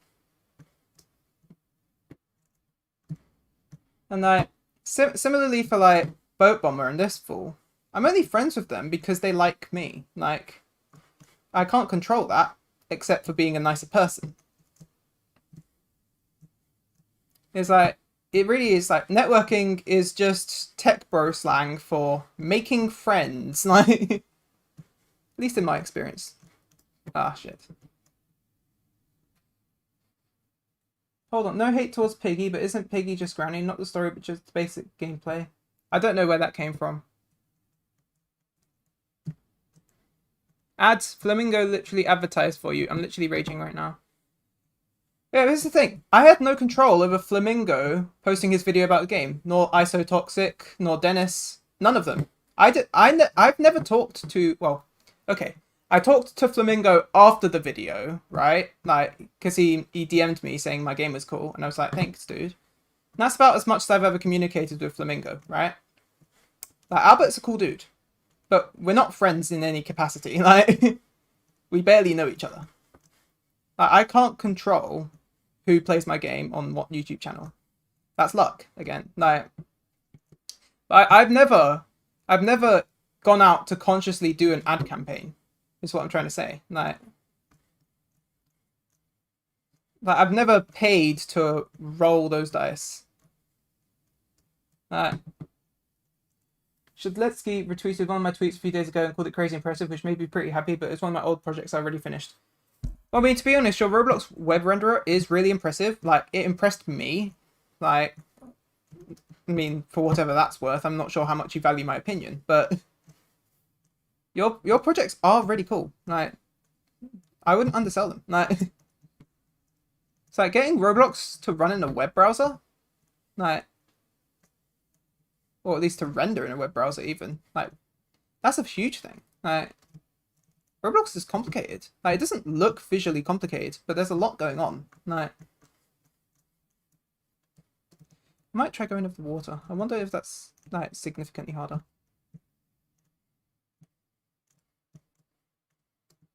Ah, shit.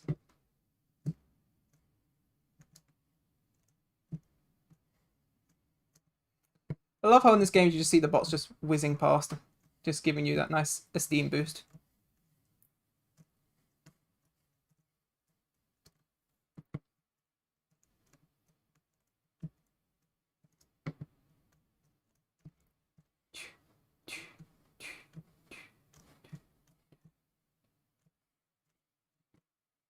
God, I can't wait for in-person RDC. That's gonna be so sick. Like,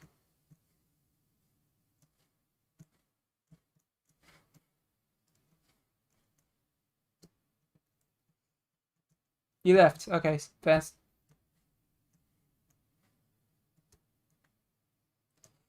Okay, since I don't have Discord on my phone, I just came up with a random suggestion. What if you add guilds that have private worlds that only the guild can join? Maybe. Well, I mean, it's a very superfluous feature in the grand scheme of things right now, so it's definitely not something I'm going to consider until later. But maybe I could do some kind of more advanced invite sharing to fulfill that kind of need. It's definitely a possibility for blocks. Anyway, time to get back to Fusion.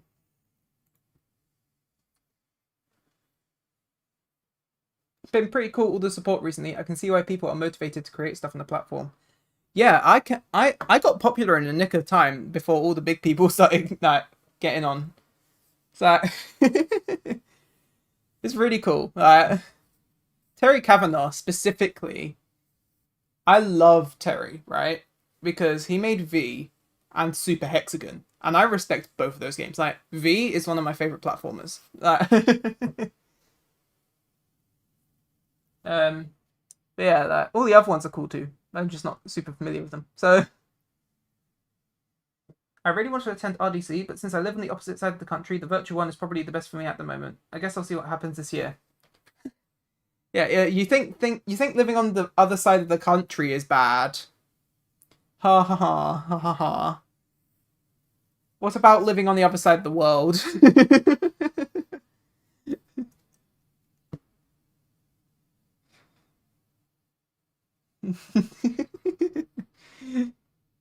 It's alright. I'm making my own money now, so I mean it's not much, but I am making it, so yeah.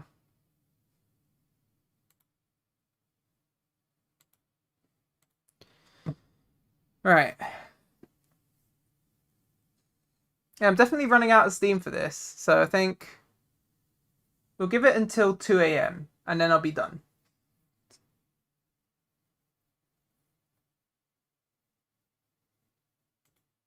So firstly, we need to figure out why this is only updating the ones.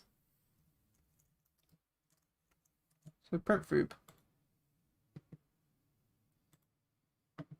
Everyone asks why Arthur was made, but they never ask how Arthur was made. By buying assets off of online mainly. I mean, obviously that's not the full story, but that is kind of the famous one where they just got a bunch of assets online and just turned them into Arthur packages and started selling them. Some of them are quite cool, like the Magma Fiend. I don't like the more that Roblox tries to be humanoid, the worse I think they're doing. Like, Roblox's humanoids Arthros are just creepy as hell. Like, I don't care what you say about it. Like, it's just creepy. It doesn't fit. Like, it's like the Arthros that try not to be super real are great, and everything else is just not. Like Roblox needs to really stop pushing for that sort of like at all costs realism and return to at least a bit of like stylizing. Like,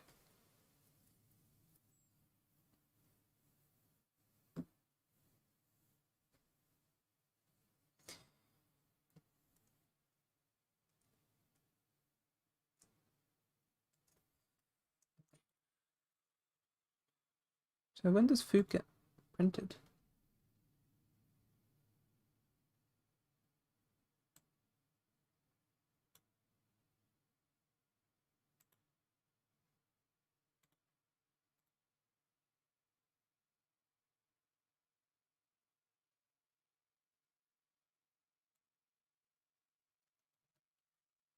Hmm.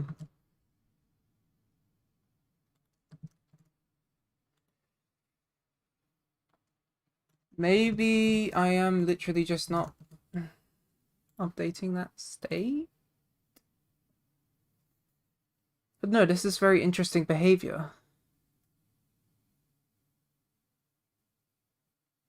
There we go. Now it's firing properly, and my game is lagging because I am printing a million miles a second. Cool, so I figured out that issue. It was actually an issue in my string generator. Now I need to figure out this issue. I captured connections. That.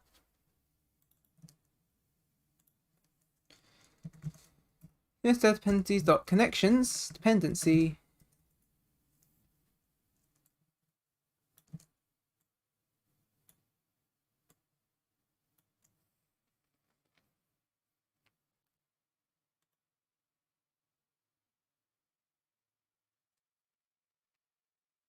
It's all okay until you play a murder mystery and an ugly Arthur comes around the corner with a gun and shoots you. I haven't played murder mystery, so I can't relate. And also, that just that. I guess you're referring to noobs then, because that from my knowledge of murder mystery, like that what you're talking about is like a noob who's like the sheriff and just decides to shoot someone at random, like because they're very smart.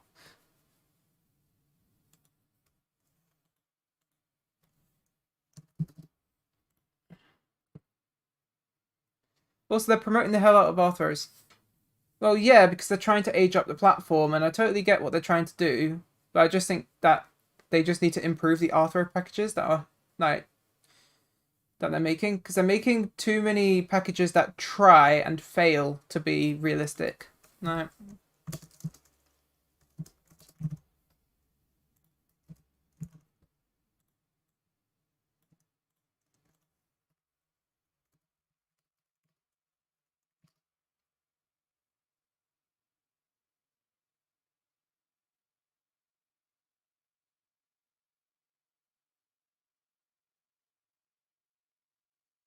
Why is the mobile backspace right above the send button? I don't know. I'm not a mobile UX designer. Yeah, so that Roblox's branding guidelines do specify they are only allowed to advertise with Arthro, which kind of sucks, but oh well. No, it's their choice. No. The faces are the faces are creepy. I'm happy that they're acquiring Loom AI because that like Roblox faces are in desperate need of some kind of treatment. No, specifically for Arthur.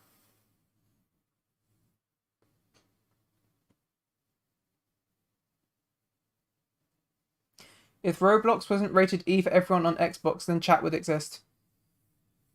I think that's actually more of a failing of Microsoft's policies rather than Roblox, because I'm pretty sure Microsoft's policies mandate that chat go through some kind of like filtering system that maybe they control, and that obviously Roblox uses Community Sift, not whatever Xbox uses, and so Yeah. Roblox China, why? Market. There you go. There's a market for it. It's going to happen. I personally vehemently disagree with Roblox China, but luckily I don't have to get involved with it. I don't vibe with anything to do with the CCP or China. Like, I just don't. And the thing is, Roblox China is inherently associated with the CCP via Tencent, who works with the CCP. And I'm not willing to work with anyone who even works with the CCP because they are just, that violates my core morals. Like, I'm not a big fan of it. Like,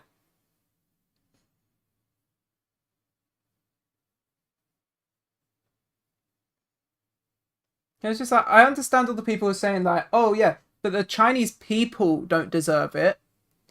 We're just like, yeah, cool, but also, it's like I'm not working with people who like have done mass like killings of minorities and who actively suppress their people.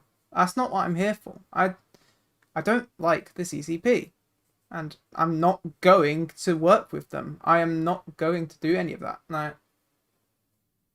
Can't wait for an L-Top adds a cartoony Rainbow Blocks update to stay trendy at the Roblox shop. I don't do trends. I'm so sorry.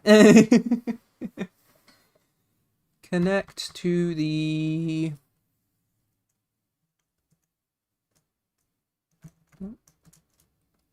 It's like, if we're not already listening for changes, make sure the cache is invalidated when a change occurs.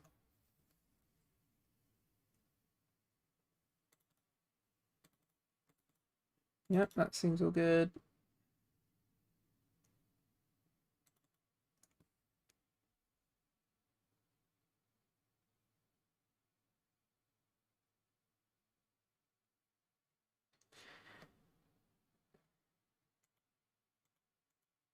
Ooh, Trace online again. Sick. Just random observation.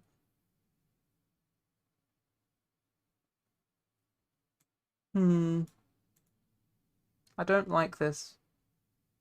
This code tickles me the wrong way. I'm not a fan of it.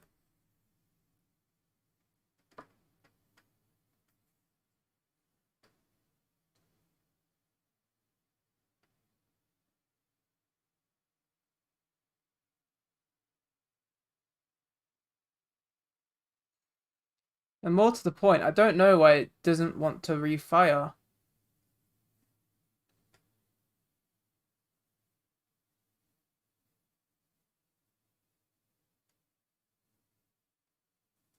Hmm.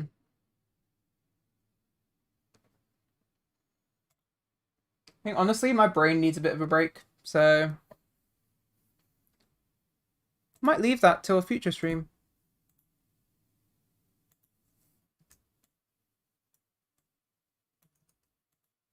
So I think to finish off this stream, it's not been as productive as I wanted it to be, but then again, I haven't really been in a optimal mindset for this stream. I've been quite like procrastinatory, I guess. I just feel like beef hopping right now. That's my mood. God damn it, Trey. Why you do this to me?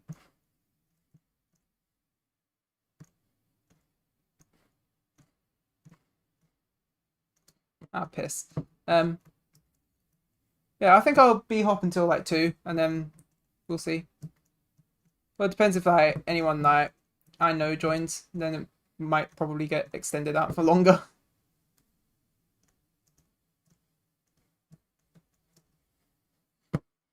Hey, Beardorty.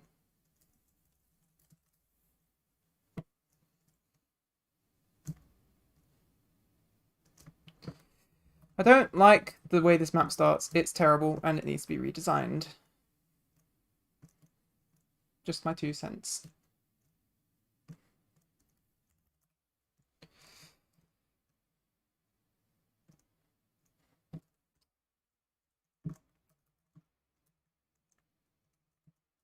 Yeah, I don't like this map. You can't tell me to rock the boat though. I'd do it on my own volition. I know. Let's see.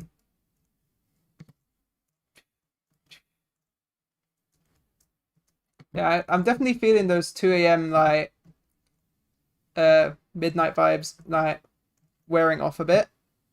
And now I'm just starting to feel like you know, like after an all-nighter when it's just kind of that moment where you're just like, I've just stayed up all night. I am like mentally not in the same place as I was 2 hours ago.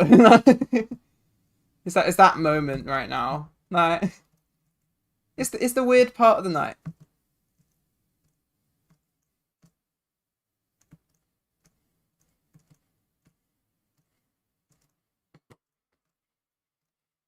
Ah, just gonna play Friday Night Funking'. Haven't played FNF mainly because I have Beat Saber and that's all the rhythm I need. Beat Saber is better than anything that's like DDR, and you can't change my mind because I'm correct.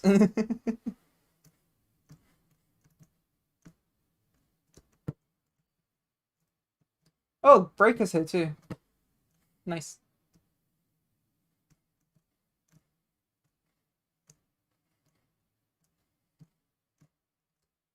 Oh, hey, that counted. Nice. We like it when it counts a failed attempt as a success.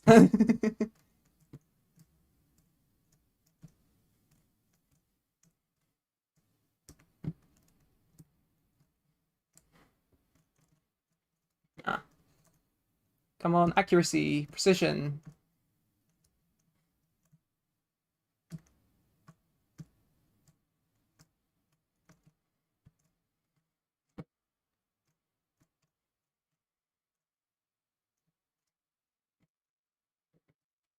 Let's go. Come on. Dude, it's literally the coolest rhythm game. Cool story, bro, but Beat Saber's better.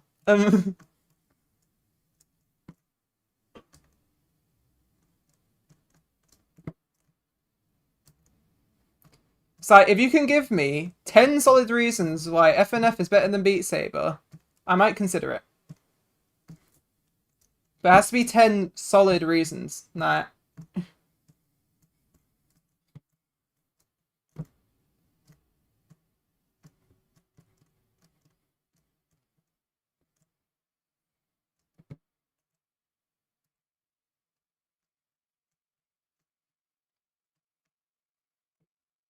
Oh. Come on. You can do this.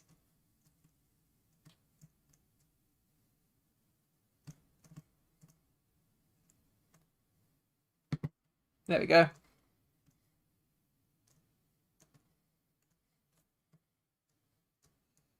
Ah, so close. Come on.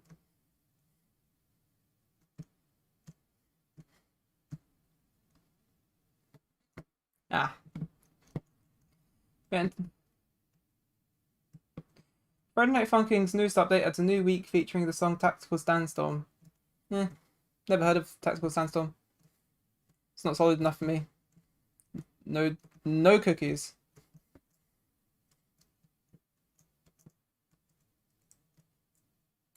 Okay, I can cook up some good shit for you. Also, Tank Man. It's giving all kids nowadays carpool tunnel. Mate, we were doing carpool tunnel before it was cool. Alright. Beat Saber is the OG carpool tunnel. Like, have you seen like those vibration maps?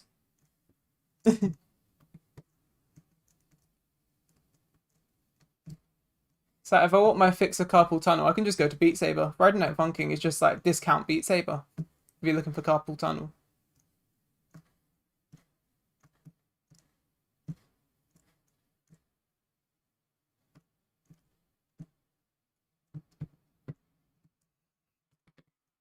You know, like how I'm saying it like it's a good thing.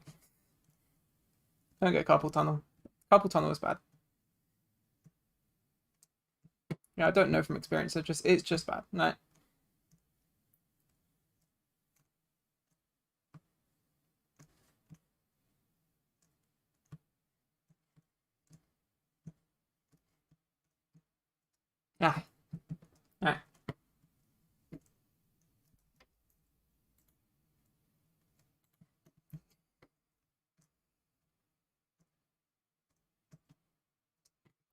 But I'm so hooked on like B-hop. It's kind of crazy. No.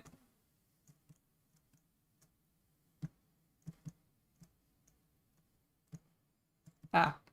Piss. Piss. Piss. Piss. Piss. Piss. Piss. Ah. Come on. You can do it. No, maybe not. One day. Come on. Chop, chop.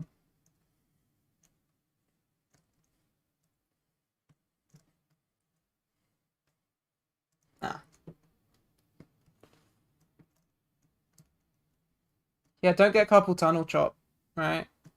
It's not good.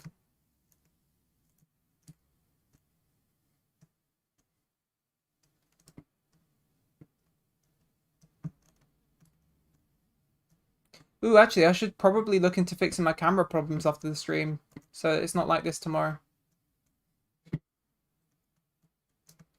Oh, tomorrow? I'm not streaming tomorrow.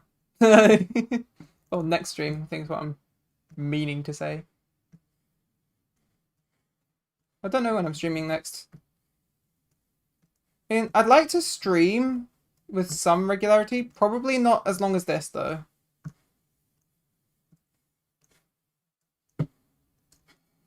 Because something I'm sensing is that at the beginning of these streams, it is quite hype. And then towards the end, as people start having to leave to do their own responsibilities and stuff, it gets a lot more quiet. And I don't really stream for quietness. Like, I stream for like interaction. So I want to be interacting, like, if you know what I mean.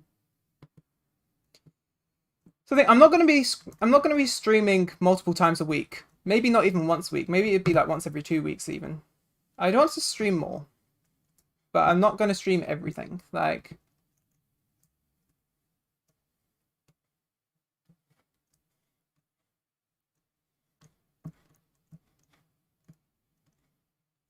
I think weekly might be about the right spot, or maybe once per by like week. Like fortnightly maybe. We'll see. Oop. I thought I was going to miss that platform. I cocked that one.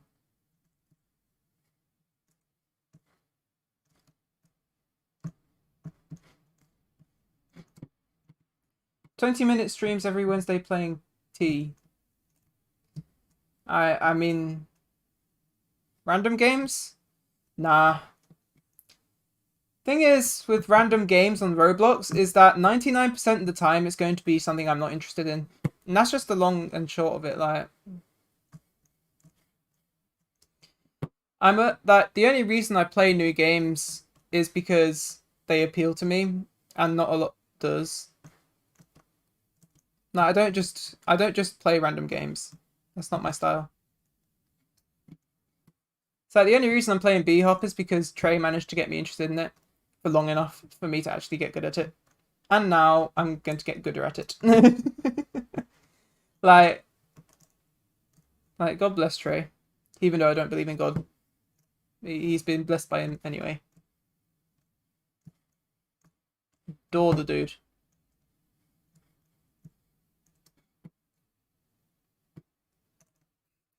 "This game sucks," says Sanduser STW, whose opinion everyone very much values in evaluating whether this game is indeed sucky or not.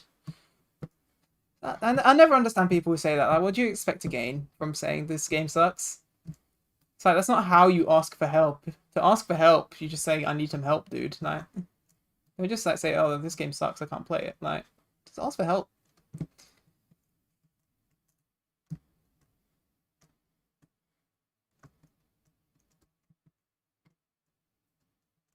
Yeah, it's quite funny. Like, at the beginning of this stream, my black background was kind of weird.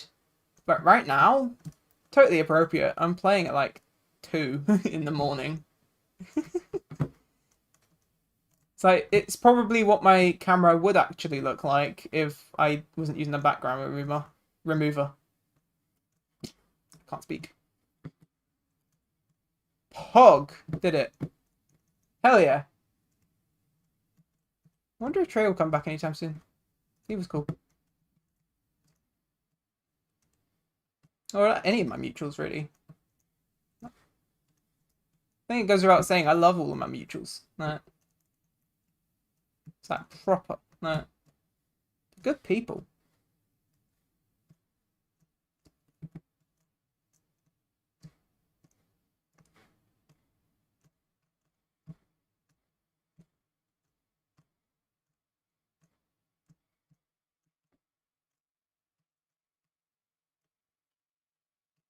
Yes! Yes, yes, yes. We're making progress. Woo! Ah, shit.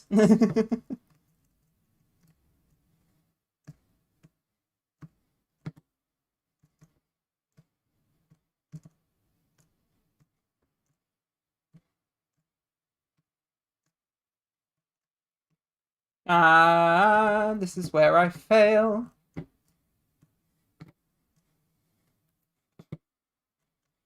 Valve hop. I've never heard anyone call it valve hop before. Is that a new thing? This is bunny hopping.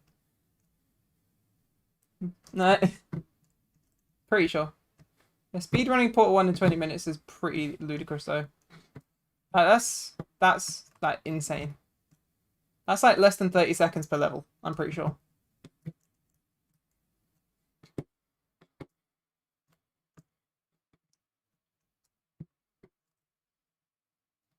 Ah shit, here we go again. You know it.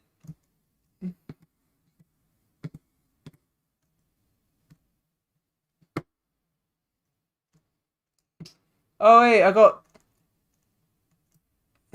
bamboozled. Hmm. Do do do do do do do do do. I'm a god. Ah, maybe not. Yeah, if I tell it to myself enough times, it'll become true.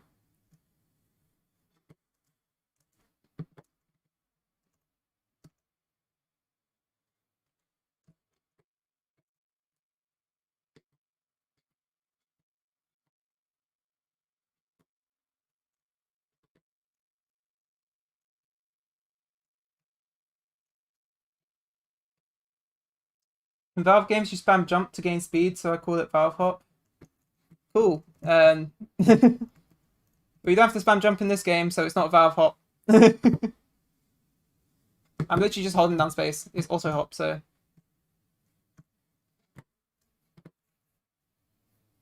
I do it in almost every game because I'm dumb. Mood.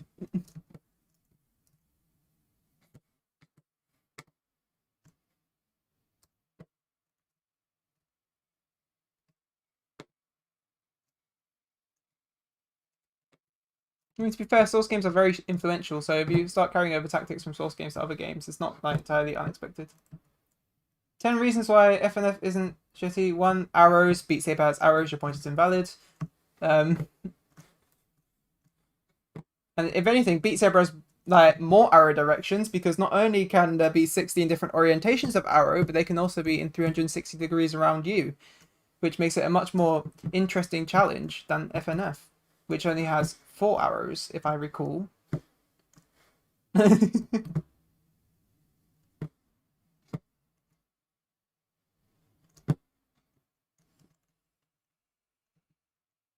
Why is that so weird?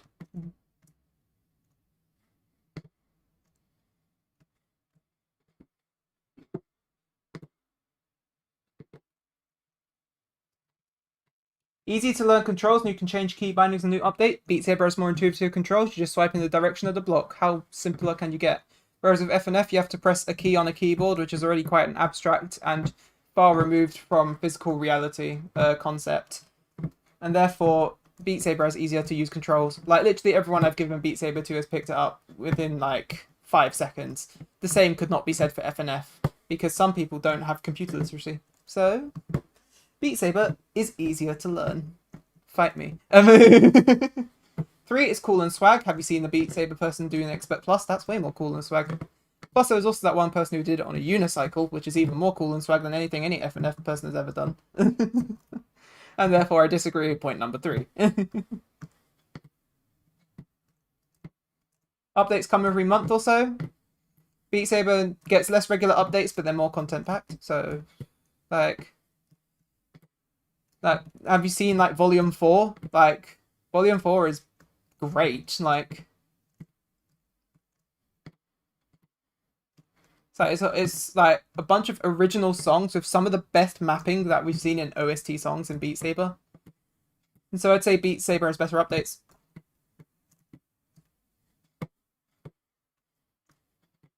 Exercising is for losers, that's your problem. If you think exercising is for losers, I feel very sorry for your state of being.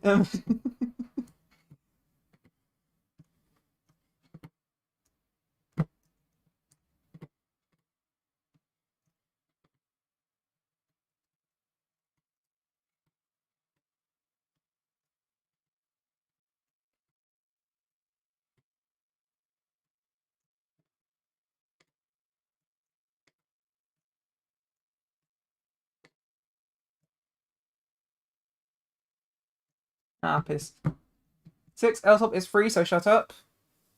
I'd argue that free-to-play games are actually worse than paid games because paid games are much more healthy for the developer of the games because you're actually paying for someone else's hard work rather than taking it for free.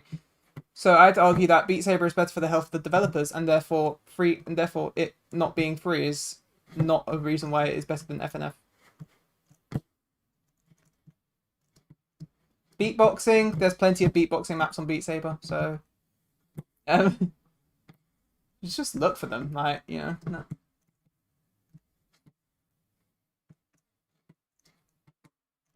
And by the way, I'm not saying this as an attack on FNF. I'm just saying this because it's my opinion, right?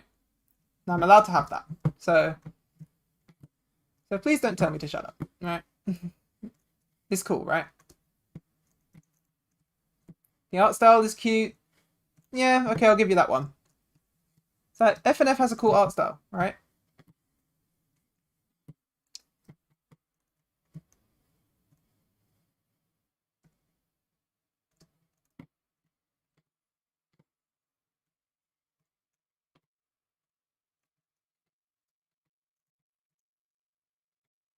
Honestly, I don't know where this conversation's gone. I don't even know what I'm saying anymore. Like, this is sort of like 2 a.m. stream of consciousness sort of thing. So take anything I say with a grain of salt.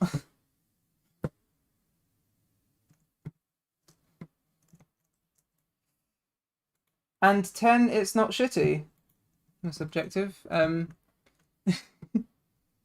I don't buy reason number 10 for some reason. And also, you missed point number 9. I can count, you know, like. But it's cool.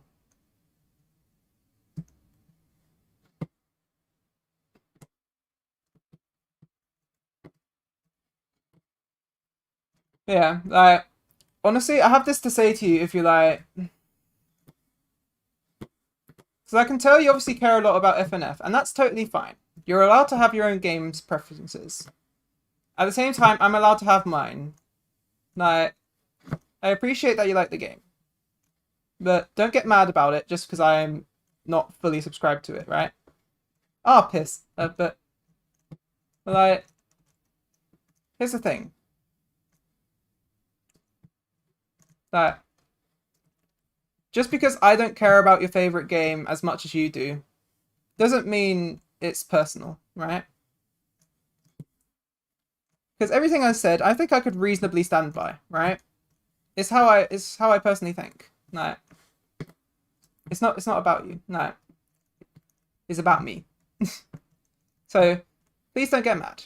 It's just my opinion.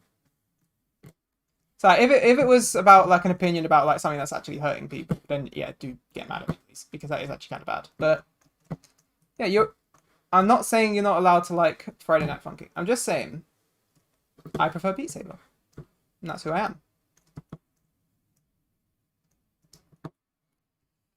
Whatever. I'm not like Twitter that hates opinions. Like, dude, chill, please. Right? I'm not trying to be unreasonable. I'm not outright saying that your points like just are dumb or anything like that. I'm trying to be constructive. I'm trying to respond to every single one of them. I'm not mad, I'm just cracking up. Everyone forgot Dance Dance Revolution? Eh. Dance Dance Revolution is alright. Like, It sort of sits halfway between FNF and Beat Saber. I've never vibed with like flat screen rhythm games as much as I've vibed with things that actually require you to move.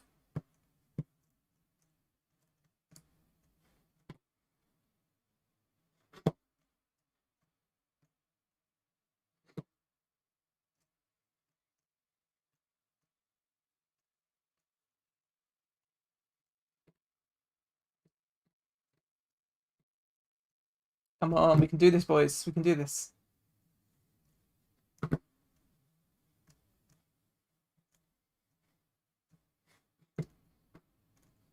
Hello, Builder T. You still here? Cool. Welcome to what I do most of the day. I'm definitely going to make B-hopping like the thumbnail of this stream, and it's not even going to be ironic. No.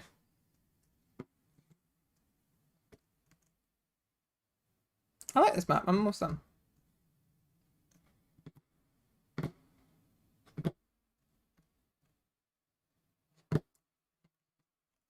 DDR is like both FNF and Beat Saber. Yeah, it's like a blend. Blends are cool.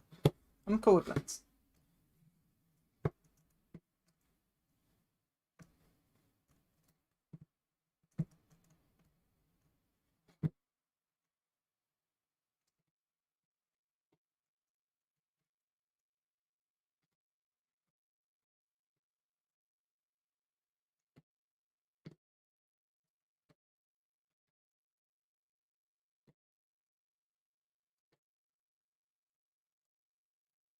I haven't played Parappa the Rapper or seen anything much of it apart from like a few tiny like clips, so I can't really judge it.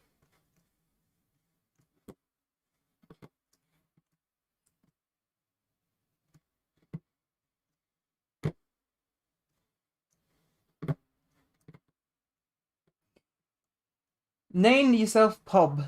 You could get it because you do B-hop and L-top is just bottle, but reverse, haha, funny joke. Yeah. Pro tip: you don't have to dance in DDR. Yeah, you just move your feet. Which means, I suppose it's appropriate if you're playing the song, move your feet, but other than that, it's kind of a bit, yeah, not very appropriate. Everybody, move your feet and feel united. Oh.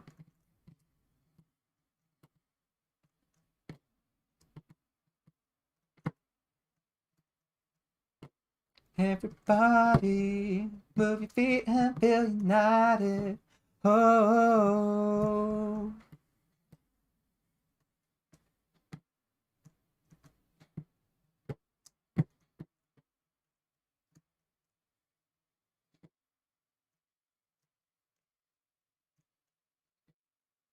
Ah, piss. I like Dreams as a concept. I haven't actually tried it out though because I don't have a PlayStation and I don't really care. No. So I liked Little Big Planet by Media Molecule, right? So I like Media Molecule and I like what they're doing with Dreams. I just haven't really tried it for myself, so I can't really pass that judgment on it. I've seen a lot of meme games on it though, which is fun. Don't you lecture me with your $30 haircut. Mate, you're implying that I got a haircut. Nah.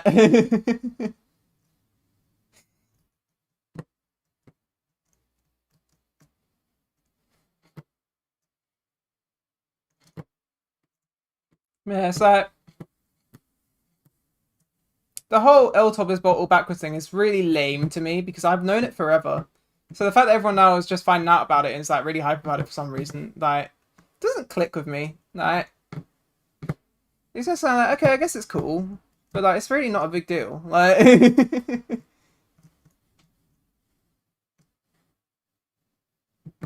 because like, surely that's not super like obscure. Like,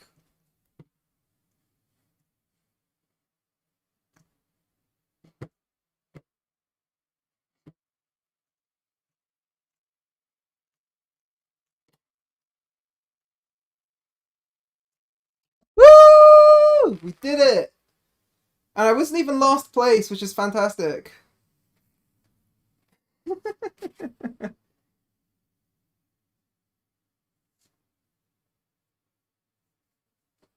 You can message people that have a PS4 with your computer. I can message people with a PS4 with my computer anytime. Just get Telegram or Signal or Discord. Like, yeah, I did it, guys. Look at me. I am Pog. I am the poggest of champs. Can I surf on this? No. Interesting. Oh yeah, you can surf on it. Okay. Fair enough. Well, I think that's where we're going to leave it for tonight because I would quite like to get some sleep so I can actually work tomorrow. But we've done a fair amount of stuff today.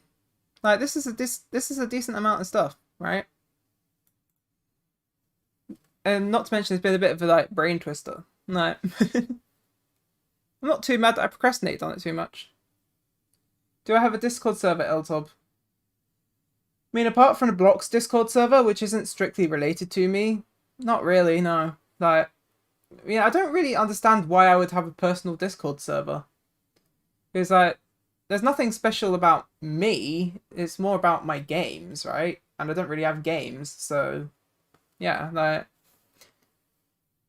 So yeah, I could maybe have like a Fusion Discord server at some point, but it depends on how much interest there is, right? Damn, now the viewership on the stream has actually stayed relatively constant, which is pretty interesting. But yeah, like anyway, thank you guys so much for tuning in. Now, it's been a real pleasure. And I'll try and get the camera issues fixed for whenever I stream next. I'll let you know about that on Twitter. It's 4 AM here, lol. Yeah, that it's quite. I think it's late for a lot of us. So thank you guys so much for tuning in. I love you all.